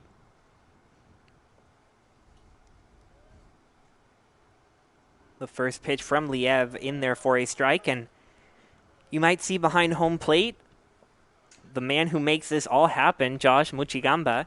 Without him, we wouldn't have all these games on the Tiger Network. So thank you for always working on the cameras, always making sure that everyone at home has the ability to follow the Tigers from baseball to soccer to volleyball and everything in between. And MJ Metz lines that one to left field, driving in 1 run and keeping the merry-go-round going as the bases will remain loaded. Tigers extend their lead to 6-1. Yeah, and a really good job of hitting from Metz right there, understanding exactly what you just said, Brian, trying to keep the merry-go-round turning. Doesn't have to do too much. Putting a ball in play to drive 1 run in and allow the next Tiger hitter to have an opportunity to do the same. And now in a lineup full of red-hot bats, may be the most scorching bat at the plate now. Rafe Chomet, already 2 for 2 on the day, drove a leadoff home run deep to right field to start this game, and now has the bases loaded, looking to do some more damage. There's a look at that RBI single from Metz. Saw a pitch in on his hands a little bit right there, but did a good job to get his hands through, put as much of the barrel on the baseball as he could, and just muscled that one into short left field.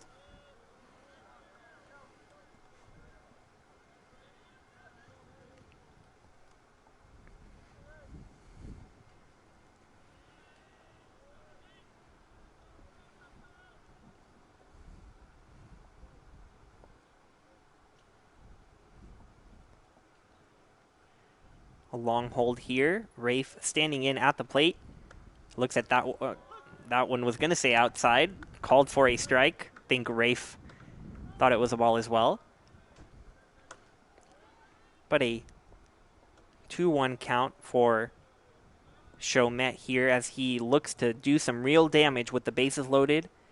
Nobody out. Sophomore pitcher on the mound trying to limit the damage. Liev. Chomet fouls that one. Not much of an argument from Chomet after that first strike on that third pitch that perhaps was a little bit outside. Figure that in a scenario with the bases loaded right here, Tiger Super Senior certainly wants to be swinging the bat rather than taking a walk down to first base.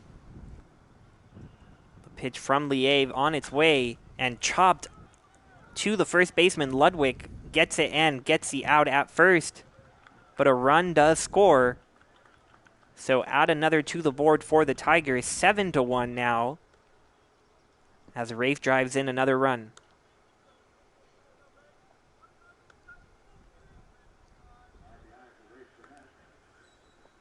And that's the thing with the bases loaded, nobody out. That's not a terrible result for Liev to get a scorching hot Chomet to ground out, but with nowhere to put him and so many men on base, that still results in a run, and you can't give up too many more here if you're a Centenary before getting too far behind. Already down 6 as the Tigers lead 7-1. Not yet reflected on your scoreboard, but it will be soon. As Jack Baker swings at the first pitch and fouls it off.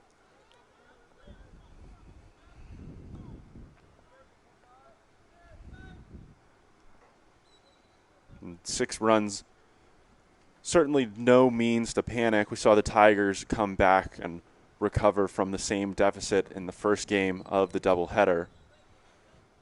But Liev does a good job understanding that right now, trading runs for outs. But as you said, can't let this one get too much further away because as it currently stands, this is quite the uphill battle.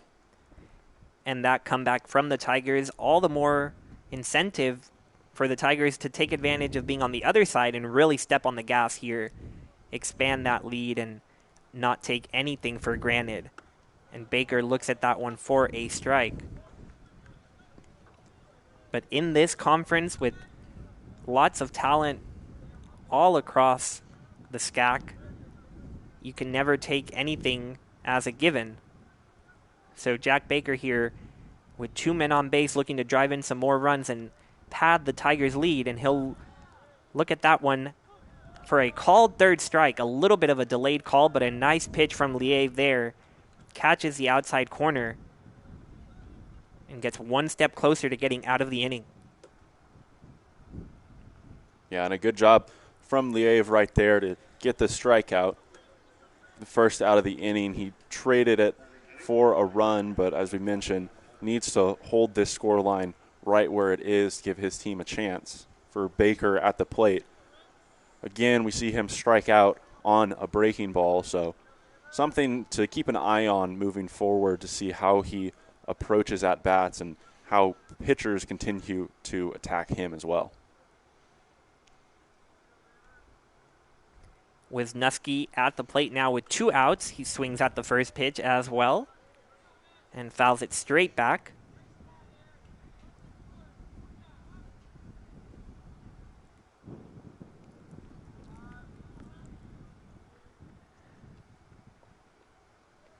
Liev ready to go back on the rubber. Wisniewski taking a little bit of time, but now ready to go.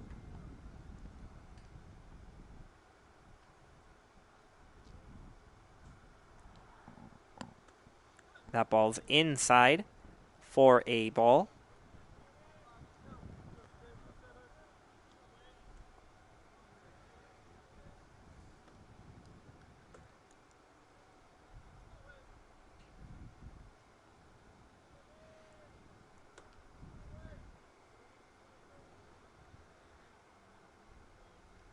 Lots of signs from the catcher.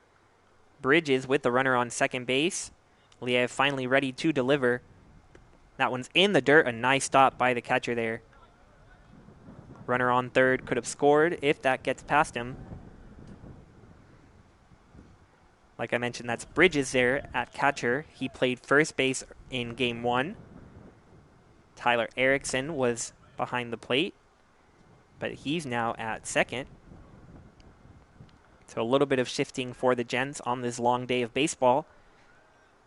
Liev with his next delivery into Wisniewski, once again inside for a ball. You highlight that change that was made by the Gents behind the plate for this second game of the doubleheader, but all 3 catchers that we've seen on both sides in this doubleheader have been very good. Sometimes go unnoticed, a little bit unappreciated, but all the catchers we've seen so far have done a really good job blocking the baseball, have handled their staffs well. And Jack Wisniewski drives that one to right field, just shy of the warning track, and caught for the third out of the inning by Cody Crowder. So the Tigers leave 2 runners in scoring position, but they also are able to plate 3 more runs as they extend their lead to 7-1, heading to the top of the 4th inning. We'll be right back with you on the Tiger Network after a quick break.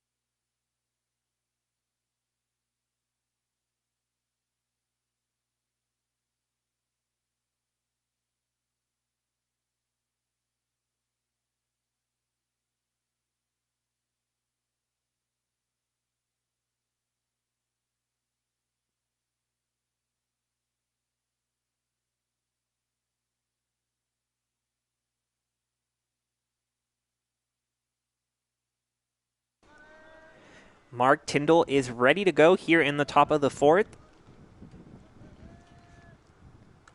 First pitch to Preston Ludwig, outside for a ball. The scoreboard says 5-1, but it is a 7-1 lead for Trinity in the top of the fourth inning. We'll try to fix that for you as soon as possible. But a 2-0 count here on the batter, Ludwig. He skies that one high up in the infield. Vonderhaar in foul territory now manages to make the catch, falling over. As the sun sets in San Antonio and the lights take effect at Trinity, a difficult play there, but Vonderhaar able to make it and retire the first out of the inning. Yeah, really great job tracking that baseball on the right side of the infield. In foul territory over there by first base. Vonderhaar doesn't have any help, and he knows that, so goes all out and ends up on the ground for the first out of the inning, but will be greatly appreciated by Tyndall as he continues to work into this one.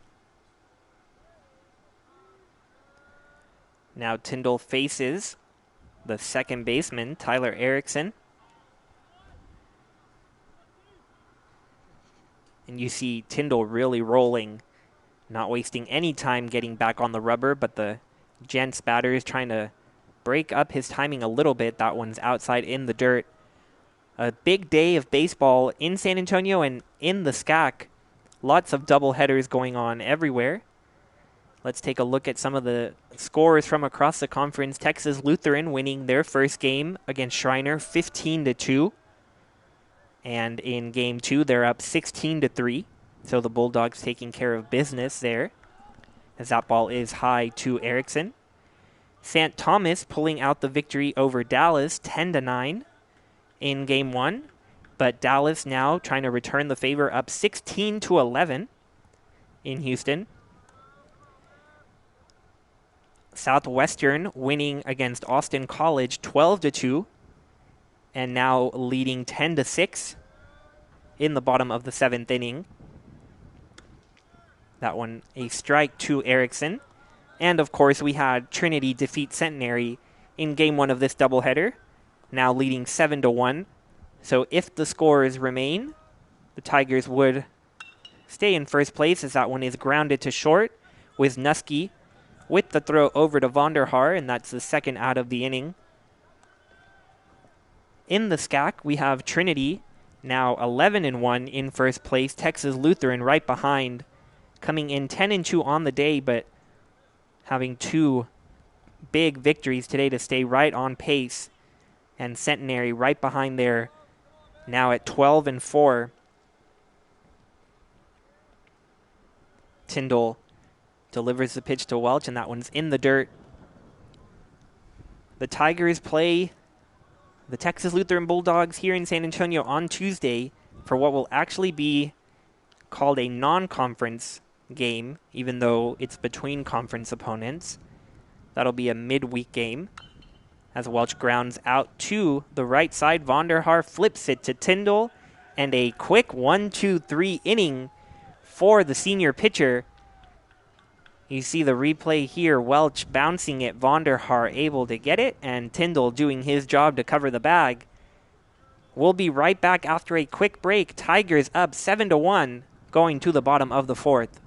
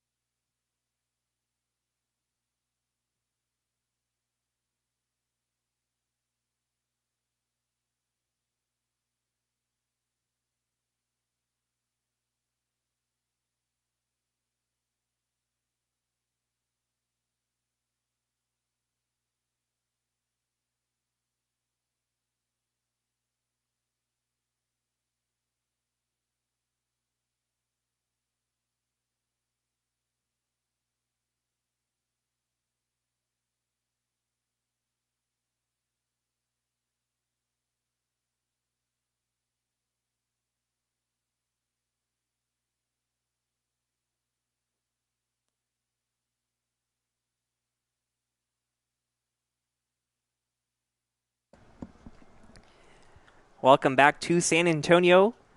In the bottom of the fourth inning, Tigers up 7-1.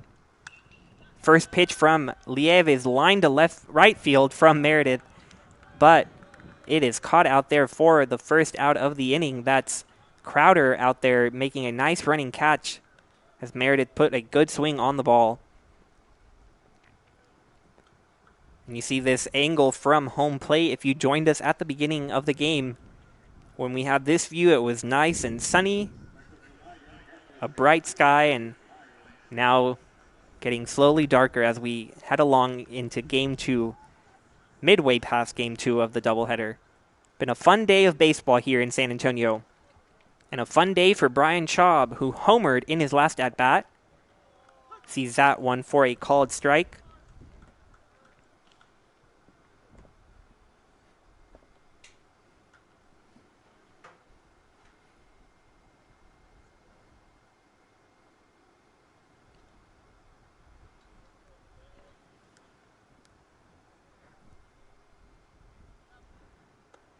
That pitch to Schaub is up for a ball, so a 1-1 count.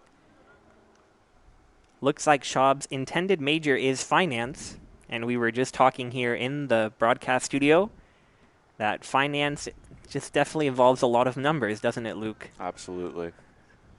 Very interesting topic, but at the end of the day, it does come down to a lot of numbers. Too much counting for my preference. As Schaub looks at that one up and away. I'm a communication major, so staying away from as many numbers as possible is my goal. The only numbers I like to see are counting the runs that the Tigers are putting up on the scoreboard. That's the counting I can handle. I can definitely agree with you there. Might be taking finance this semester, but I still hold that same preference. Maybe Schaub is getting a finance major to be able to count all his home runs. Yeah, definitely getting good at keeping track of his numbers.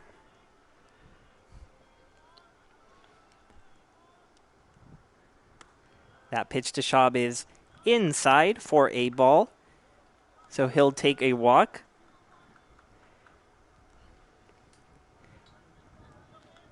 And for Schaub, something we hadn't seen all day, which is strange for him, a walk, now his 34th on the year.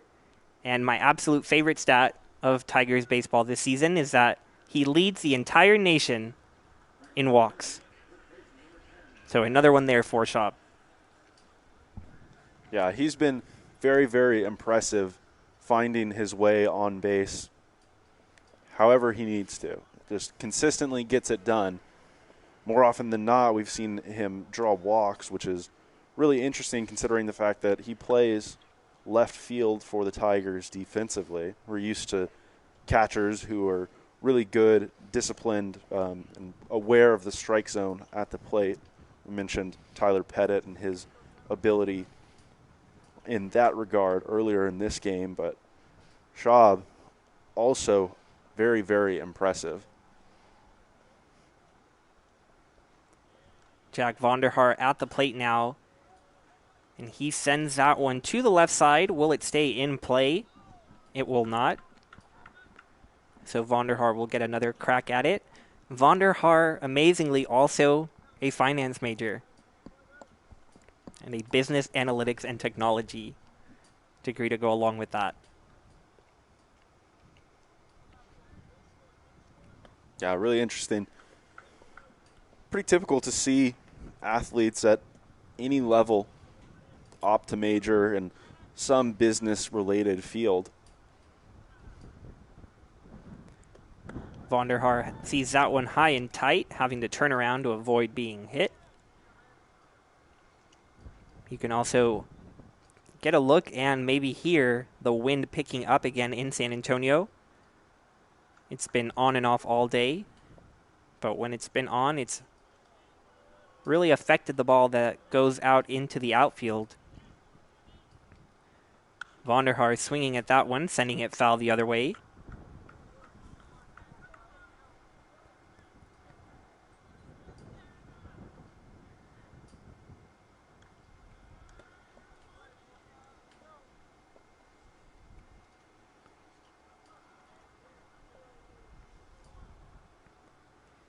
Vonderhaar awaiting the 1-2. And you see the scoreboard now reflects the score. 7-1. And a good breaking ball in there for a called third strike.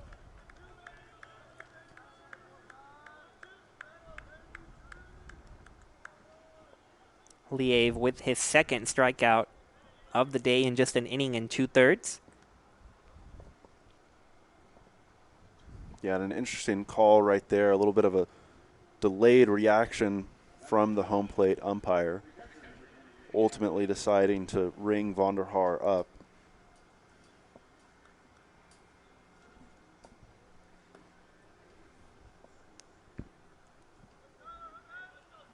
After that strikeout of Vonderhaar, Liev will try to get the catcher petted out. But before that, he'll check on the runner.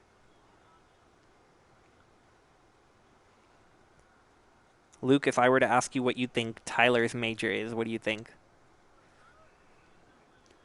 Well, I think I have a little bit of an advantage right here, considering the fact that I talked to him a couple weeks ago for an interview, talked about engineering courses that he was taking. So I know you wanted to trick me right there. Wanted to get me saying something like accounting or finance or something business track, but I was ahead of the ball on that one for sure. You're too good.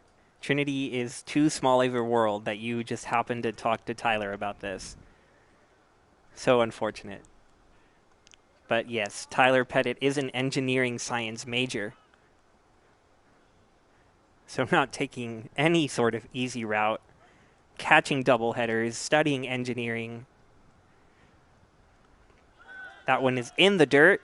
Schaub will advance to second base on that wild pitch from Liev.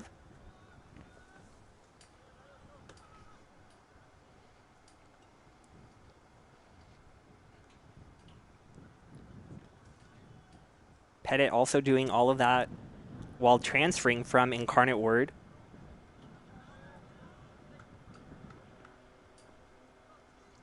Incarnate Word, of course, a Division I school that's right across the street from us here at Trinity. I have petitioned for the Battle for Hildebrand to be the nickname of any matchup between Incarnate Word and Trinity. Trinity's men's tennis team actually defeating the Division I school earlier this year, as the former Cardinal sees that one in for a strike. Lots of action this spring across Trinity's campus. At any given moment, there is something going on, whether it's at the tennis courts, at the baseball or softball field, soccer, heading into their postseason tournaments, and that's just what's going on now. That doesn't even talk about the basketball seasons that just concluded recently with the women's team winning the SCAC championship, cross country winning the SCAC championship, volleyball heading to the SCAC championship next weekend. Lots of success for the Tigers and the baseball team with some success here as Pettit crushes that one to left field, but it will not stay fair. Almost had the fourth home run of this ball game.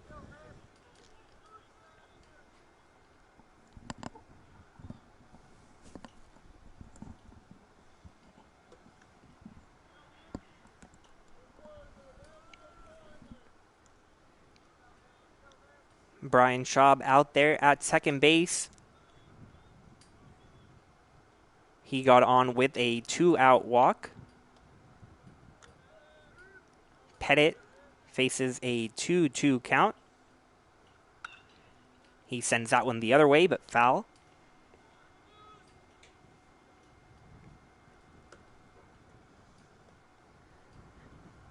Tigers took an early lead in this one, thanks to a Rafe Show Met home run.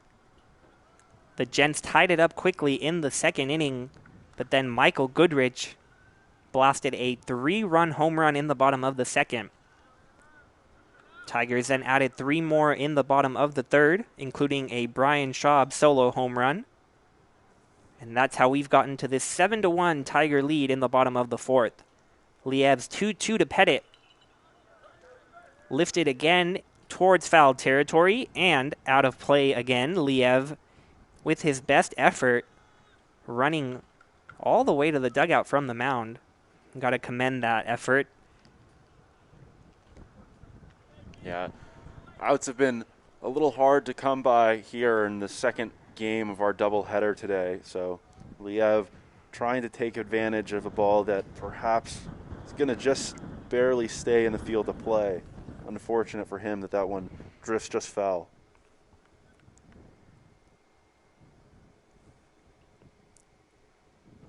So as Liev takes his breath after that long run to the dugout and back, he's back on the rubber. Pettit ready for another 2-2 pitch. He'll certainly look to take advantage of a little bit of a second life right here. Seen him turn on a couple pitches in this at-bat, just sending them foul. And he looks at that one for a ball, so a full count now. A long at-bat by the catcher. Now fixing his batting gloves, making sure he's ready to go as he tries to drive in another run.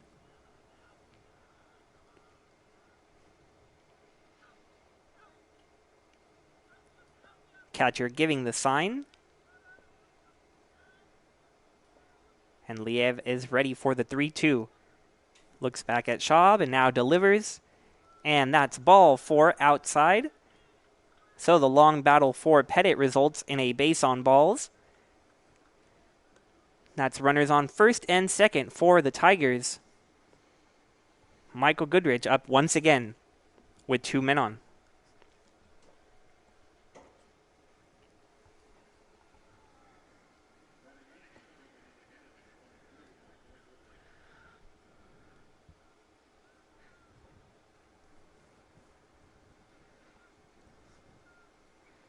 We saw Goodrich in his last at-bat, having already homered twice on the day, take some more pretty big cuts before it went full, and he ultimately found his way on base. But expect some more big swings from an absolute power hitter for the Tigers. The chance to even further break open this game. That power hitter already with 2 home runs on the day, 1 in game 1, 1 in game 2. The one earlier was the game winner. Tigers were down a run, but Goodrich sent his ball over the national championship banner in right field and gave the Tigers the lead.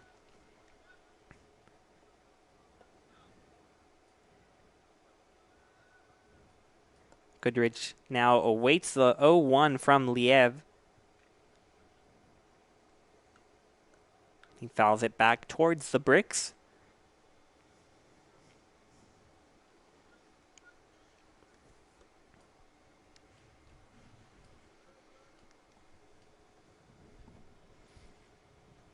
Asked why he came to Trinity, Michael Goodrich, 3 words: weather, baseball, academics. Can't say it any better.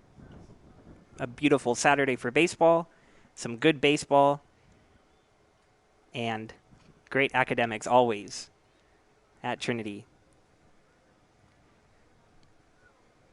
Yeah, and Goodrich, one of many returning seniors who opted to come back and play another season after having what would have been their original senior seasons canceled last spring.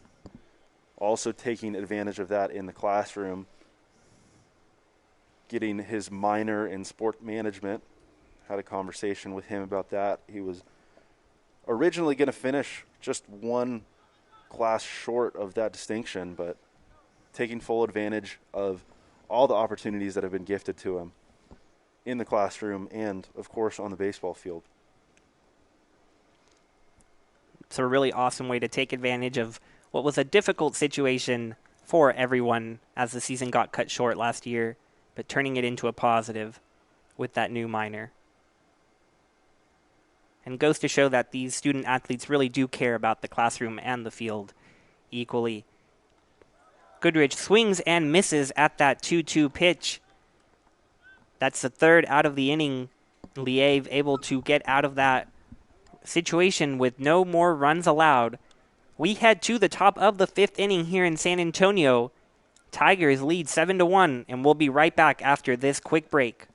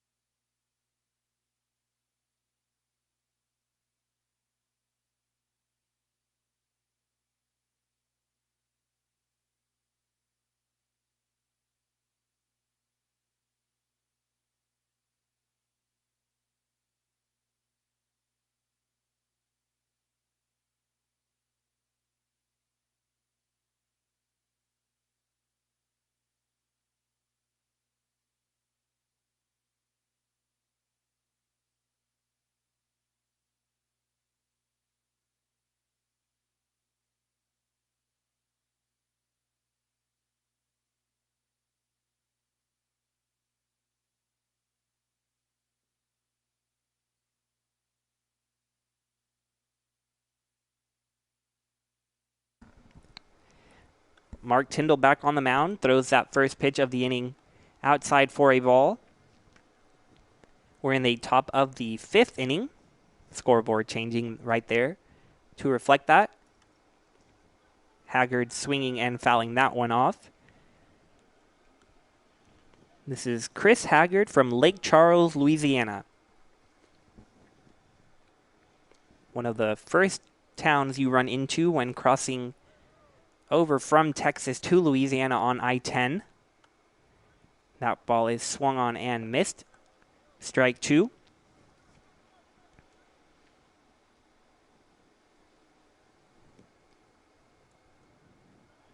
Tyndall's 1-2 to Haggard is in the dirt.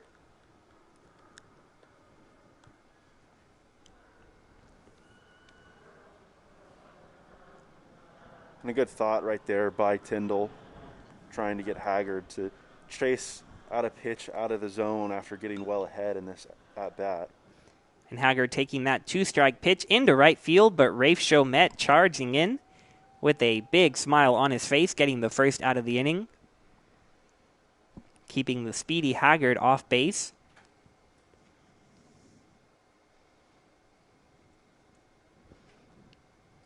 Good job by Chomet right there. Appeared to be playing a little bit deeper in right field, as we've seen the ball pretty continuously carry as that ball runs in and gets Bridges.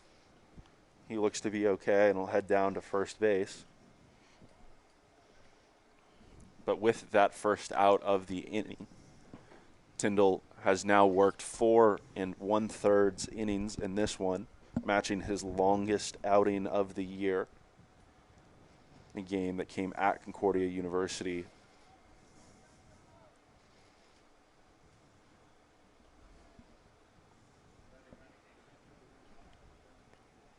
After that hit by pitch, that'll bring up the new face in the lineup for Game 2, John Baudouin.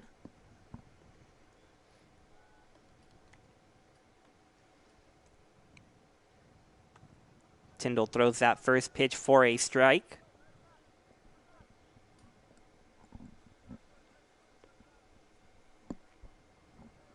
Kind of an odd result in that last at-bat. Seen Tyndall be in control of pretty much all of his pitches here today. That one really seemed to get away from him.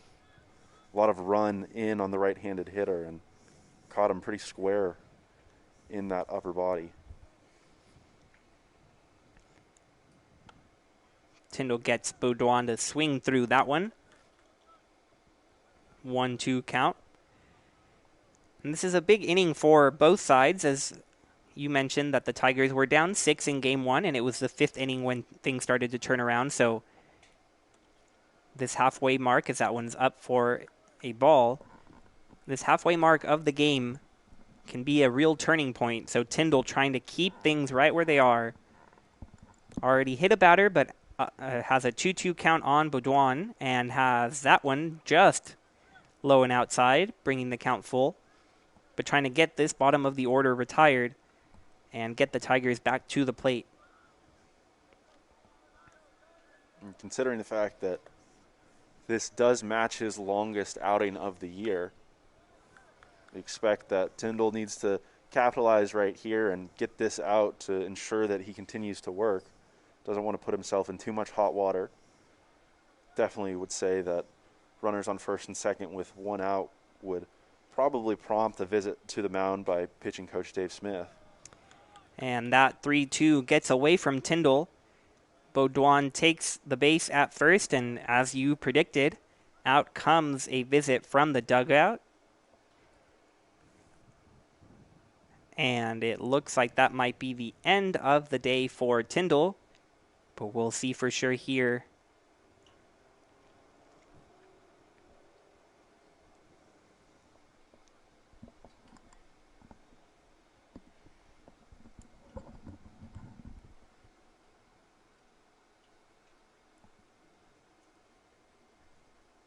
A long conversation here, and it looks like Tyndall will be allowed to stay on. Yeah, and as Coach Smith made that stroll to the mound, it looked like there were a couple of Tiger pitchers that got up off the bench down the left field line to head into the bullpen. So maybe giving them a chance to get warmed up right here. But Tyndall has been really good and has limited damage so far in this one. Haven't seen him work with too much traffic on the base paths. So as he continues to come back off of injury, definitely valuable to get some different situations for him on the mound.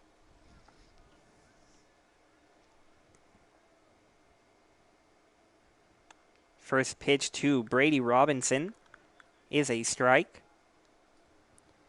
But definitely a luxury that the Tigers currently hold a 6-run lead in this one. Allows Tyndall to work in this situation. That one swung on and missed by Robinson.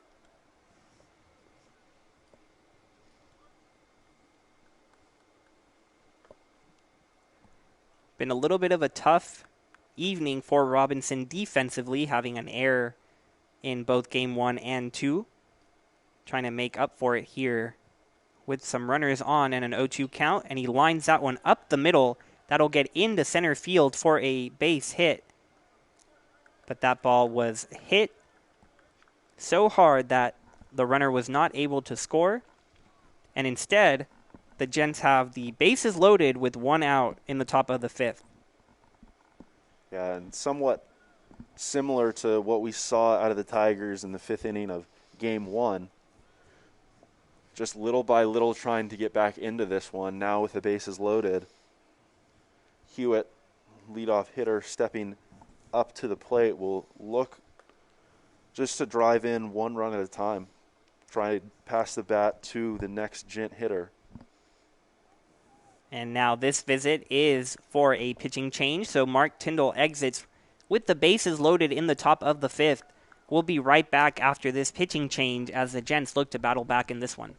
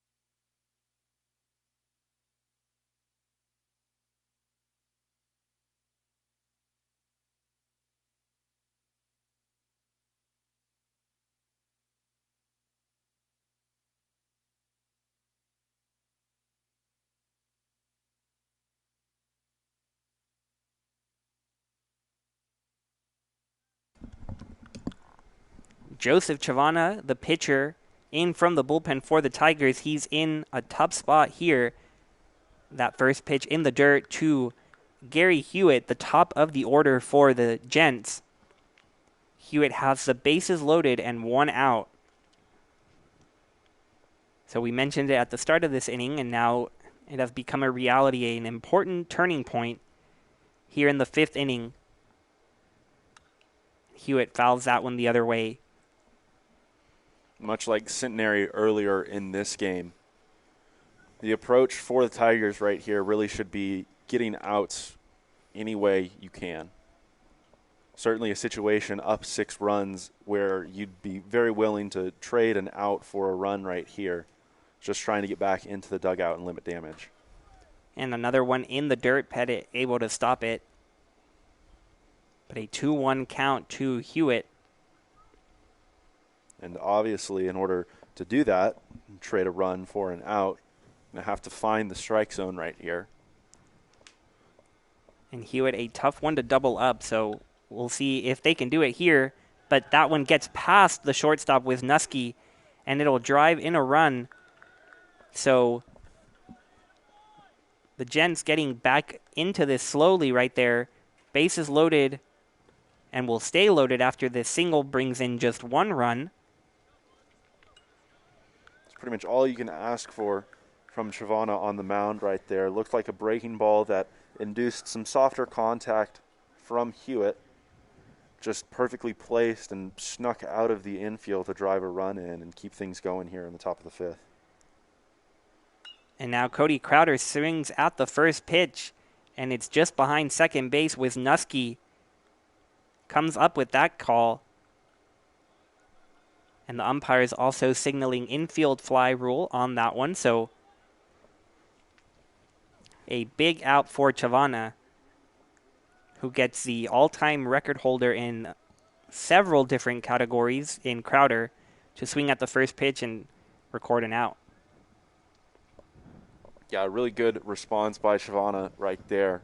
Appeared to have had his first out of this top of the 5th inning on that ground ball to the left side.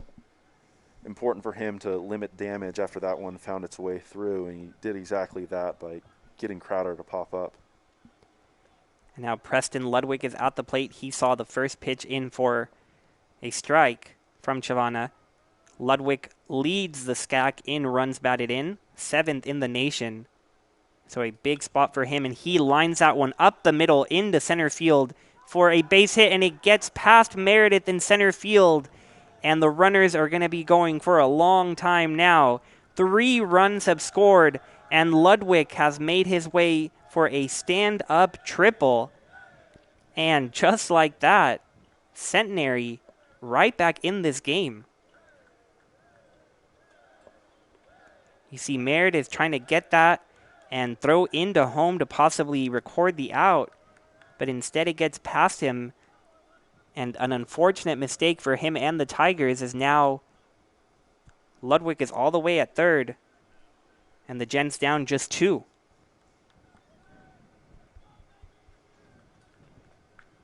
Yeah, and very similar, eerily similar to what we saw in the first game of the doubleheader. Centenary doing a lot of damage here with 2 outs, able to draw just back within striking distance in this one. Tyler Erickson swings wildly at that first pitch. Down 0-1.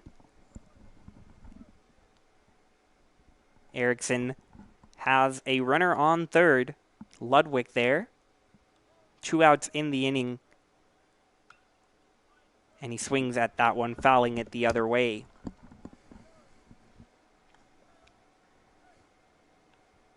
But like you said, eerily similar to Game 1 in the 5th inning.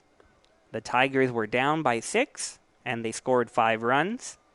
Coming into this 5th inning, the Gents were down 6 runs, and they've scored 4, with a 5th possibly out there at third. But just something in the water about this 5th inning that has resulted in a lot of offense on both sides.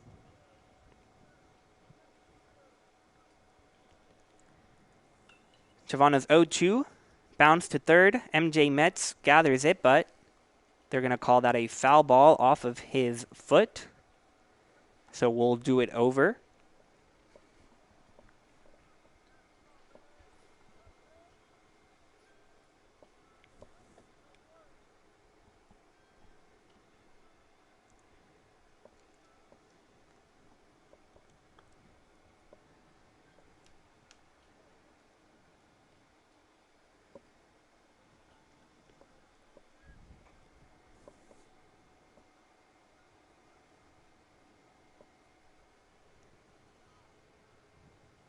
Not sure what this conversation is about over there near third. But head coach Tim Scannell maybe arguing that that ball did not hit Erickson.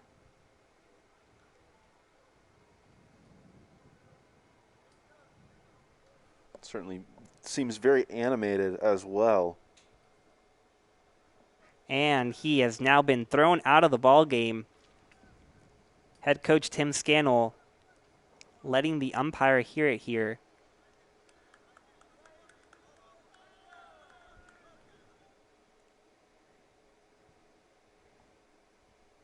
And despite being thrown out, still making his way out for a longer discussion. As Tyler Erickson is at the plate, he has an 0-2 count. He grounded a ball that looked to just go to MJ Metz and would have been the third out of the inning. Instead, the umpire said the ball hit Erickson while still in the batter's box, making it a foul ball. And that seems to be what Scannell is arguing here, and he has been thrown out of the game for doing so.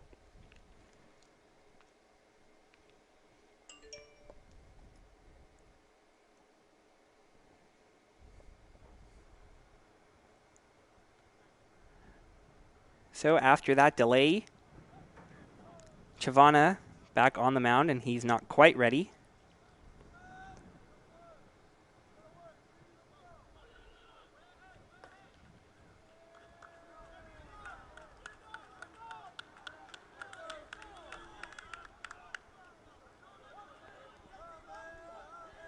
And finally, Erickson back in the batter's box. Chavana ready. And the 0-2 is a called third strike. Tyler Pettit was headed toward the dugout before the called strike was given by the umpire, but he was right, and that's strike three. So both teams back to their respective dugouts. But it's getting interesting once again here in San Antonio. The Gents score 4 runs in the top of the 5th. They've cut Trinity's lead down to 2. The Tigers look to respond in the bottom half of the 5th, and we'll be right back to bring that to you on the Tiger Network.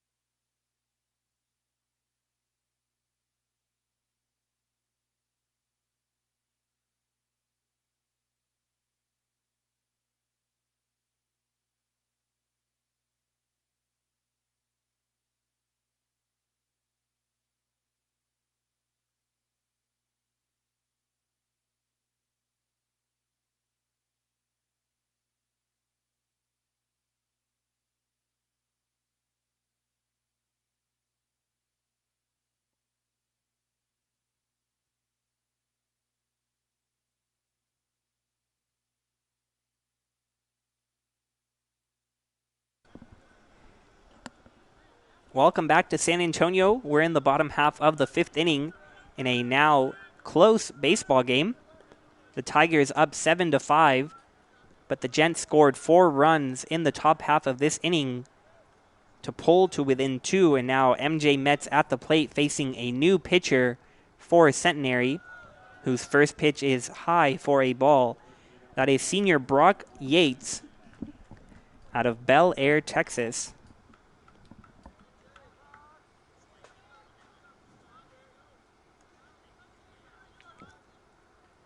Metz ahead 1-0, and he skies that one high behind the plate.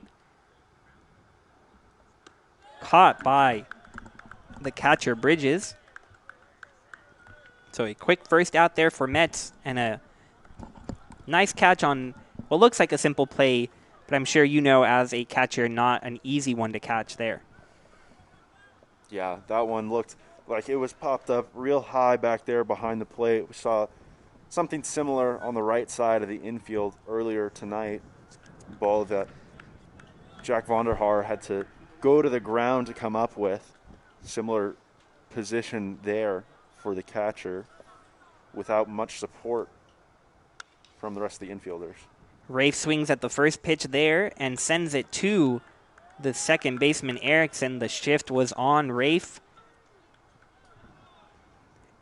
And that's 2 quick outs for Yates on just 3 pitches in the bottom half of the 5th. So Yates doing his job so far of keeping the Tigers at bay after his team scored 4 runs.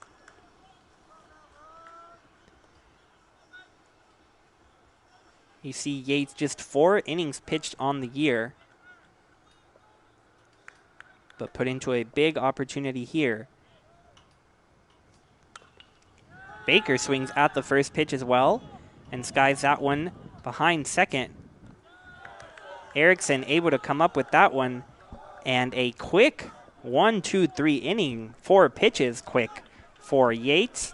And the Gents will be coming right back up to bat after a break here on the Tiger Network.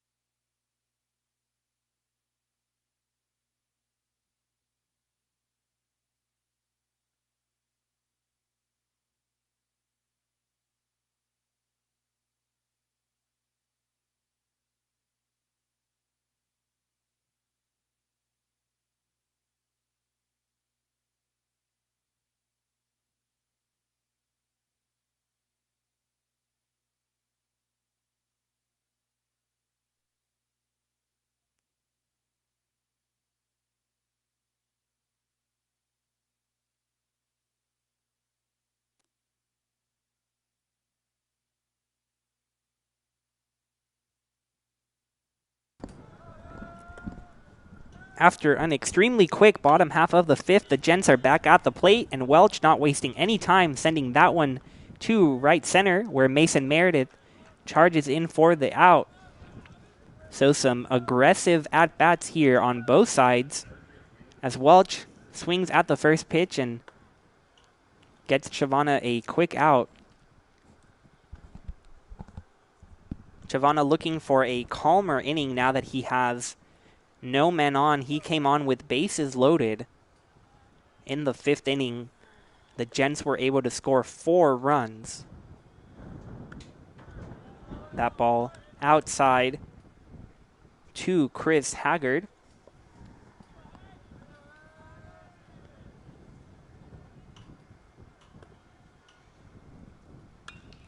Haggard grounds that one to Metz, who bobbles it and will have no shot at Haggard, who was hustling down the line the entire time. and is in and of himself a fast runner and a tough out. But after that bobble, just no shot there. So a base runner once again for the Gents and a fast one.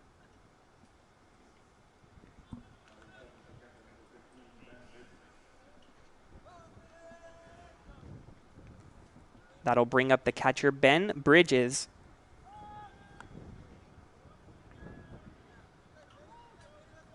Haggard has been on base so many times today that we've mentioned it a few times, but still sitting on that 9 stolen base number. And he's running on that pitch, but Bridges fouls it off, so Haggard taking off.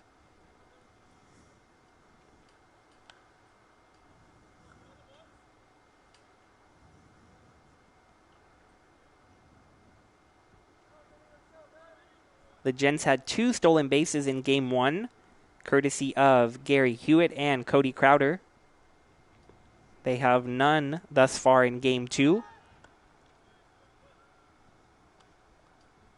But they came in second in the SCAC with 64 stolen bases, so now 66 for Centenary.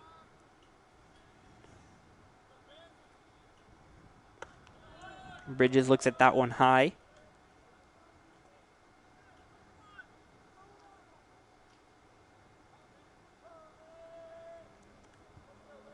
Those 66 stolen bases not only high in the SCAC, but also high in Division III. That's 18th across NCAA Division III.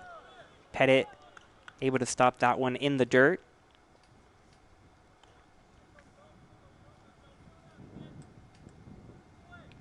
The Gents also lead the SCAC in runs, hits, doubles, and triples, though there is a caveat that they have played more games than most in the SCAC.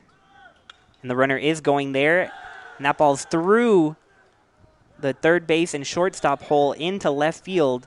So Bridges with a single. The runner was going. Now 2 runners on for the Gents. The tying runs on base as Bridges just poking that into left field. Yeah, a really great piece of situational hitting right there by Bridges. Interesting to see that that one found its way through.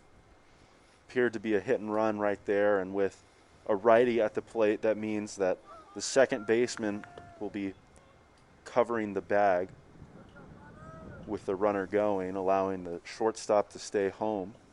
The ball more likely to be pulled that way, but that one still found its way through the infield due to the fact that Wisniewski was playing in double play depth right there.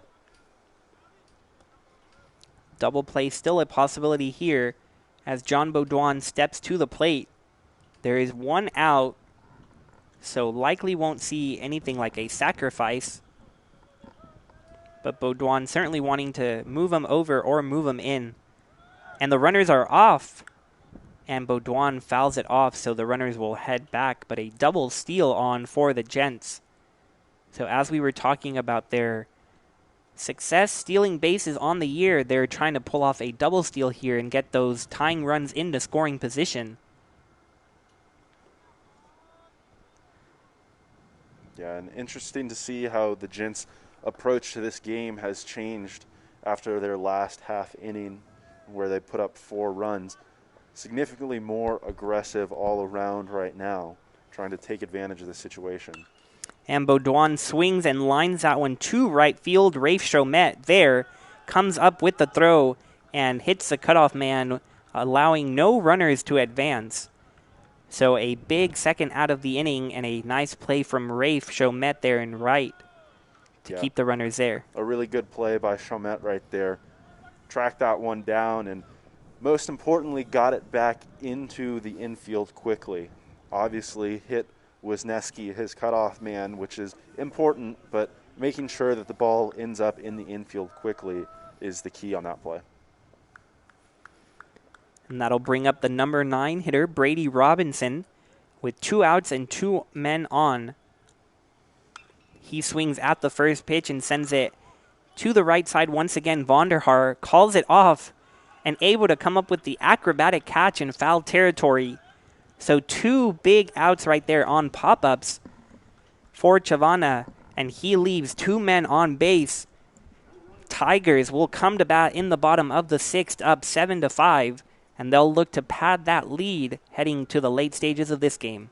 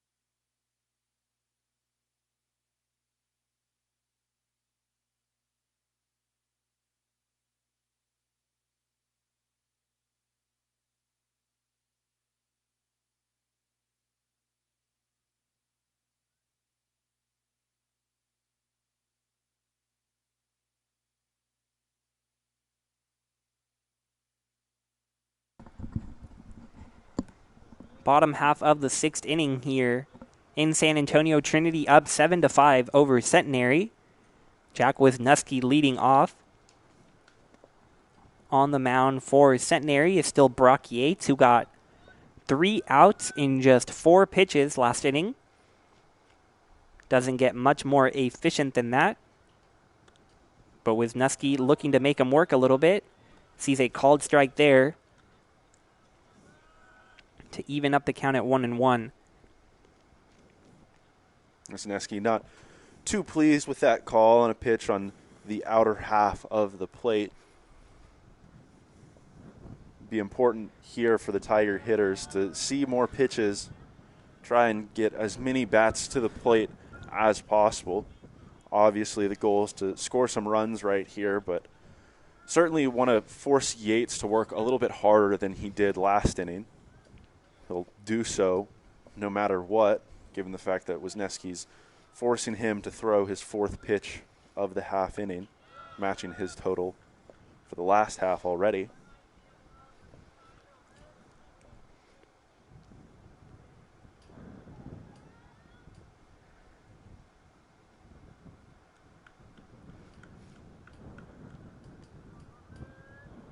Wisniewski waits for the 2-2 pitch from Yates. And that ball is outside. Similar spot to the strike that was called earlier in the at-bat, but Wisniewski will take it for sure, given the fact that he can continue to swing it right here. And we'll see after those couple breaking balls outside if Wisniewski waits for that and sends it the other way, if he gets another one like that. And on cue, does send it to center field for a base hit. So Wisniewski taking the count full, seeing a couple close pitches, and then taking it to center field for the leadoff single.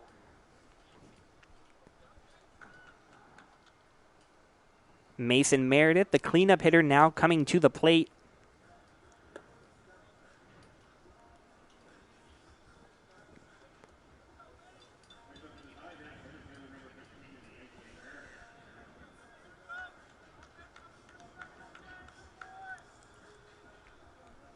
Yates will now have to keep an eye on Wisniewski over there. He has 4 stolen bases on the year. Meredith fouls the first pitch of the at-bat straight back.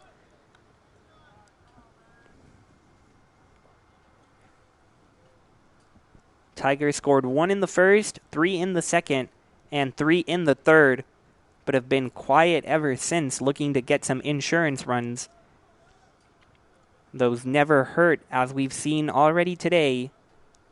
Both teams putting lots of runs on the board, so whenever you can get some extra ones, it can help.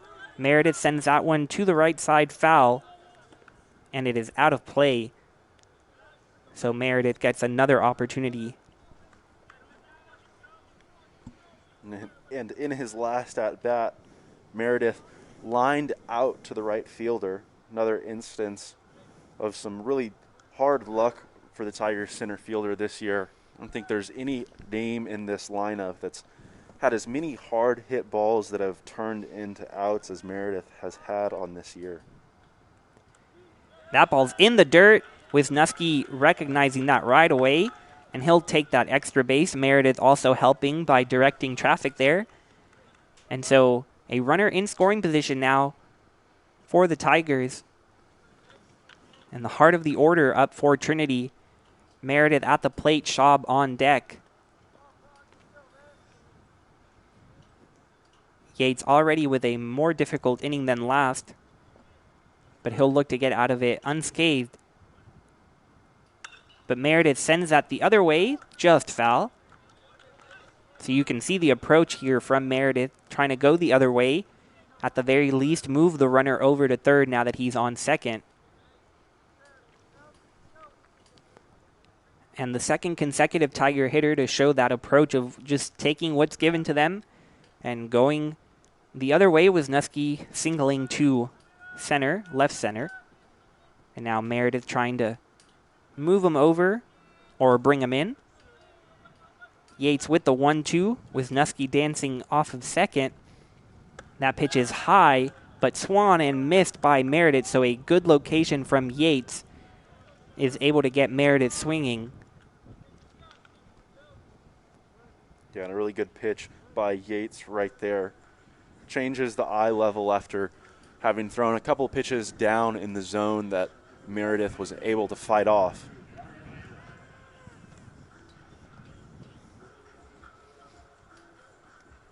Brian Schaub at the plate now with 1 out, and that runner still at second. Schaub homering earlier today. A solo shot to left center. One of the taller home runs he's had. He hits a lot of line drives that go straight out of here. The one today kind of looped over the fence, still with plenty of power, but it took a little bit longer to get out.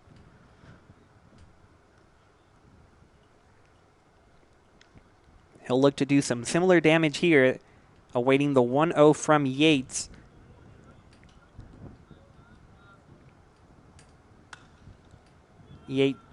Schaub sends that the other way foul. Will get out of play.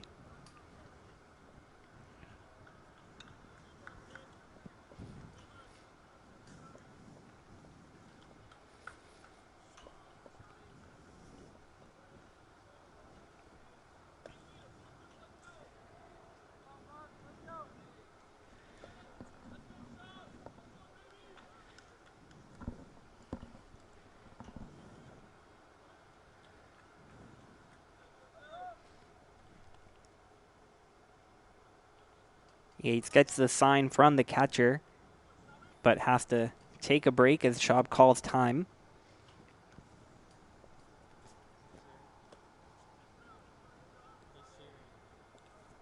Schaub now ready for the 1-1. And Wisniewski seemed to fake going for third there, but then stopped. Either way, Schaub fouls it back, so a 1-2 count to the Tigers left fielder. Someone who can double this lead in an instant. Yates does have an open base. We'll see if he works with it, working out of the zone and trying to get Schaub to chase.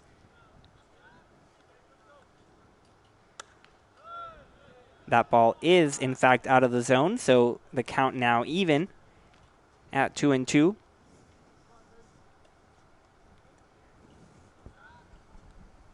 Schaub not one to shy away from a walk. Of course, with 34 on the year, enough to lead the entire nation. So he'll swing big when he needs to, but he'll also take those close pitches a lot of the time. The 2-2 from Yates. Swung on and missed from Schaub. So a big strikeout for Yates as he looks to get out of this inning. Had a runner on second with nobody out and has kept him there so far. Jack Vonderhaar coming to the plate looking to drive him in with 2 outs. And in game 1, the Tigers came up clutch with 2 outs, driving in 4 runs in the 5th inning alone. That all came with 2 outs.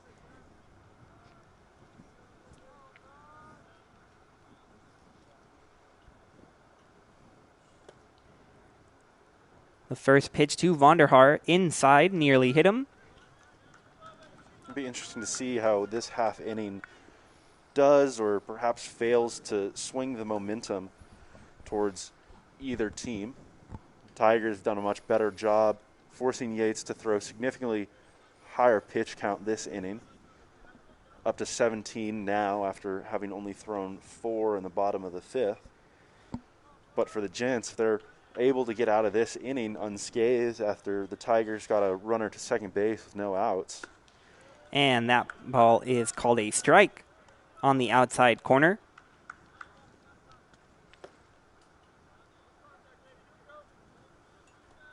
And interesting here, Yates looking at the shortstop, Robinson, for the sign, as well as the catcher. So a lot to follow for Yates, as well as actually executing on the mound. And Vonderhaar down on one knee after that big swing, getting a pitch he can handle, but just fouling it back. And he's been on 5 home runs for a while. He got a lot of those early on in the year, so he's certainly due. That's the type of swing that could certainly result in a long ball. Already had 3 today, so why not add a 4th in game 2?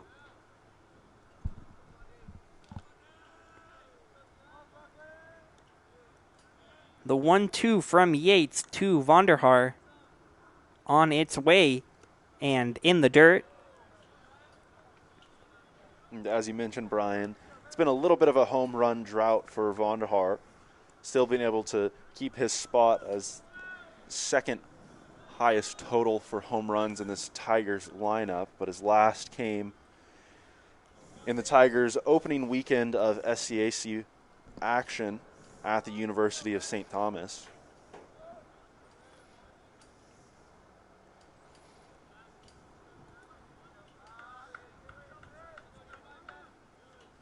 Vonderhaar calls time.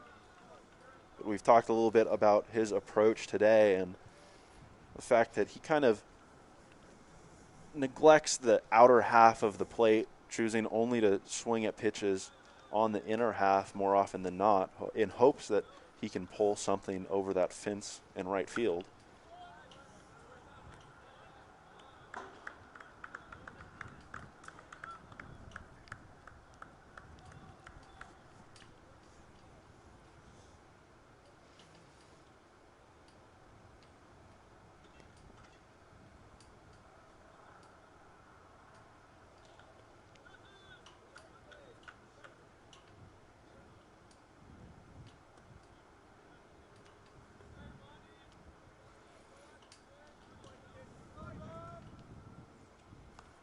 Yates ready for another 2-2 delivery to Vonderhaar.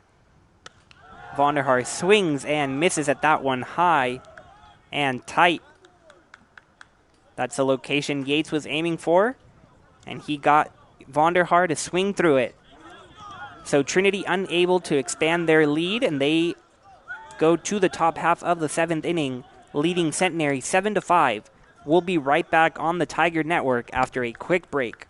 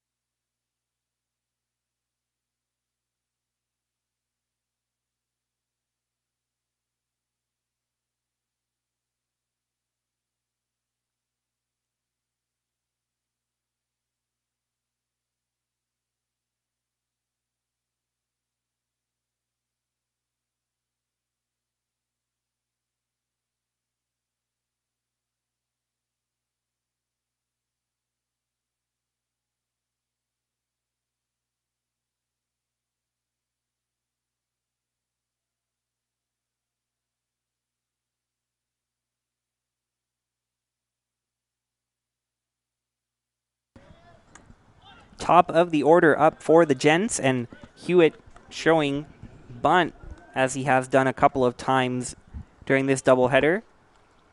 The speedy leadoff hitter trying to get on base and bring the tying run to the plate. Centenary down 2 as Chavana's breaking ball in there for a strike, getting ahead 0-2.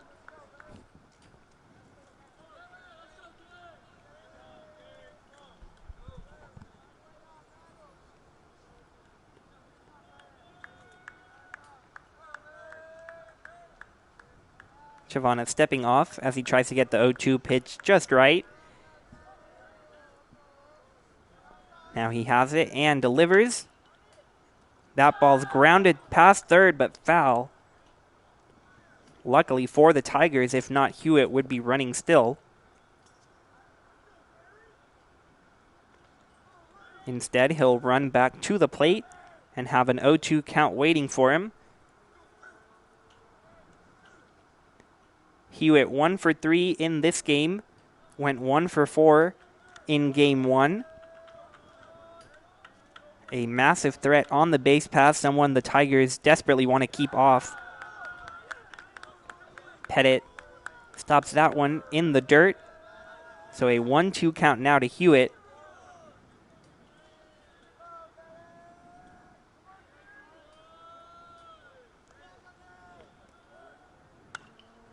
Hewitt sends that one to Vonderhaar.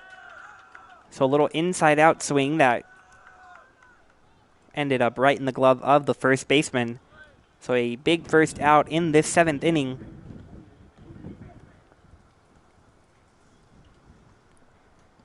Yeah, and a really great job by Chavana to start this half inning. I think we can agree, Brian, that the Tiger pitching staff has definitely been at its best today when working ahead in counts. It's allowed them to work quickly. More often than not, it's resulted in the defense playing behind this pitching staff. Much better for the people playing in the field when things are happening quickly. Trying to limit the amount of time that they're out there, obviously, but limit the amount of time between potential balls hit at people in play. Crowder able to lay off of that one in the dirt. But 2 good pitches there from Chavana, and one I'd argue likely his best of the night, a breaking ball that Crowder swung and missed at.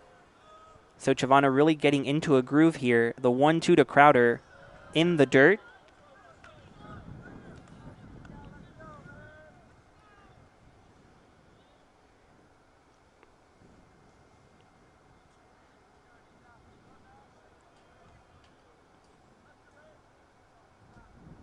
Chavana ready for the 2-2.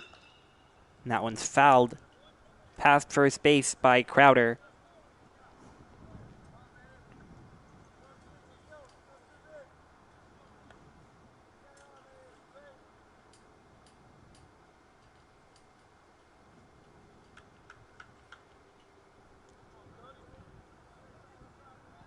Cody Crowder awaiting another 2-2 delivery, and a breaking ball is foul tipped and caught by Tyler Pettit. Some juggling action there behind the plate, but a nice job hanging on to that one. And that's the second out of the inning.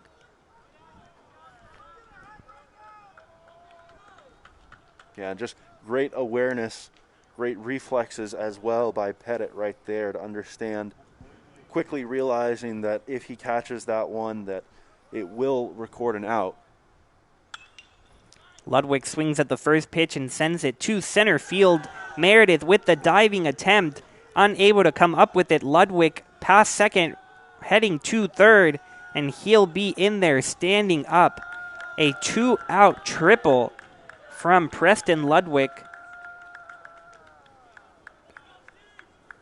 And so with 2 outs, the Gents try to get something going.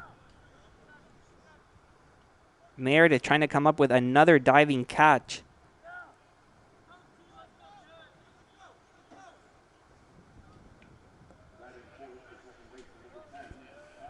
Yeah, and it looked like Meredith might have misread that one off the bat just a bit.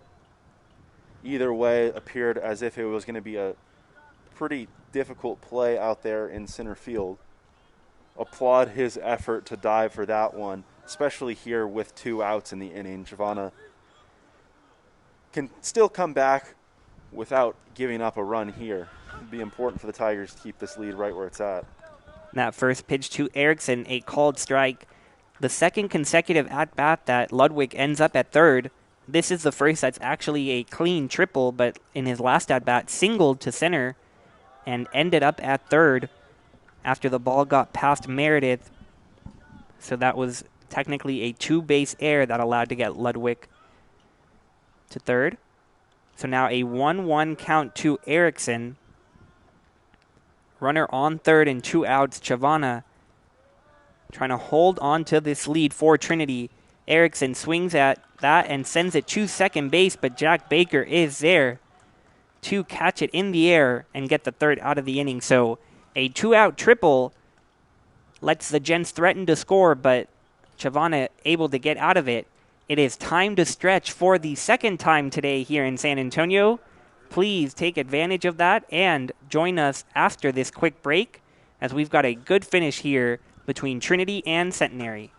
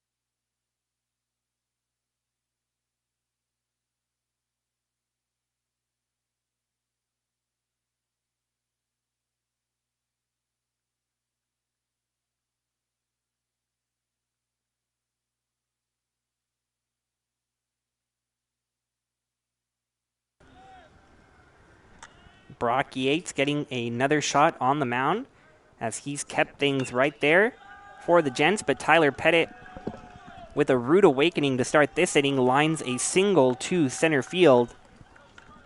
Tigers looking to add on here in the 7th, and that's a perfect way to start it with a leadoff single.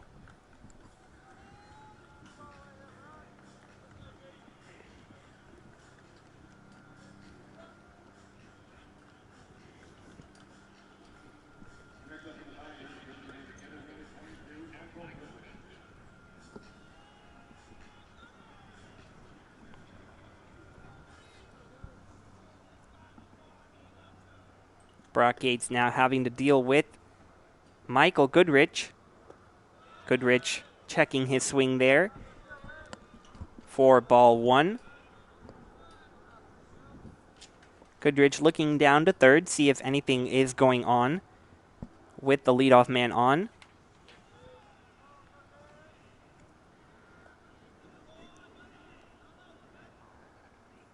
Yates delivers the 1-0. Goodrich grounds that to the left side. On to second for that out. Goodrich able to beat it out at first. So almost a really nice double play turned by the Gents. That's Haggard over at third, who was able to get the lead out off a tough scoop. And then Erickson with the nice turn, just not in time to get the hustling Goodrich.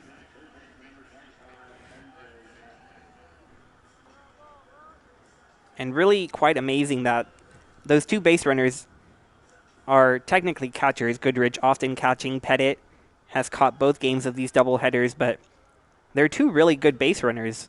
Pettit has 3 stolen bases on the year, Goodrich with 5. And beyond that, just always hustling down the line, not what you often get from those who are behind the plate. Luke, when you were playing and you were a catcher, were you hustling down the line? More often than not, yeah, I absolutely was. There were some embarrassing moments. Certainly hustling, but didn't necessarily improve my speed all that much. Was one instance where I did, in fact, kick first base and eat quite a bit of dirt. And speaking of that base running ability by these catchers, Michael Goodrich steals second. That's his 6th stolen base on the year. So Goodrich with a 3-run home run in this game, a 2-run home run in game 1, and now a stolen base. Doing it all for the Tigers. And from the designated hitter spot, so doing what a designated hitter needs to do. And that's it. Now MJ Metz, batting 9th, has a 1-1 count. And an interesting situation there. Maybe something in his eye just stepped out immediately. Looked like he wanted time, but wasn't granted. Instead, that was a called ball.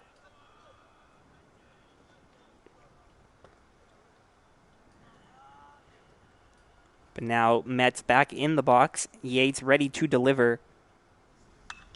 And he sends it back to right center field, and that's going to drop and get all the way to the wall.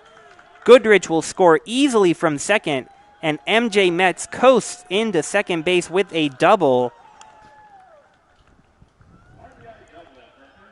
An RBI double from MJ Metz that gets all the way to the wall. And a big insurance run already for the Tigers here in the 7th.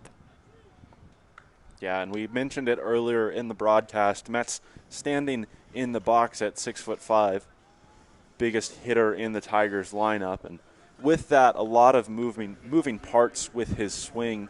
But when he puts everything together, that's a result that you'll take every single time. That ball really took off with a ton of backspin on it. It just kept carrying and one hop to the wall.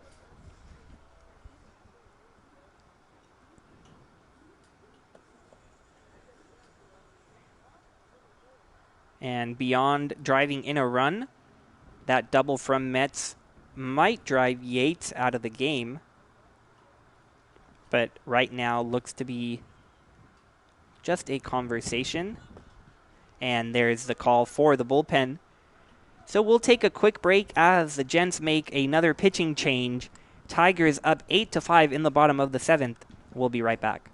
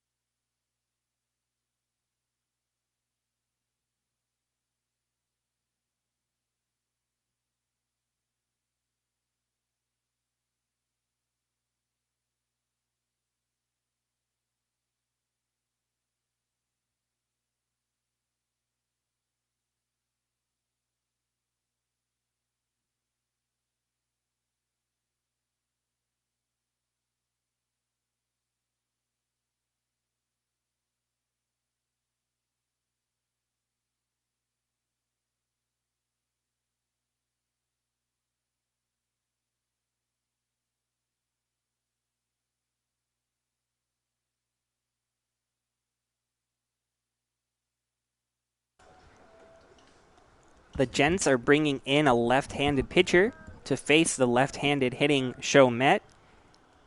Barrett Keene, the freshman, loops in a breaking ball that Chomet sends to second base, swinging at the first pitch and getting thrown out. So a quick out there. The runner does move over to third, but there are 2 down. So Keene, so far, doing his job, just getting the left-handed hitter out.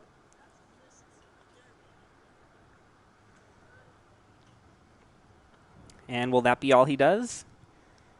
It looks like it will. So that's also called efficiency and doing what you're here to do. Just getting the 1 out, the lefty on 1 pitch, and then another pitching change for the Gents. So we will be right back as Connor Cudd takes the mound.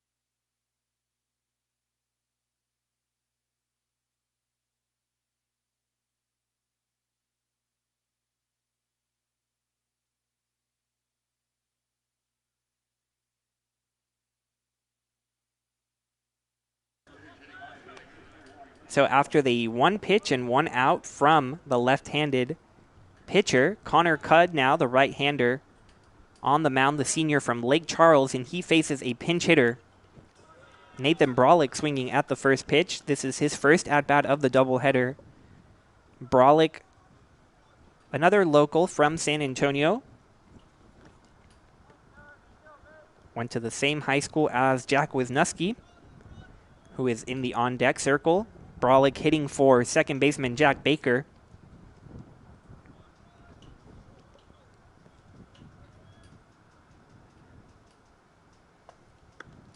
And Brolick looks at that one inside for a ball. A runner remains at third. MJ Metz just 90 feet away. Metz drove in a run this inning with an RBI double.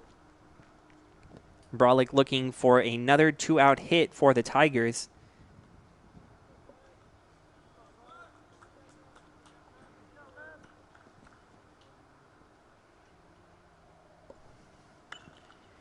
Brolick fouls that one off. And Luke, the Gents taking advantage of a rule that in Major League Baseball would no longer allow this to happen, bringing in that left-handed pitcher for just 1 out. Barrett Keene, now the right-hander in. What do you think about all these pitching changes? Well, it was an interesting move, and as we can see, worked out for the Gents. So I think you have to be happy with the result.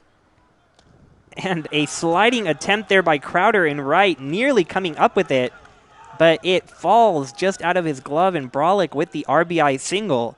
So it was just inches away from truly working out for the Gents, but you see right there a last-second change of direction on the slide for Crowder made the difference, and Brolick off the bench with an RBI single, extending the Tigers' lead to 9-5.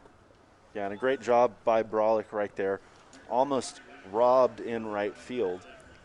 That ball stayed down the entire time and looked like the right fielder perhaps just overran that one a little bit.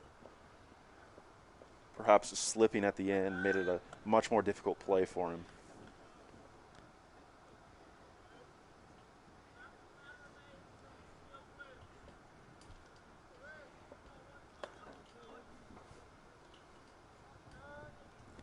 Jack Wisniewski is now at the plate with Brolick at first, taking a big lead, but not going anywhere on that first pitch.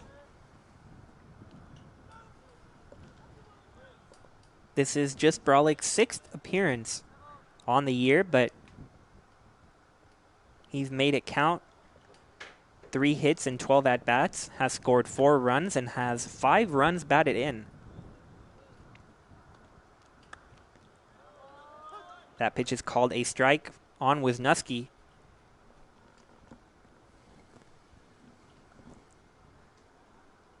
The Gents had cut it to a 2-run deficit, but the Tigers answering with 2 runs of their own in the 7th inning, padding their lead a little bit and giving some much-needed breathing room. And that pitch is called a strike as well. Wisniewski doesn't look thrilled at those 2 calls. But after those 2 called strikes, he's down 1-2, has 2 outs and a runner on first. Cudd ready for the 1-2. He puts that one in the dirt. Brolick taking advantage and scurrying on over to second. That's his first stolen base on the year. Yeah, and I don't think that anything would be on here up 4 runs in the bottom of the 7th inning.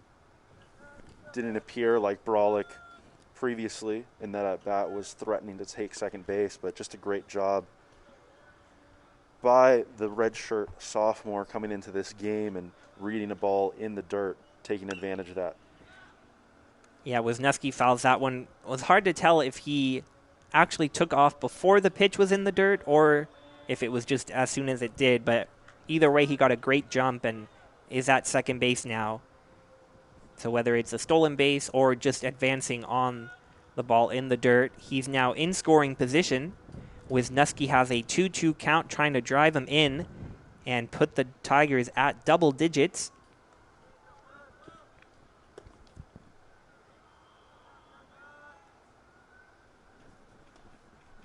Cud trying to head back to the dugout. The 2-2 inside, nearly hitting Wisniewski. So the count goes full to the number 3 hitter. Wisniewski hitting .369 on the year, as well as .381 with runners in scoring position, and .308 with 2 outs. So Wisniewski, someone who is always battling, always looking to take the ball the other way and just make good, hard contact wherever it makes sense to send the ball, and he always seems to send it to the right place. We'll see what he does here on the 3-2. Grounds that one foul, so another one coming from Cud.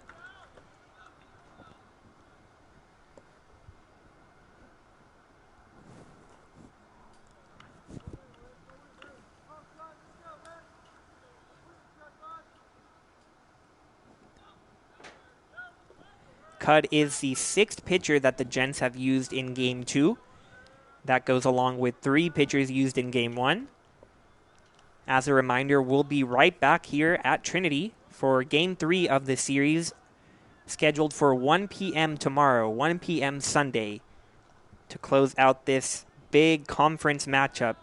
So all these pitchers used for the Gents will still be tasked with finishing the job tomorrow, and Cud unable to finish off Wisniewski there, as Wisniewski draws the walk, and that brings the cleanup hitter Mason Meredith to the plate with runners on first and second with 2 outs.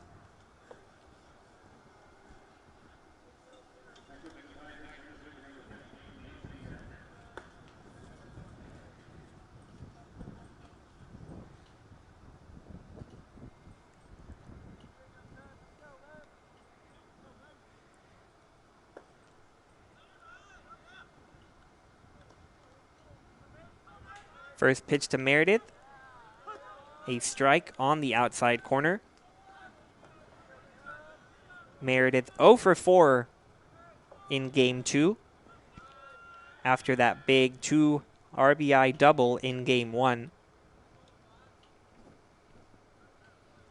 We'll see if he can get on the board here in the bottom of the 7th.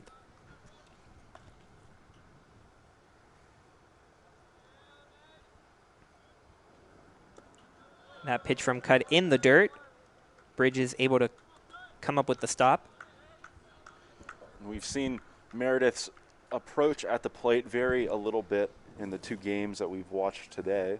At times opting to be a little bit more aggressive, picking the bat up off of his shoulder and swinging it earlier in counts. We've also seen him work some counts deeper.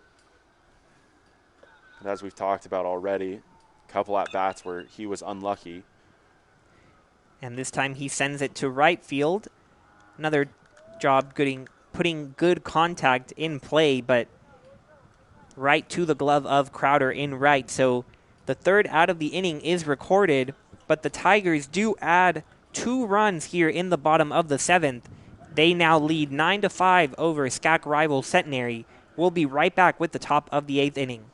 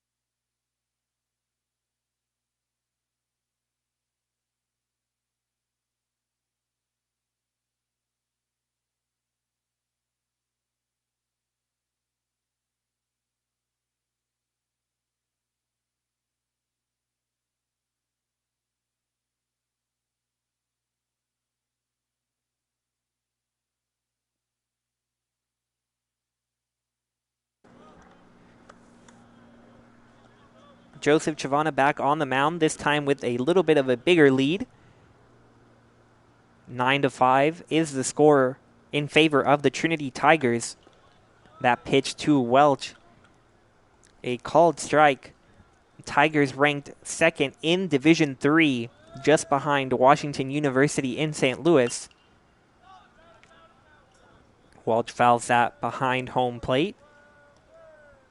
Meanwhile, Centenary College, the Gents, ranked 19th in Division III, so this is a top 20 matchup between these two conference rivals and has provided some exciting baseball throughout the day. The 0-2 to Welch is high and outside for a ball. The Tigers now 24-3 after the victory earlier today, 11-1 in conference play. Centenary 28-6 and 12-4 in SCAC play. Welch chops that one to Metz. He gets it, throws it on to first. Vonderhaar with the nice scoop over there to get the out. So nice defense there on both corners of the infield to get the leadoff man, Welch. Yeah, and a great play over there at first by Vonderhaar. Just stays within himself, recognizes that one's coming in low, sets his body, makes sure he keeps his eyes down on the baseball, and ensures that he works through it.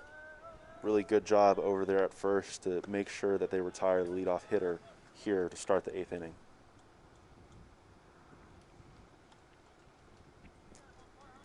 Chris Haggard now at the plate for Centenary. He swings and grounds out to Metz once again. He takes his time on that one, and Vonderhaar with the catch above his head this time. So 2 outs on ground balls to third base for Chavana.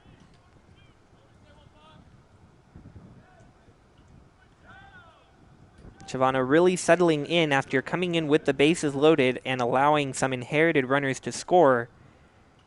He himself has thrown 3 1/3 innings, only allowed 1 run that goes to him to score, and that run was unearned. Has given up 4 hits, no walks, and struck out 2. He faces Ben Bridges here with 2 outs and nobody on in the top of the 8th. Bridges swings at that one and puts it in the air. Rafe coming in from right field, and that's out number 3 for Chavana and the Tigers. So just what the doctor ordered, a quick top of the 8th. Tigers coming to bat in the bottom of the 8th after this quick break.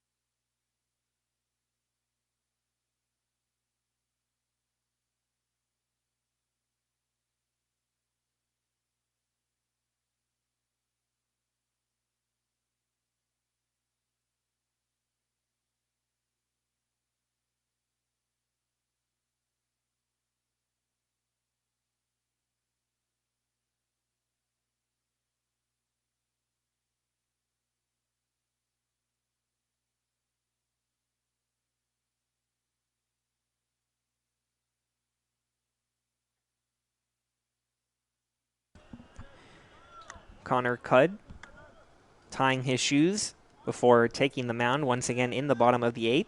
He'll face a pinch hitter off the Tigers bench. That's Ezra Gore in to hit for Brian Schaub, and not wasting any time swinging at the first pitch. Little pop-up behind first and a running, diving grab.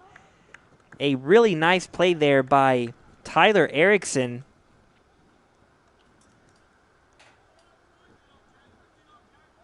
And he knew all the way this was his, but a really tough play to get the pinch hitter Gore on one pitch. Yeah, but a great play by Erickson right there. Ludwig playing at first base has to pretty much turn and run straight backwards on that one. Erickson coming in with a little bit of an angle on his approach, making that one a little bit easier in terms of reading it in the air, but still had to go all out, laying out to come away, hauling that one in. So after Gore pops out to Erickson, Jack Vonderhaar at the plate.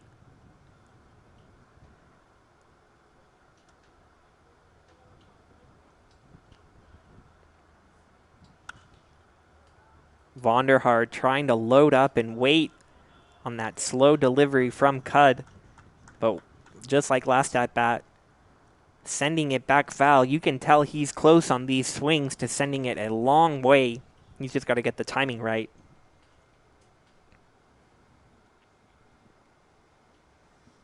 Vonderhaar 1 for 4 on the day. He's come around to score twice. That ball inside.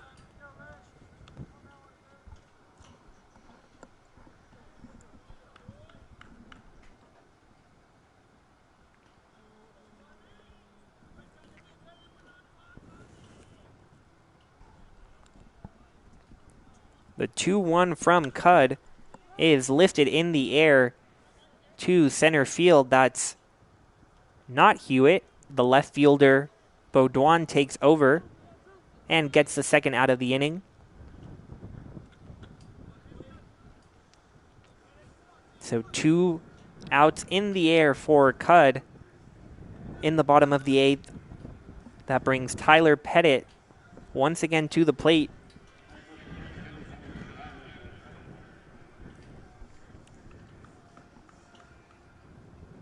Pettit with his base hit earlier today, getting his 30th hit of the year.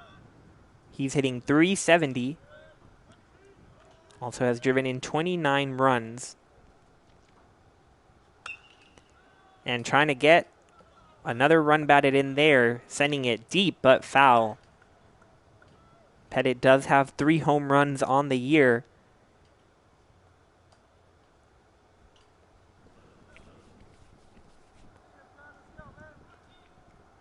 That was just a long foul ball. And for Cudd, another opportunity against Pettit. 0-1 hits him. So Pettit will take first base. Can't imagine it feels good after catching almost 2 complete games in this doubleheader to get hit in the bottom of the 8th. Yeah, I'd certainly agree with you on that one, Brian. Luckily for Pettit, looked like that one just caught a piece of him. Didn't catch him squarely like we saw hitter in the Centenary lineup get hit earlier in today's action. And we have another pinch hitter here as Connor Cudd checks on Pettit at first. Hitting for Michael Goodrich is number 34, Evan McDonald, the redshirt sophomore from Pflugerville, Texas.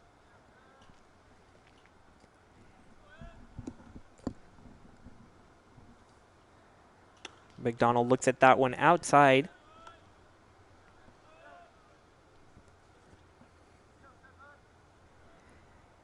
Earlier in Game 1, talked about a story that Luke, Terry, you yourself wrote for the Trinitonian about transfer players and the effect they've had on Trinity's baseball team. Evan McDonald, one of the ones you talked to as he skies that out to center field for the third out of the inning. If you're interested in that story about transfer players, it's a good one. You can head to Trinitonian.com and head on over to the sports section to read Luke's story. But until then, we have the top of the ninth to bring you here. Trinity looks to close out a doubleheader sweep, up 9-5, and we'll be right back after a quick break.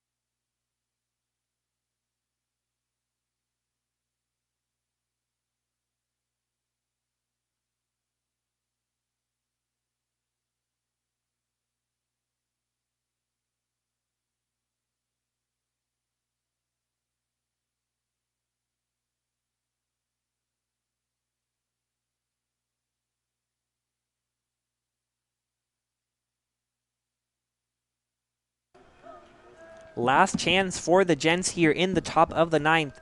Trinity Tigers lead 9-5. And it's the bottom of the order that will have to get something going for Centenary. The first pitch in there for a strike from Chavana to John Baudouin.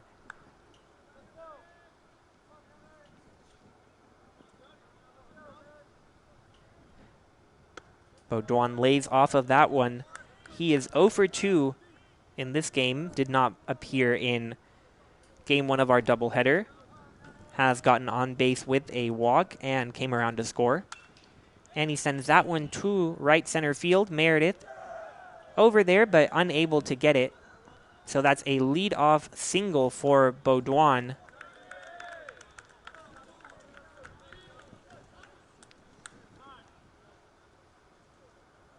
Now a pinch runner over there at first base. Looks to be Luke Royal.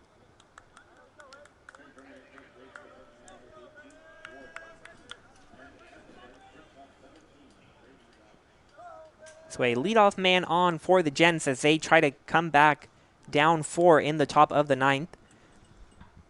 And before they get that chance, a visit to the mound from Tyler Pettit, as well as acting head coach Dave Smith. If you missed it earlier, head coach Tim Scannell was thrown out of this game arguing a call. And so it is Smith making the pitching change here. Chavana exiting the game, and we'll be right back to see who the Tigers bring in from the bullpen.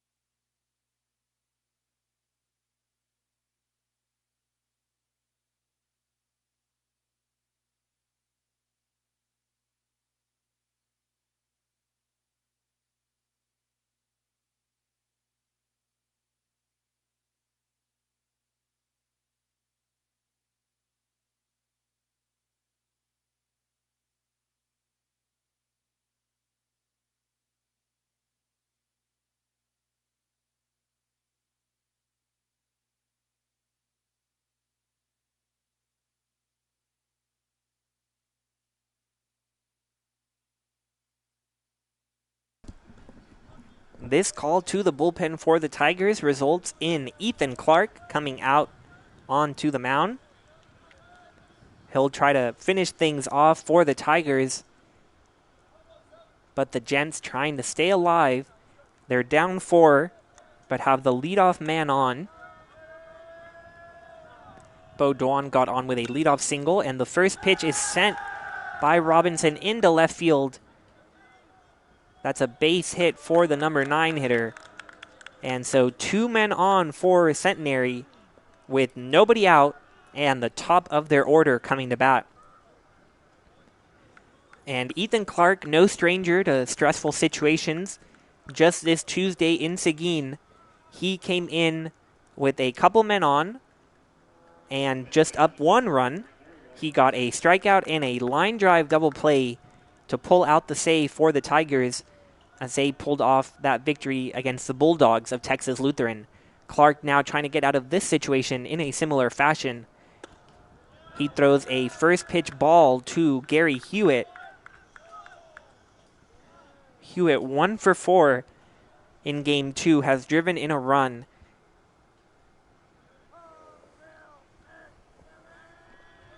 Looking to keep Centenary going with a late inning rally, but he grounds that to second. They'll take the easy out there at first. So 2 runners do move over, but at this point, every out counts. And Clark just needs 2 more, whereas the Gents need 4 runs. So we talked about finance majors earlier. That's some math right there. That is in the Tigers' favor, but we'll see if they can pull it out. Crowder coming to the plate.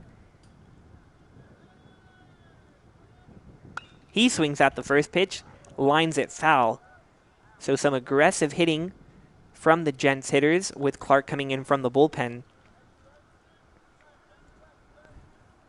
Yeah, and definitely a good approach for the Gents right now. Have seen a couple balls that have been barreled up, understanding and expecting that Clark, fresh in from the bullpen, is definitely going to look to work ahead in counts. And as a bit of a younger pitcher, a true freshman on the mound for the Tigers, you'd expect that he's more than likely going to throw that fastball before he shows any other pitches. And Crowder swings through that one. Just straight heat from Clark there, and Crowder unable to catch up to it. Now a 1-2 count on Crowder. That ball inside, nearly hitting Crowder, but instead evening up the count at 2-2. Crowder is 0 for 4 on the day, not something we're used to seeing from the all-time hit leader in Centenary College history. Looking for a big hit here. 2-2 the count, grounds it foul.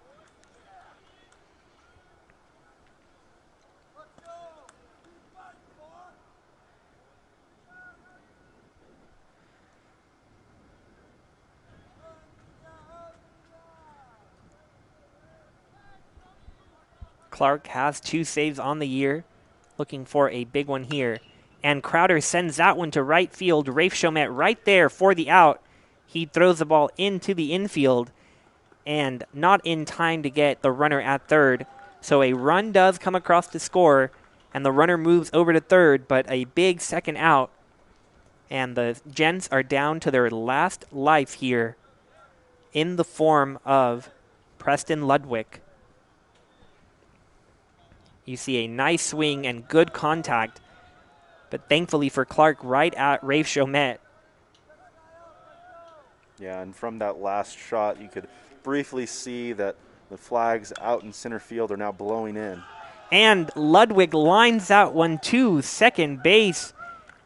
That is Colt Harris there making that grab, look to almost get into the outfield to bring across another run, but instead, that's a double-header sweep for the Trinity Tigers.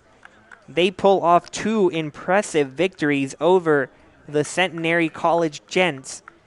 And after a long day of baseball, the Tigers can go home happy and try to pull off the series sweep tomorrow. Luke, what do you think about this one? Well, I think that the Tigers really carried over the momentum that they picked up starting in the 5th inning of the first game of the doubleheader. Really kept their foot on the gas in this one. We saw that they really benefited heavily from the home run ball in this one. And in addition to that, they got some really good pitching outside of that one kind of crooked number in the 5th inning when the Gents were able to cross 4 runners. Really a clean day from this Tiger staff, and I think overall they can be happy with the performance they put out. Yeah, and Mark Tyndall started this game through 4 1/3 innings, gave up 4 runs, 3 of which were earned. That was followed up by Joseph Chavana, who threw 3 2/3, gave up 2 runs, and Clark was able to close it out here in the 9th inning. And the power bats really came to play for the Tigers. 3 home runs from Rafe Chomet, Brian Schaub, and Michael Goodrich to lead the Tigers to a 9-6 victory in Game 2. It has been a wonderful day of baseball here in San Antonio, and it has been a pleasure to bring it to you. Please join us tomorrow at 1 p.m. for Game 3 of this series between Centenary and Trinity. For Luke Terry and everyone here at Trinity, this is Brian Jenselson, and we will see you tomorrow.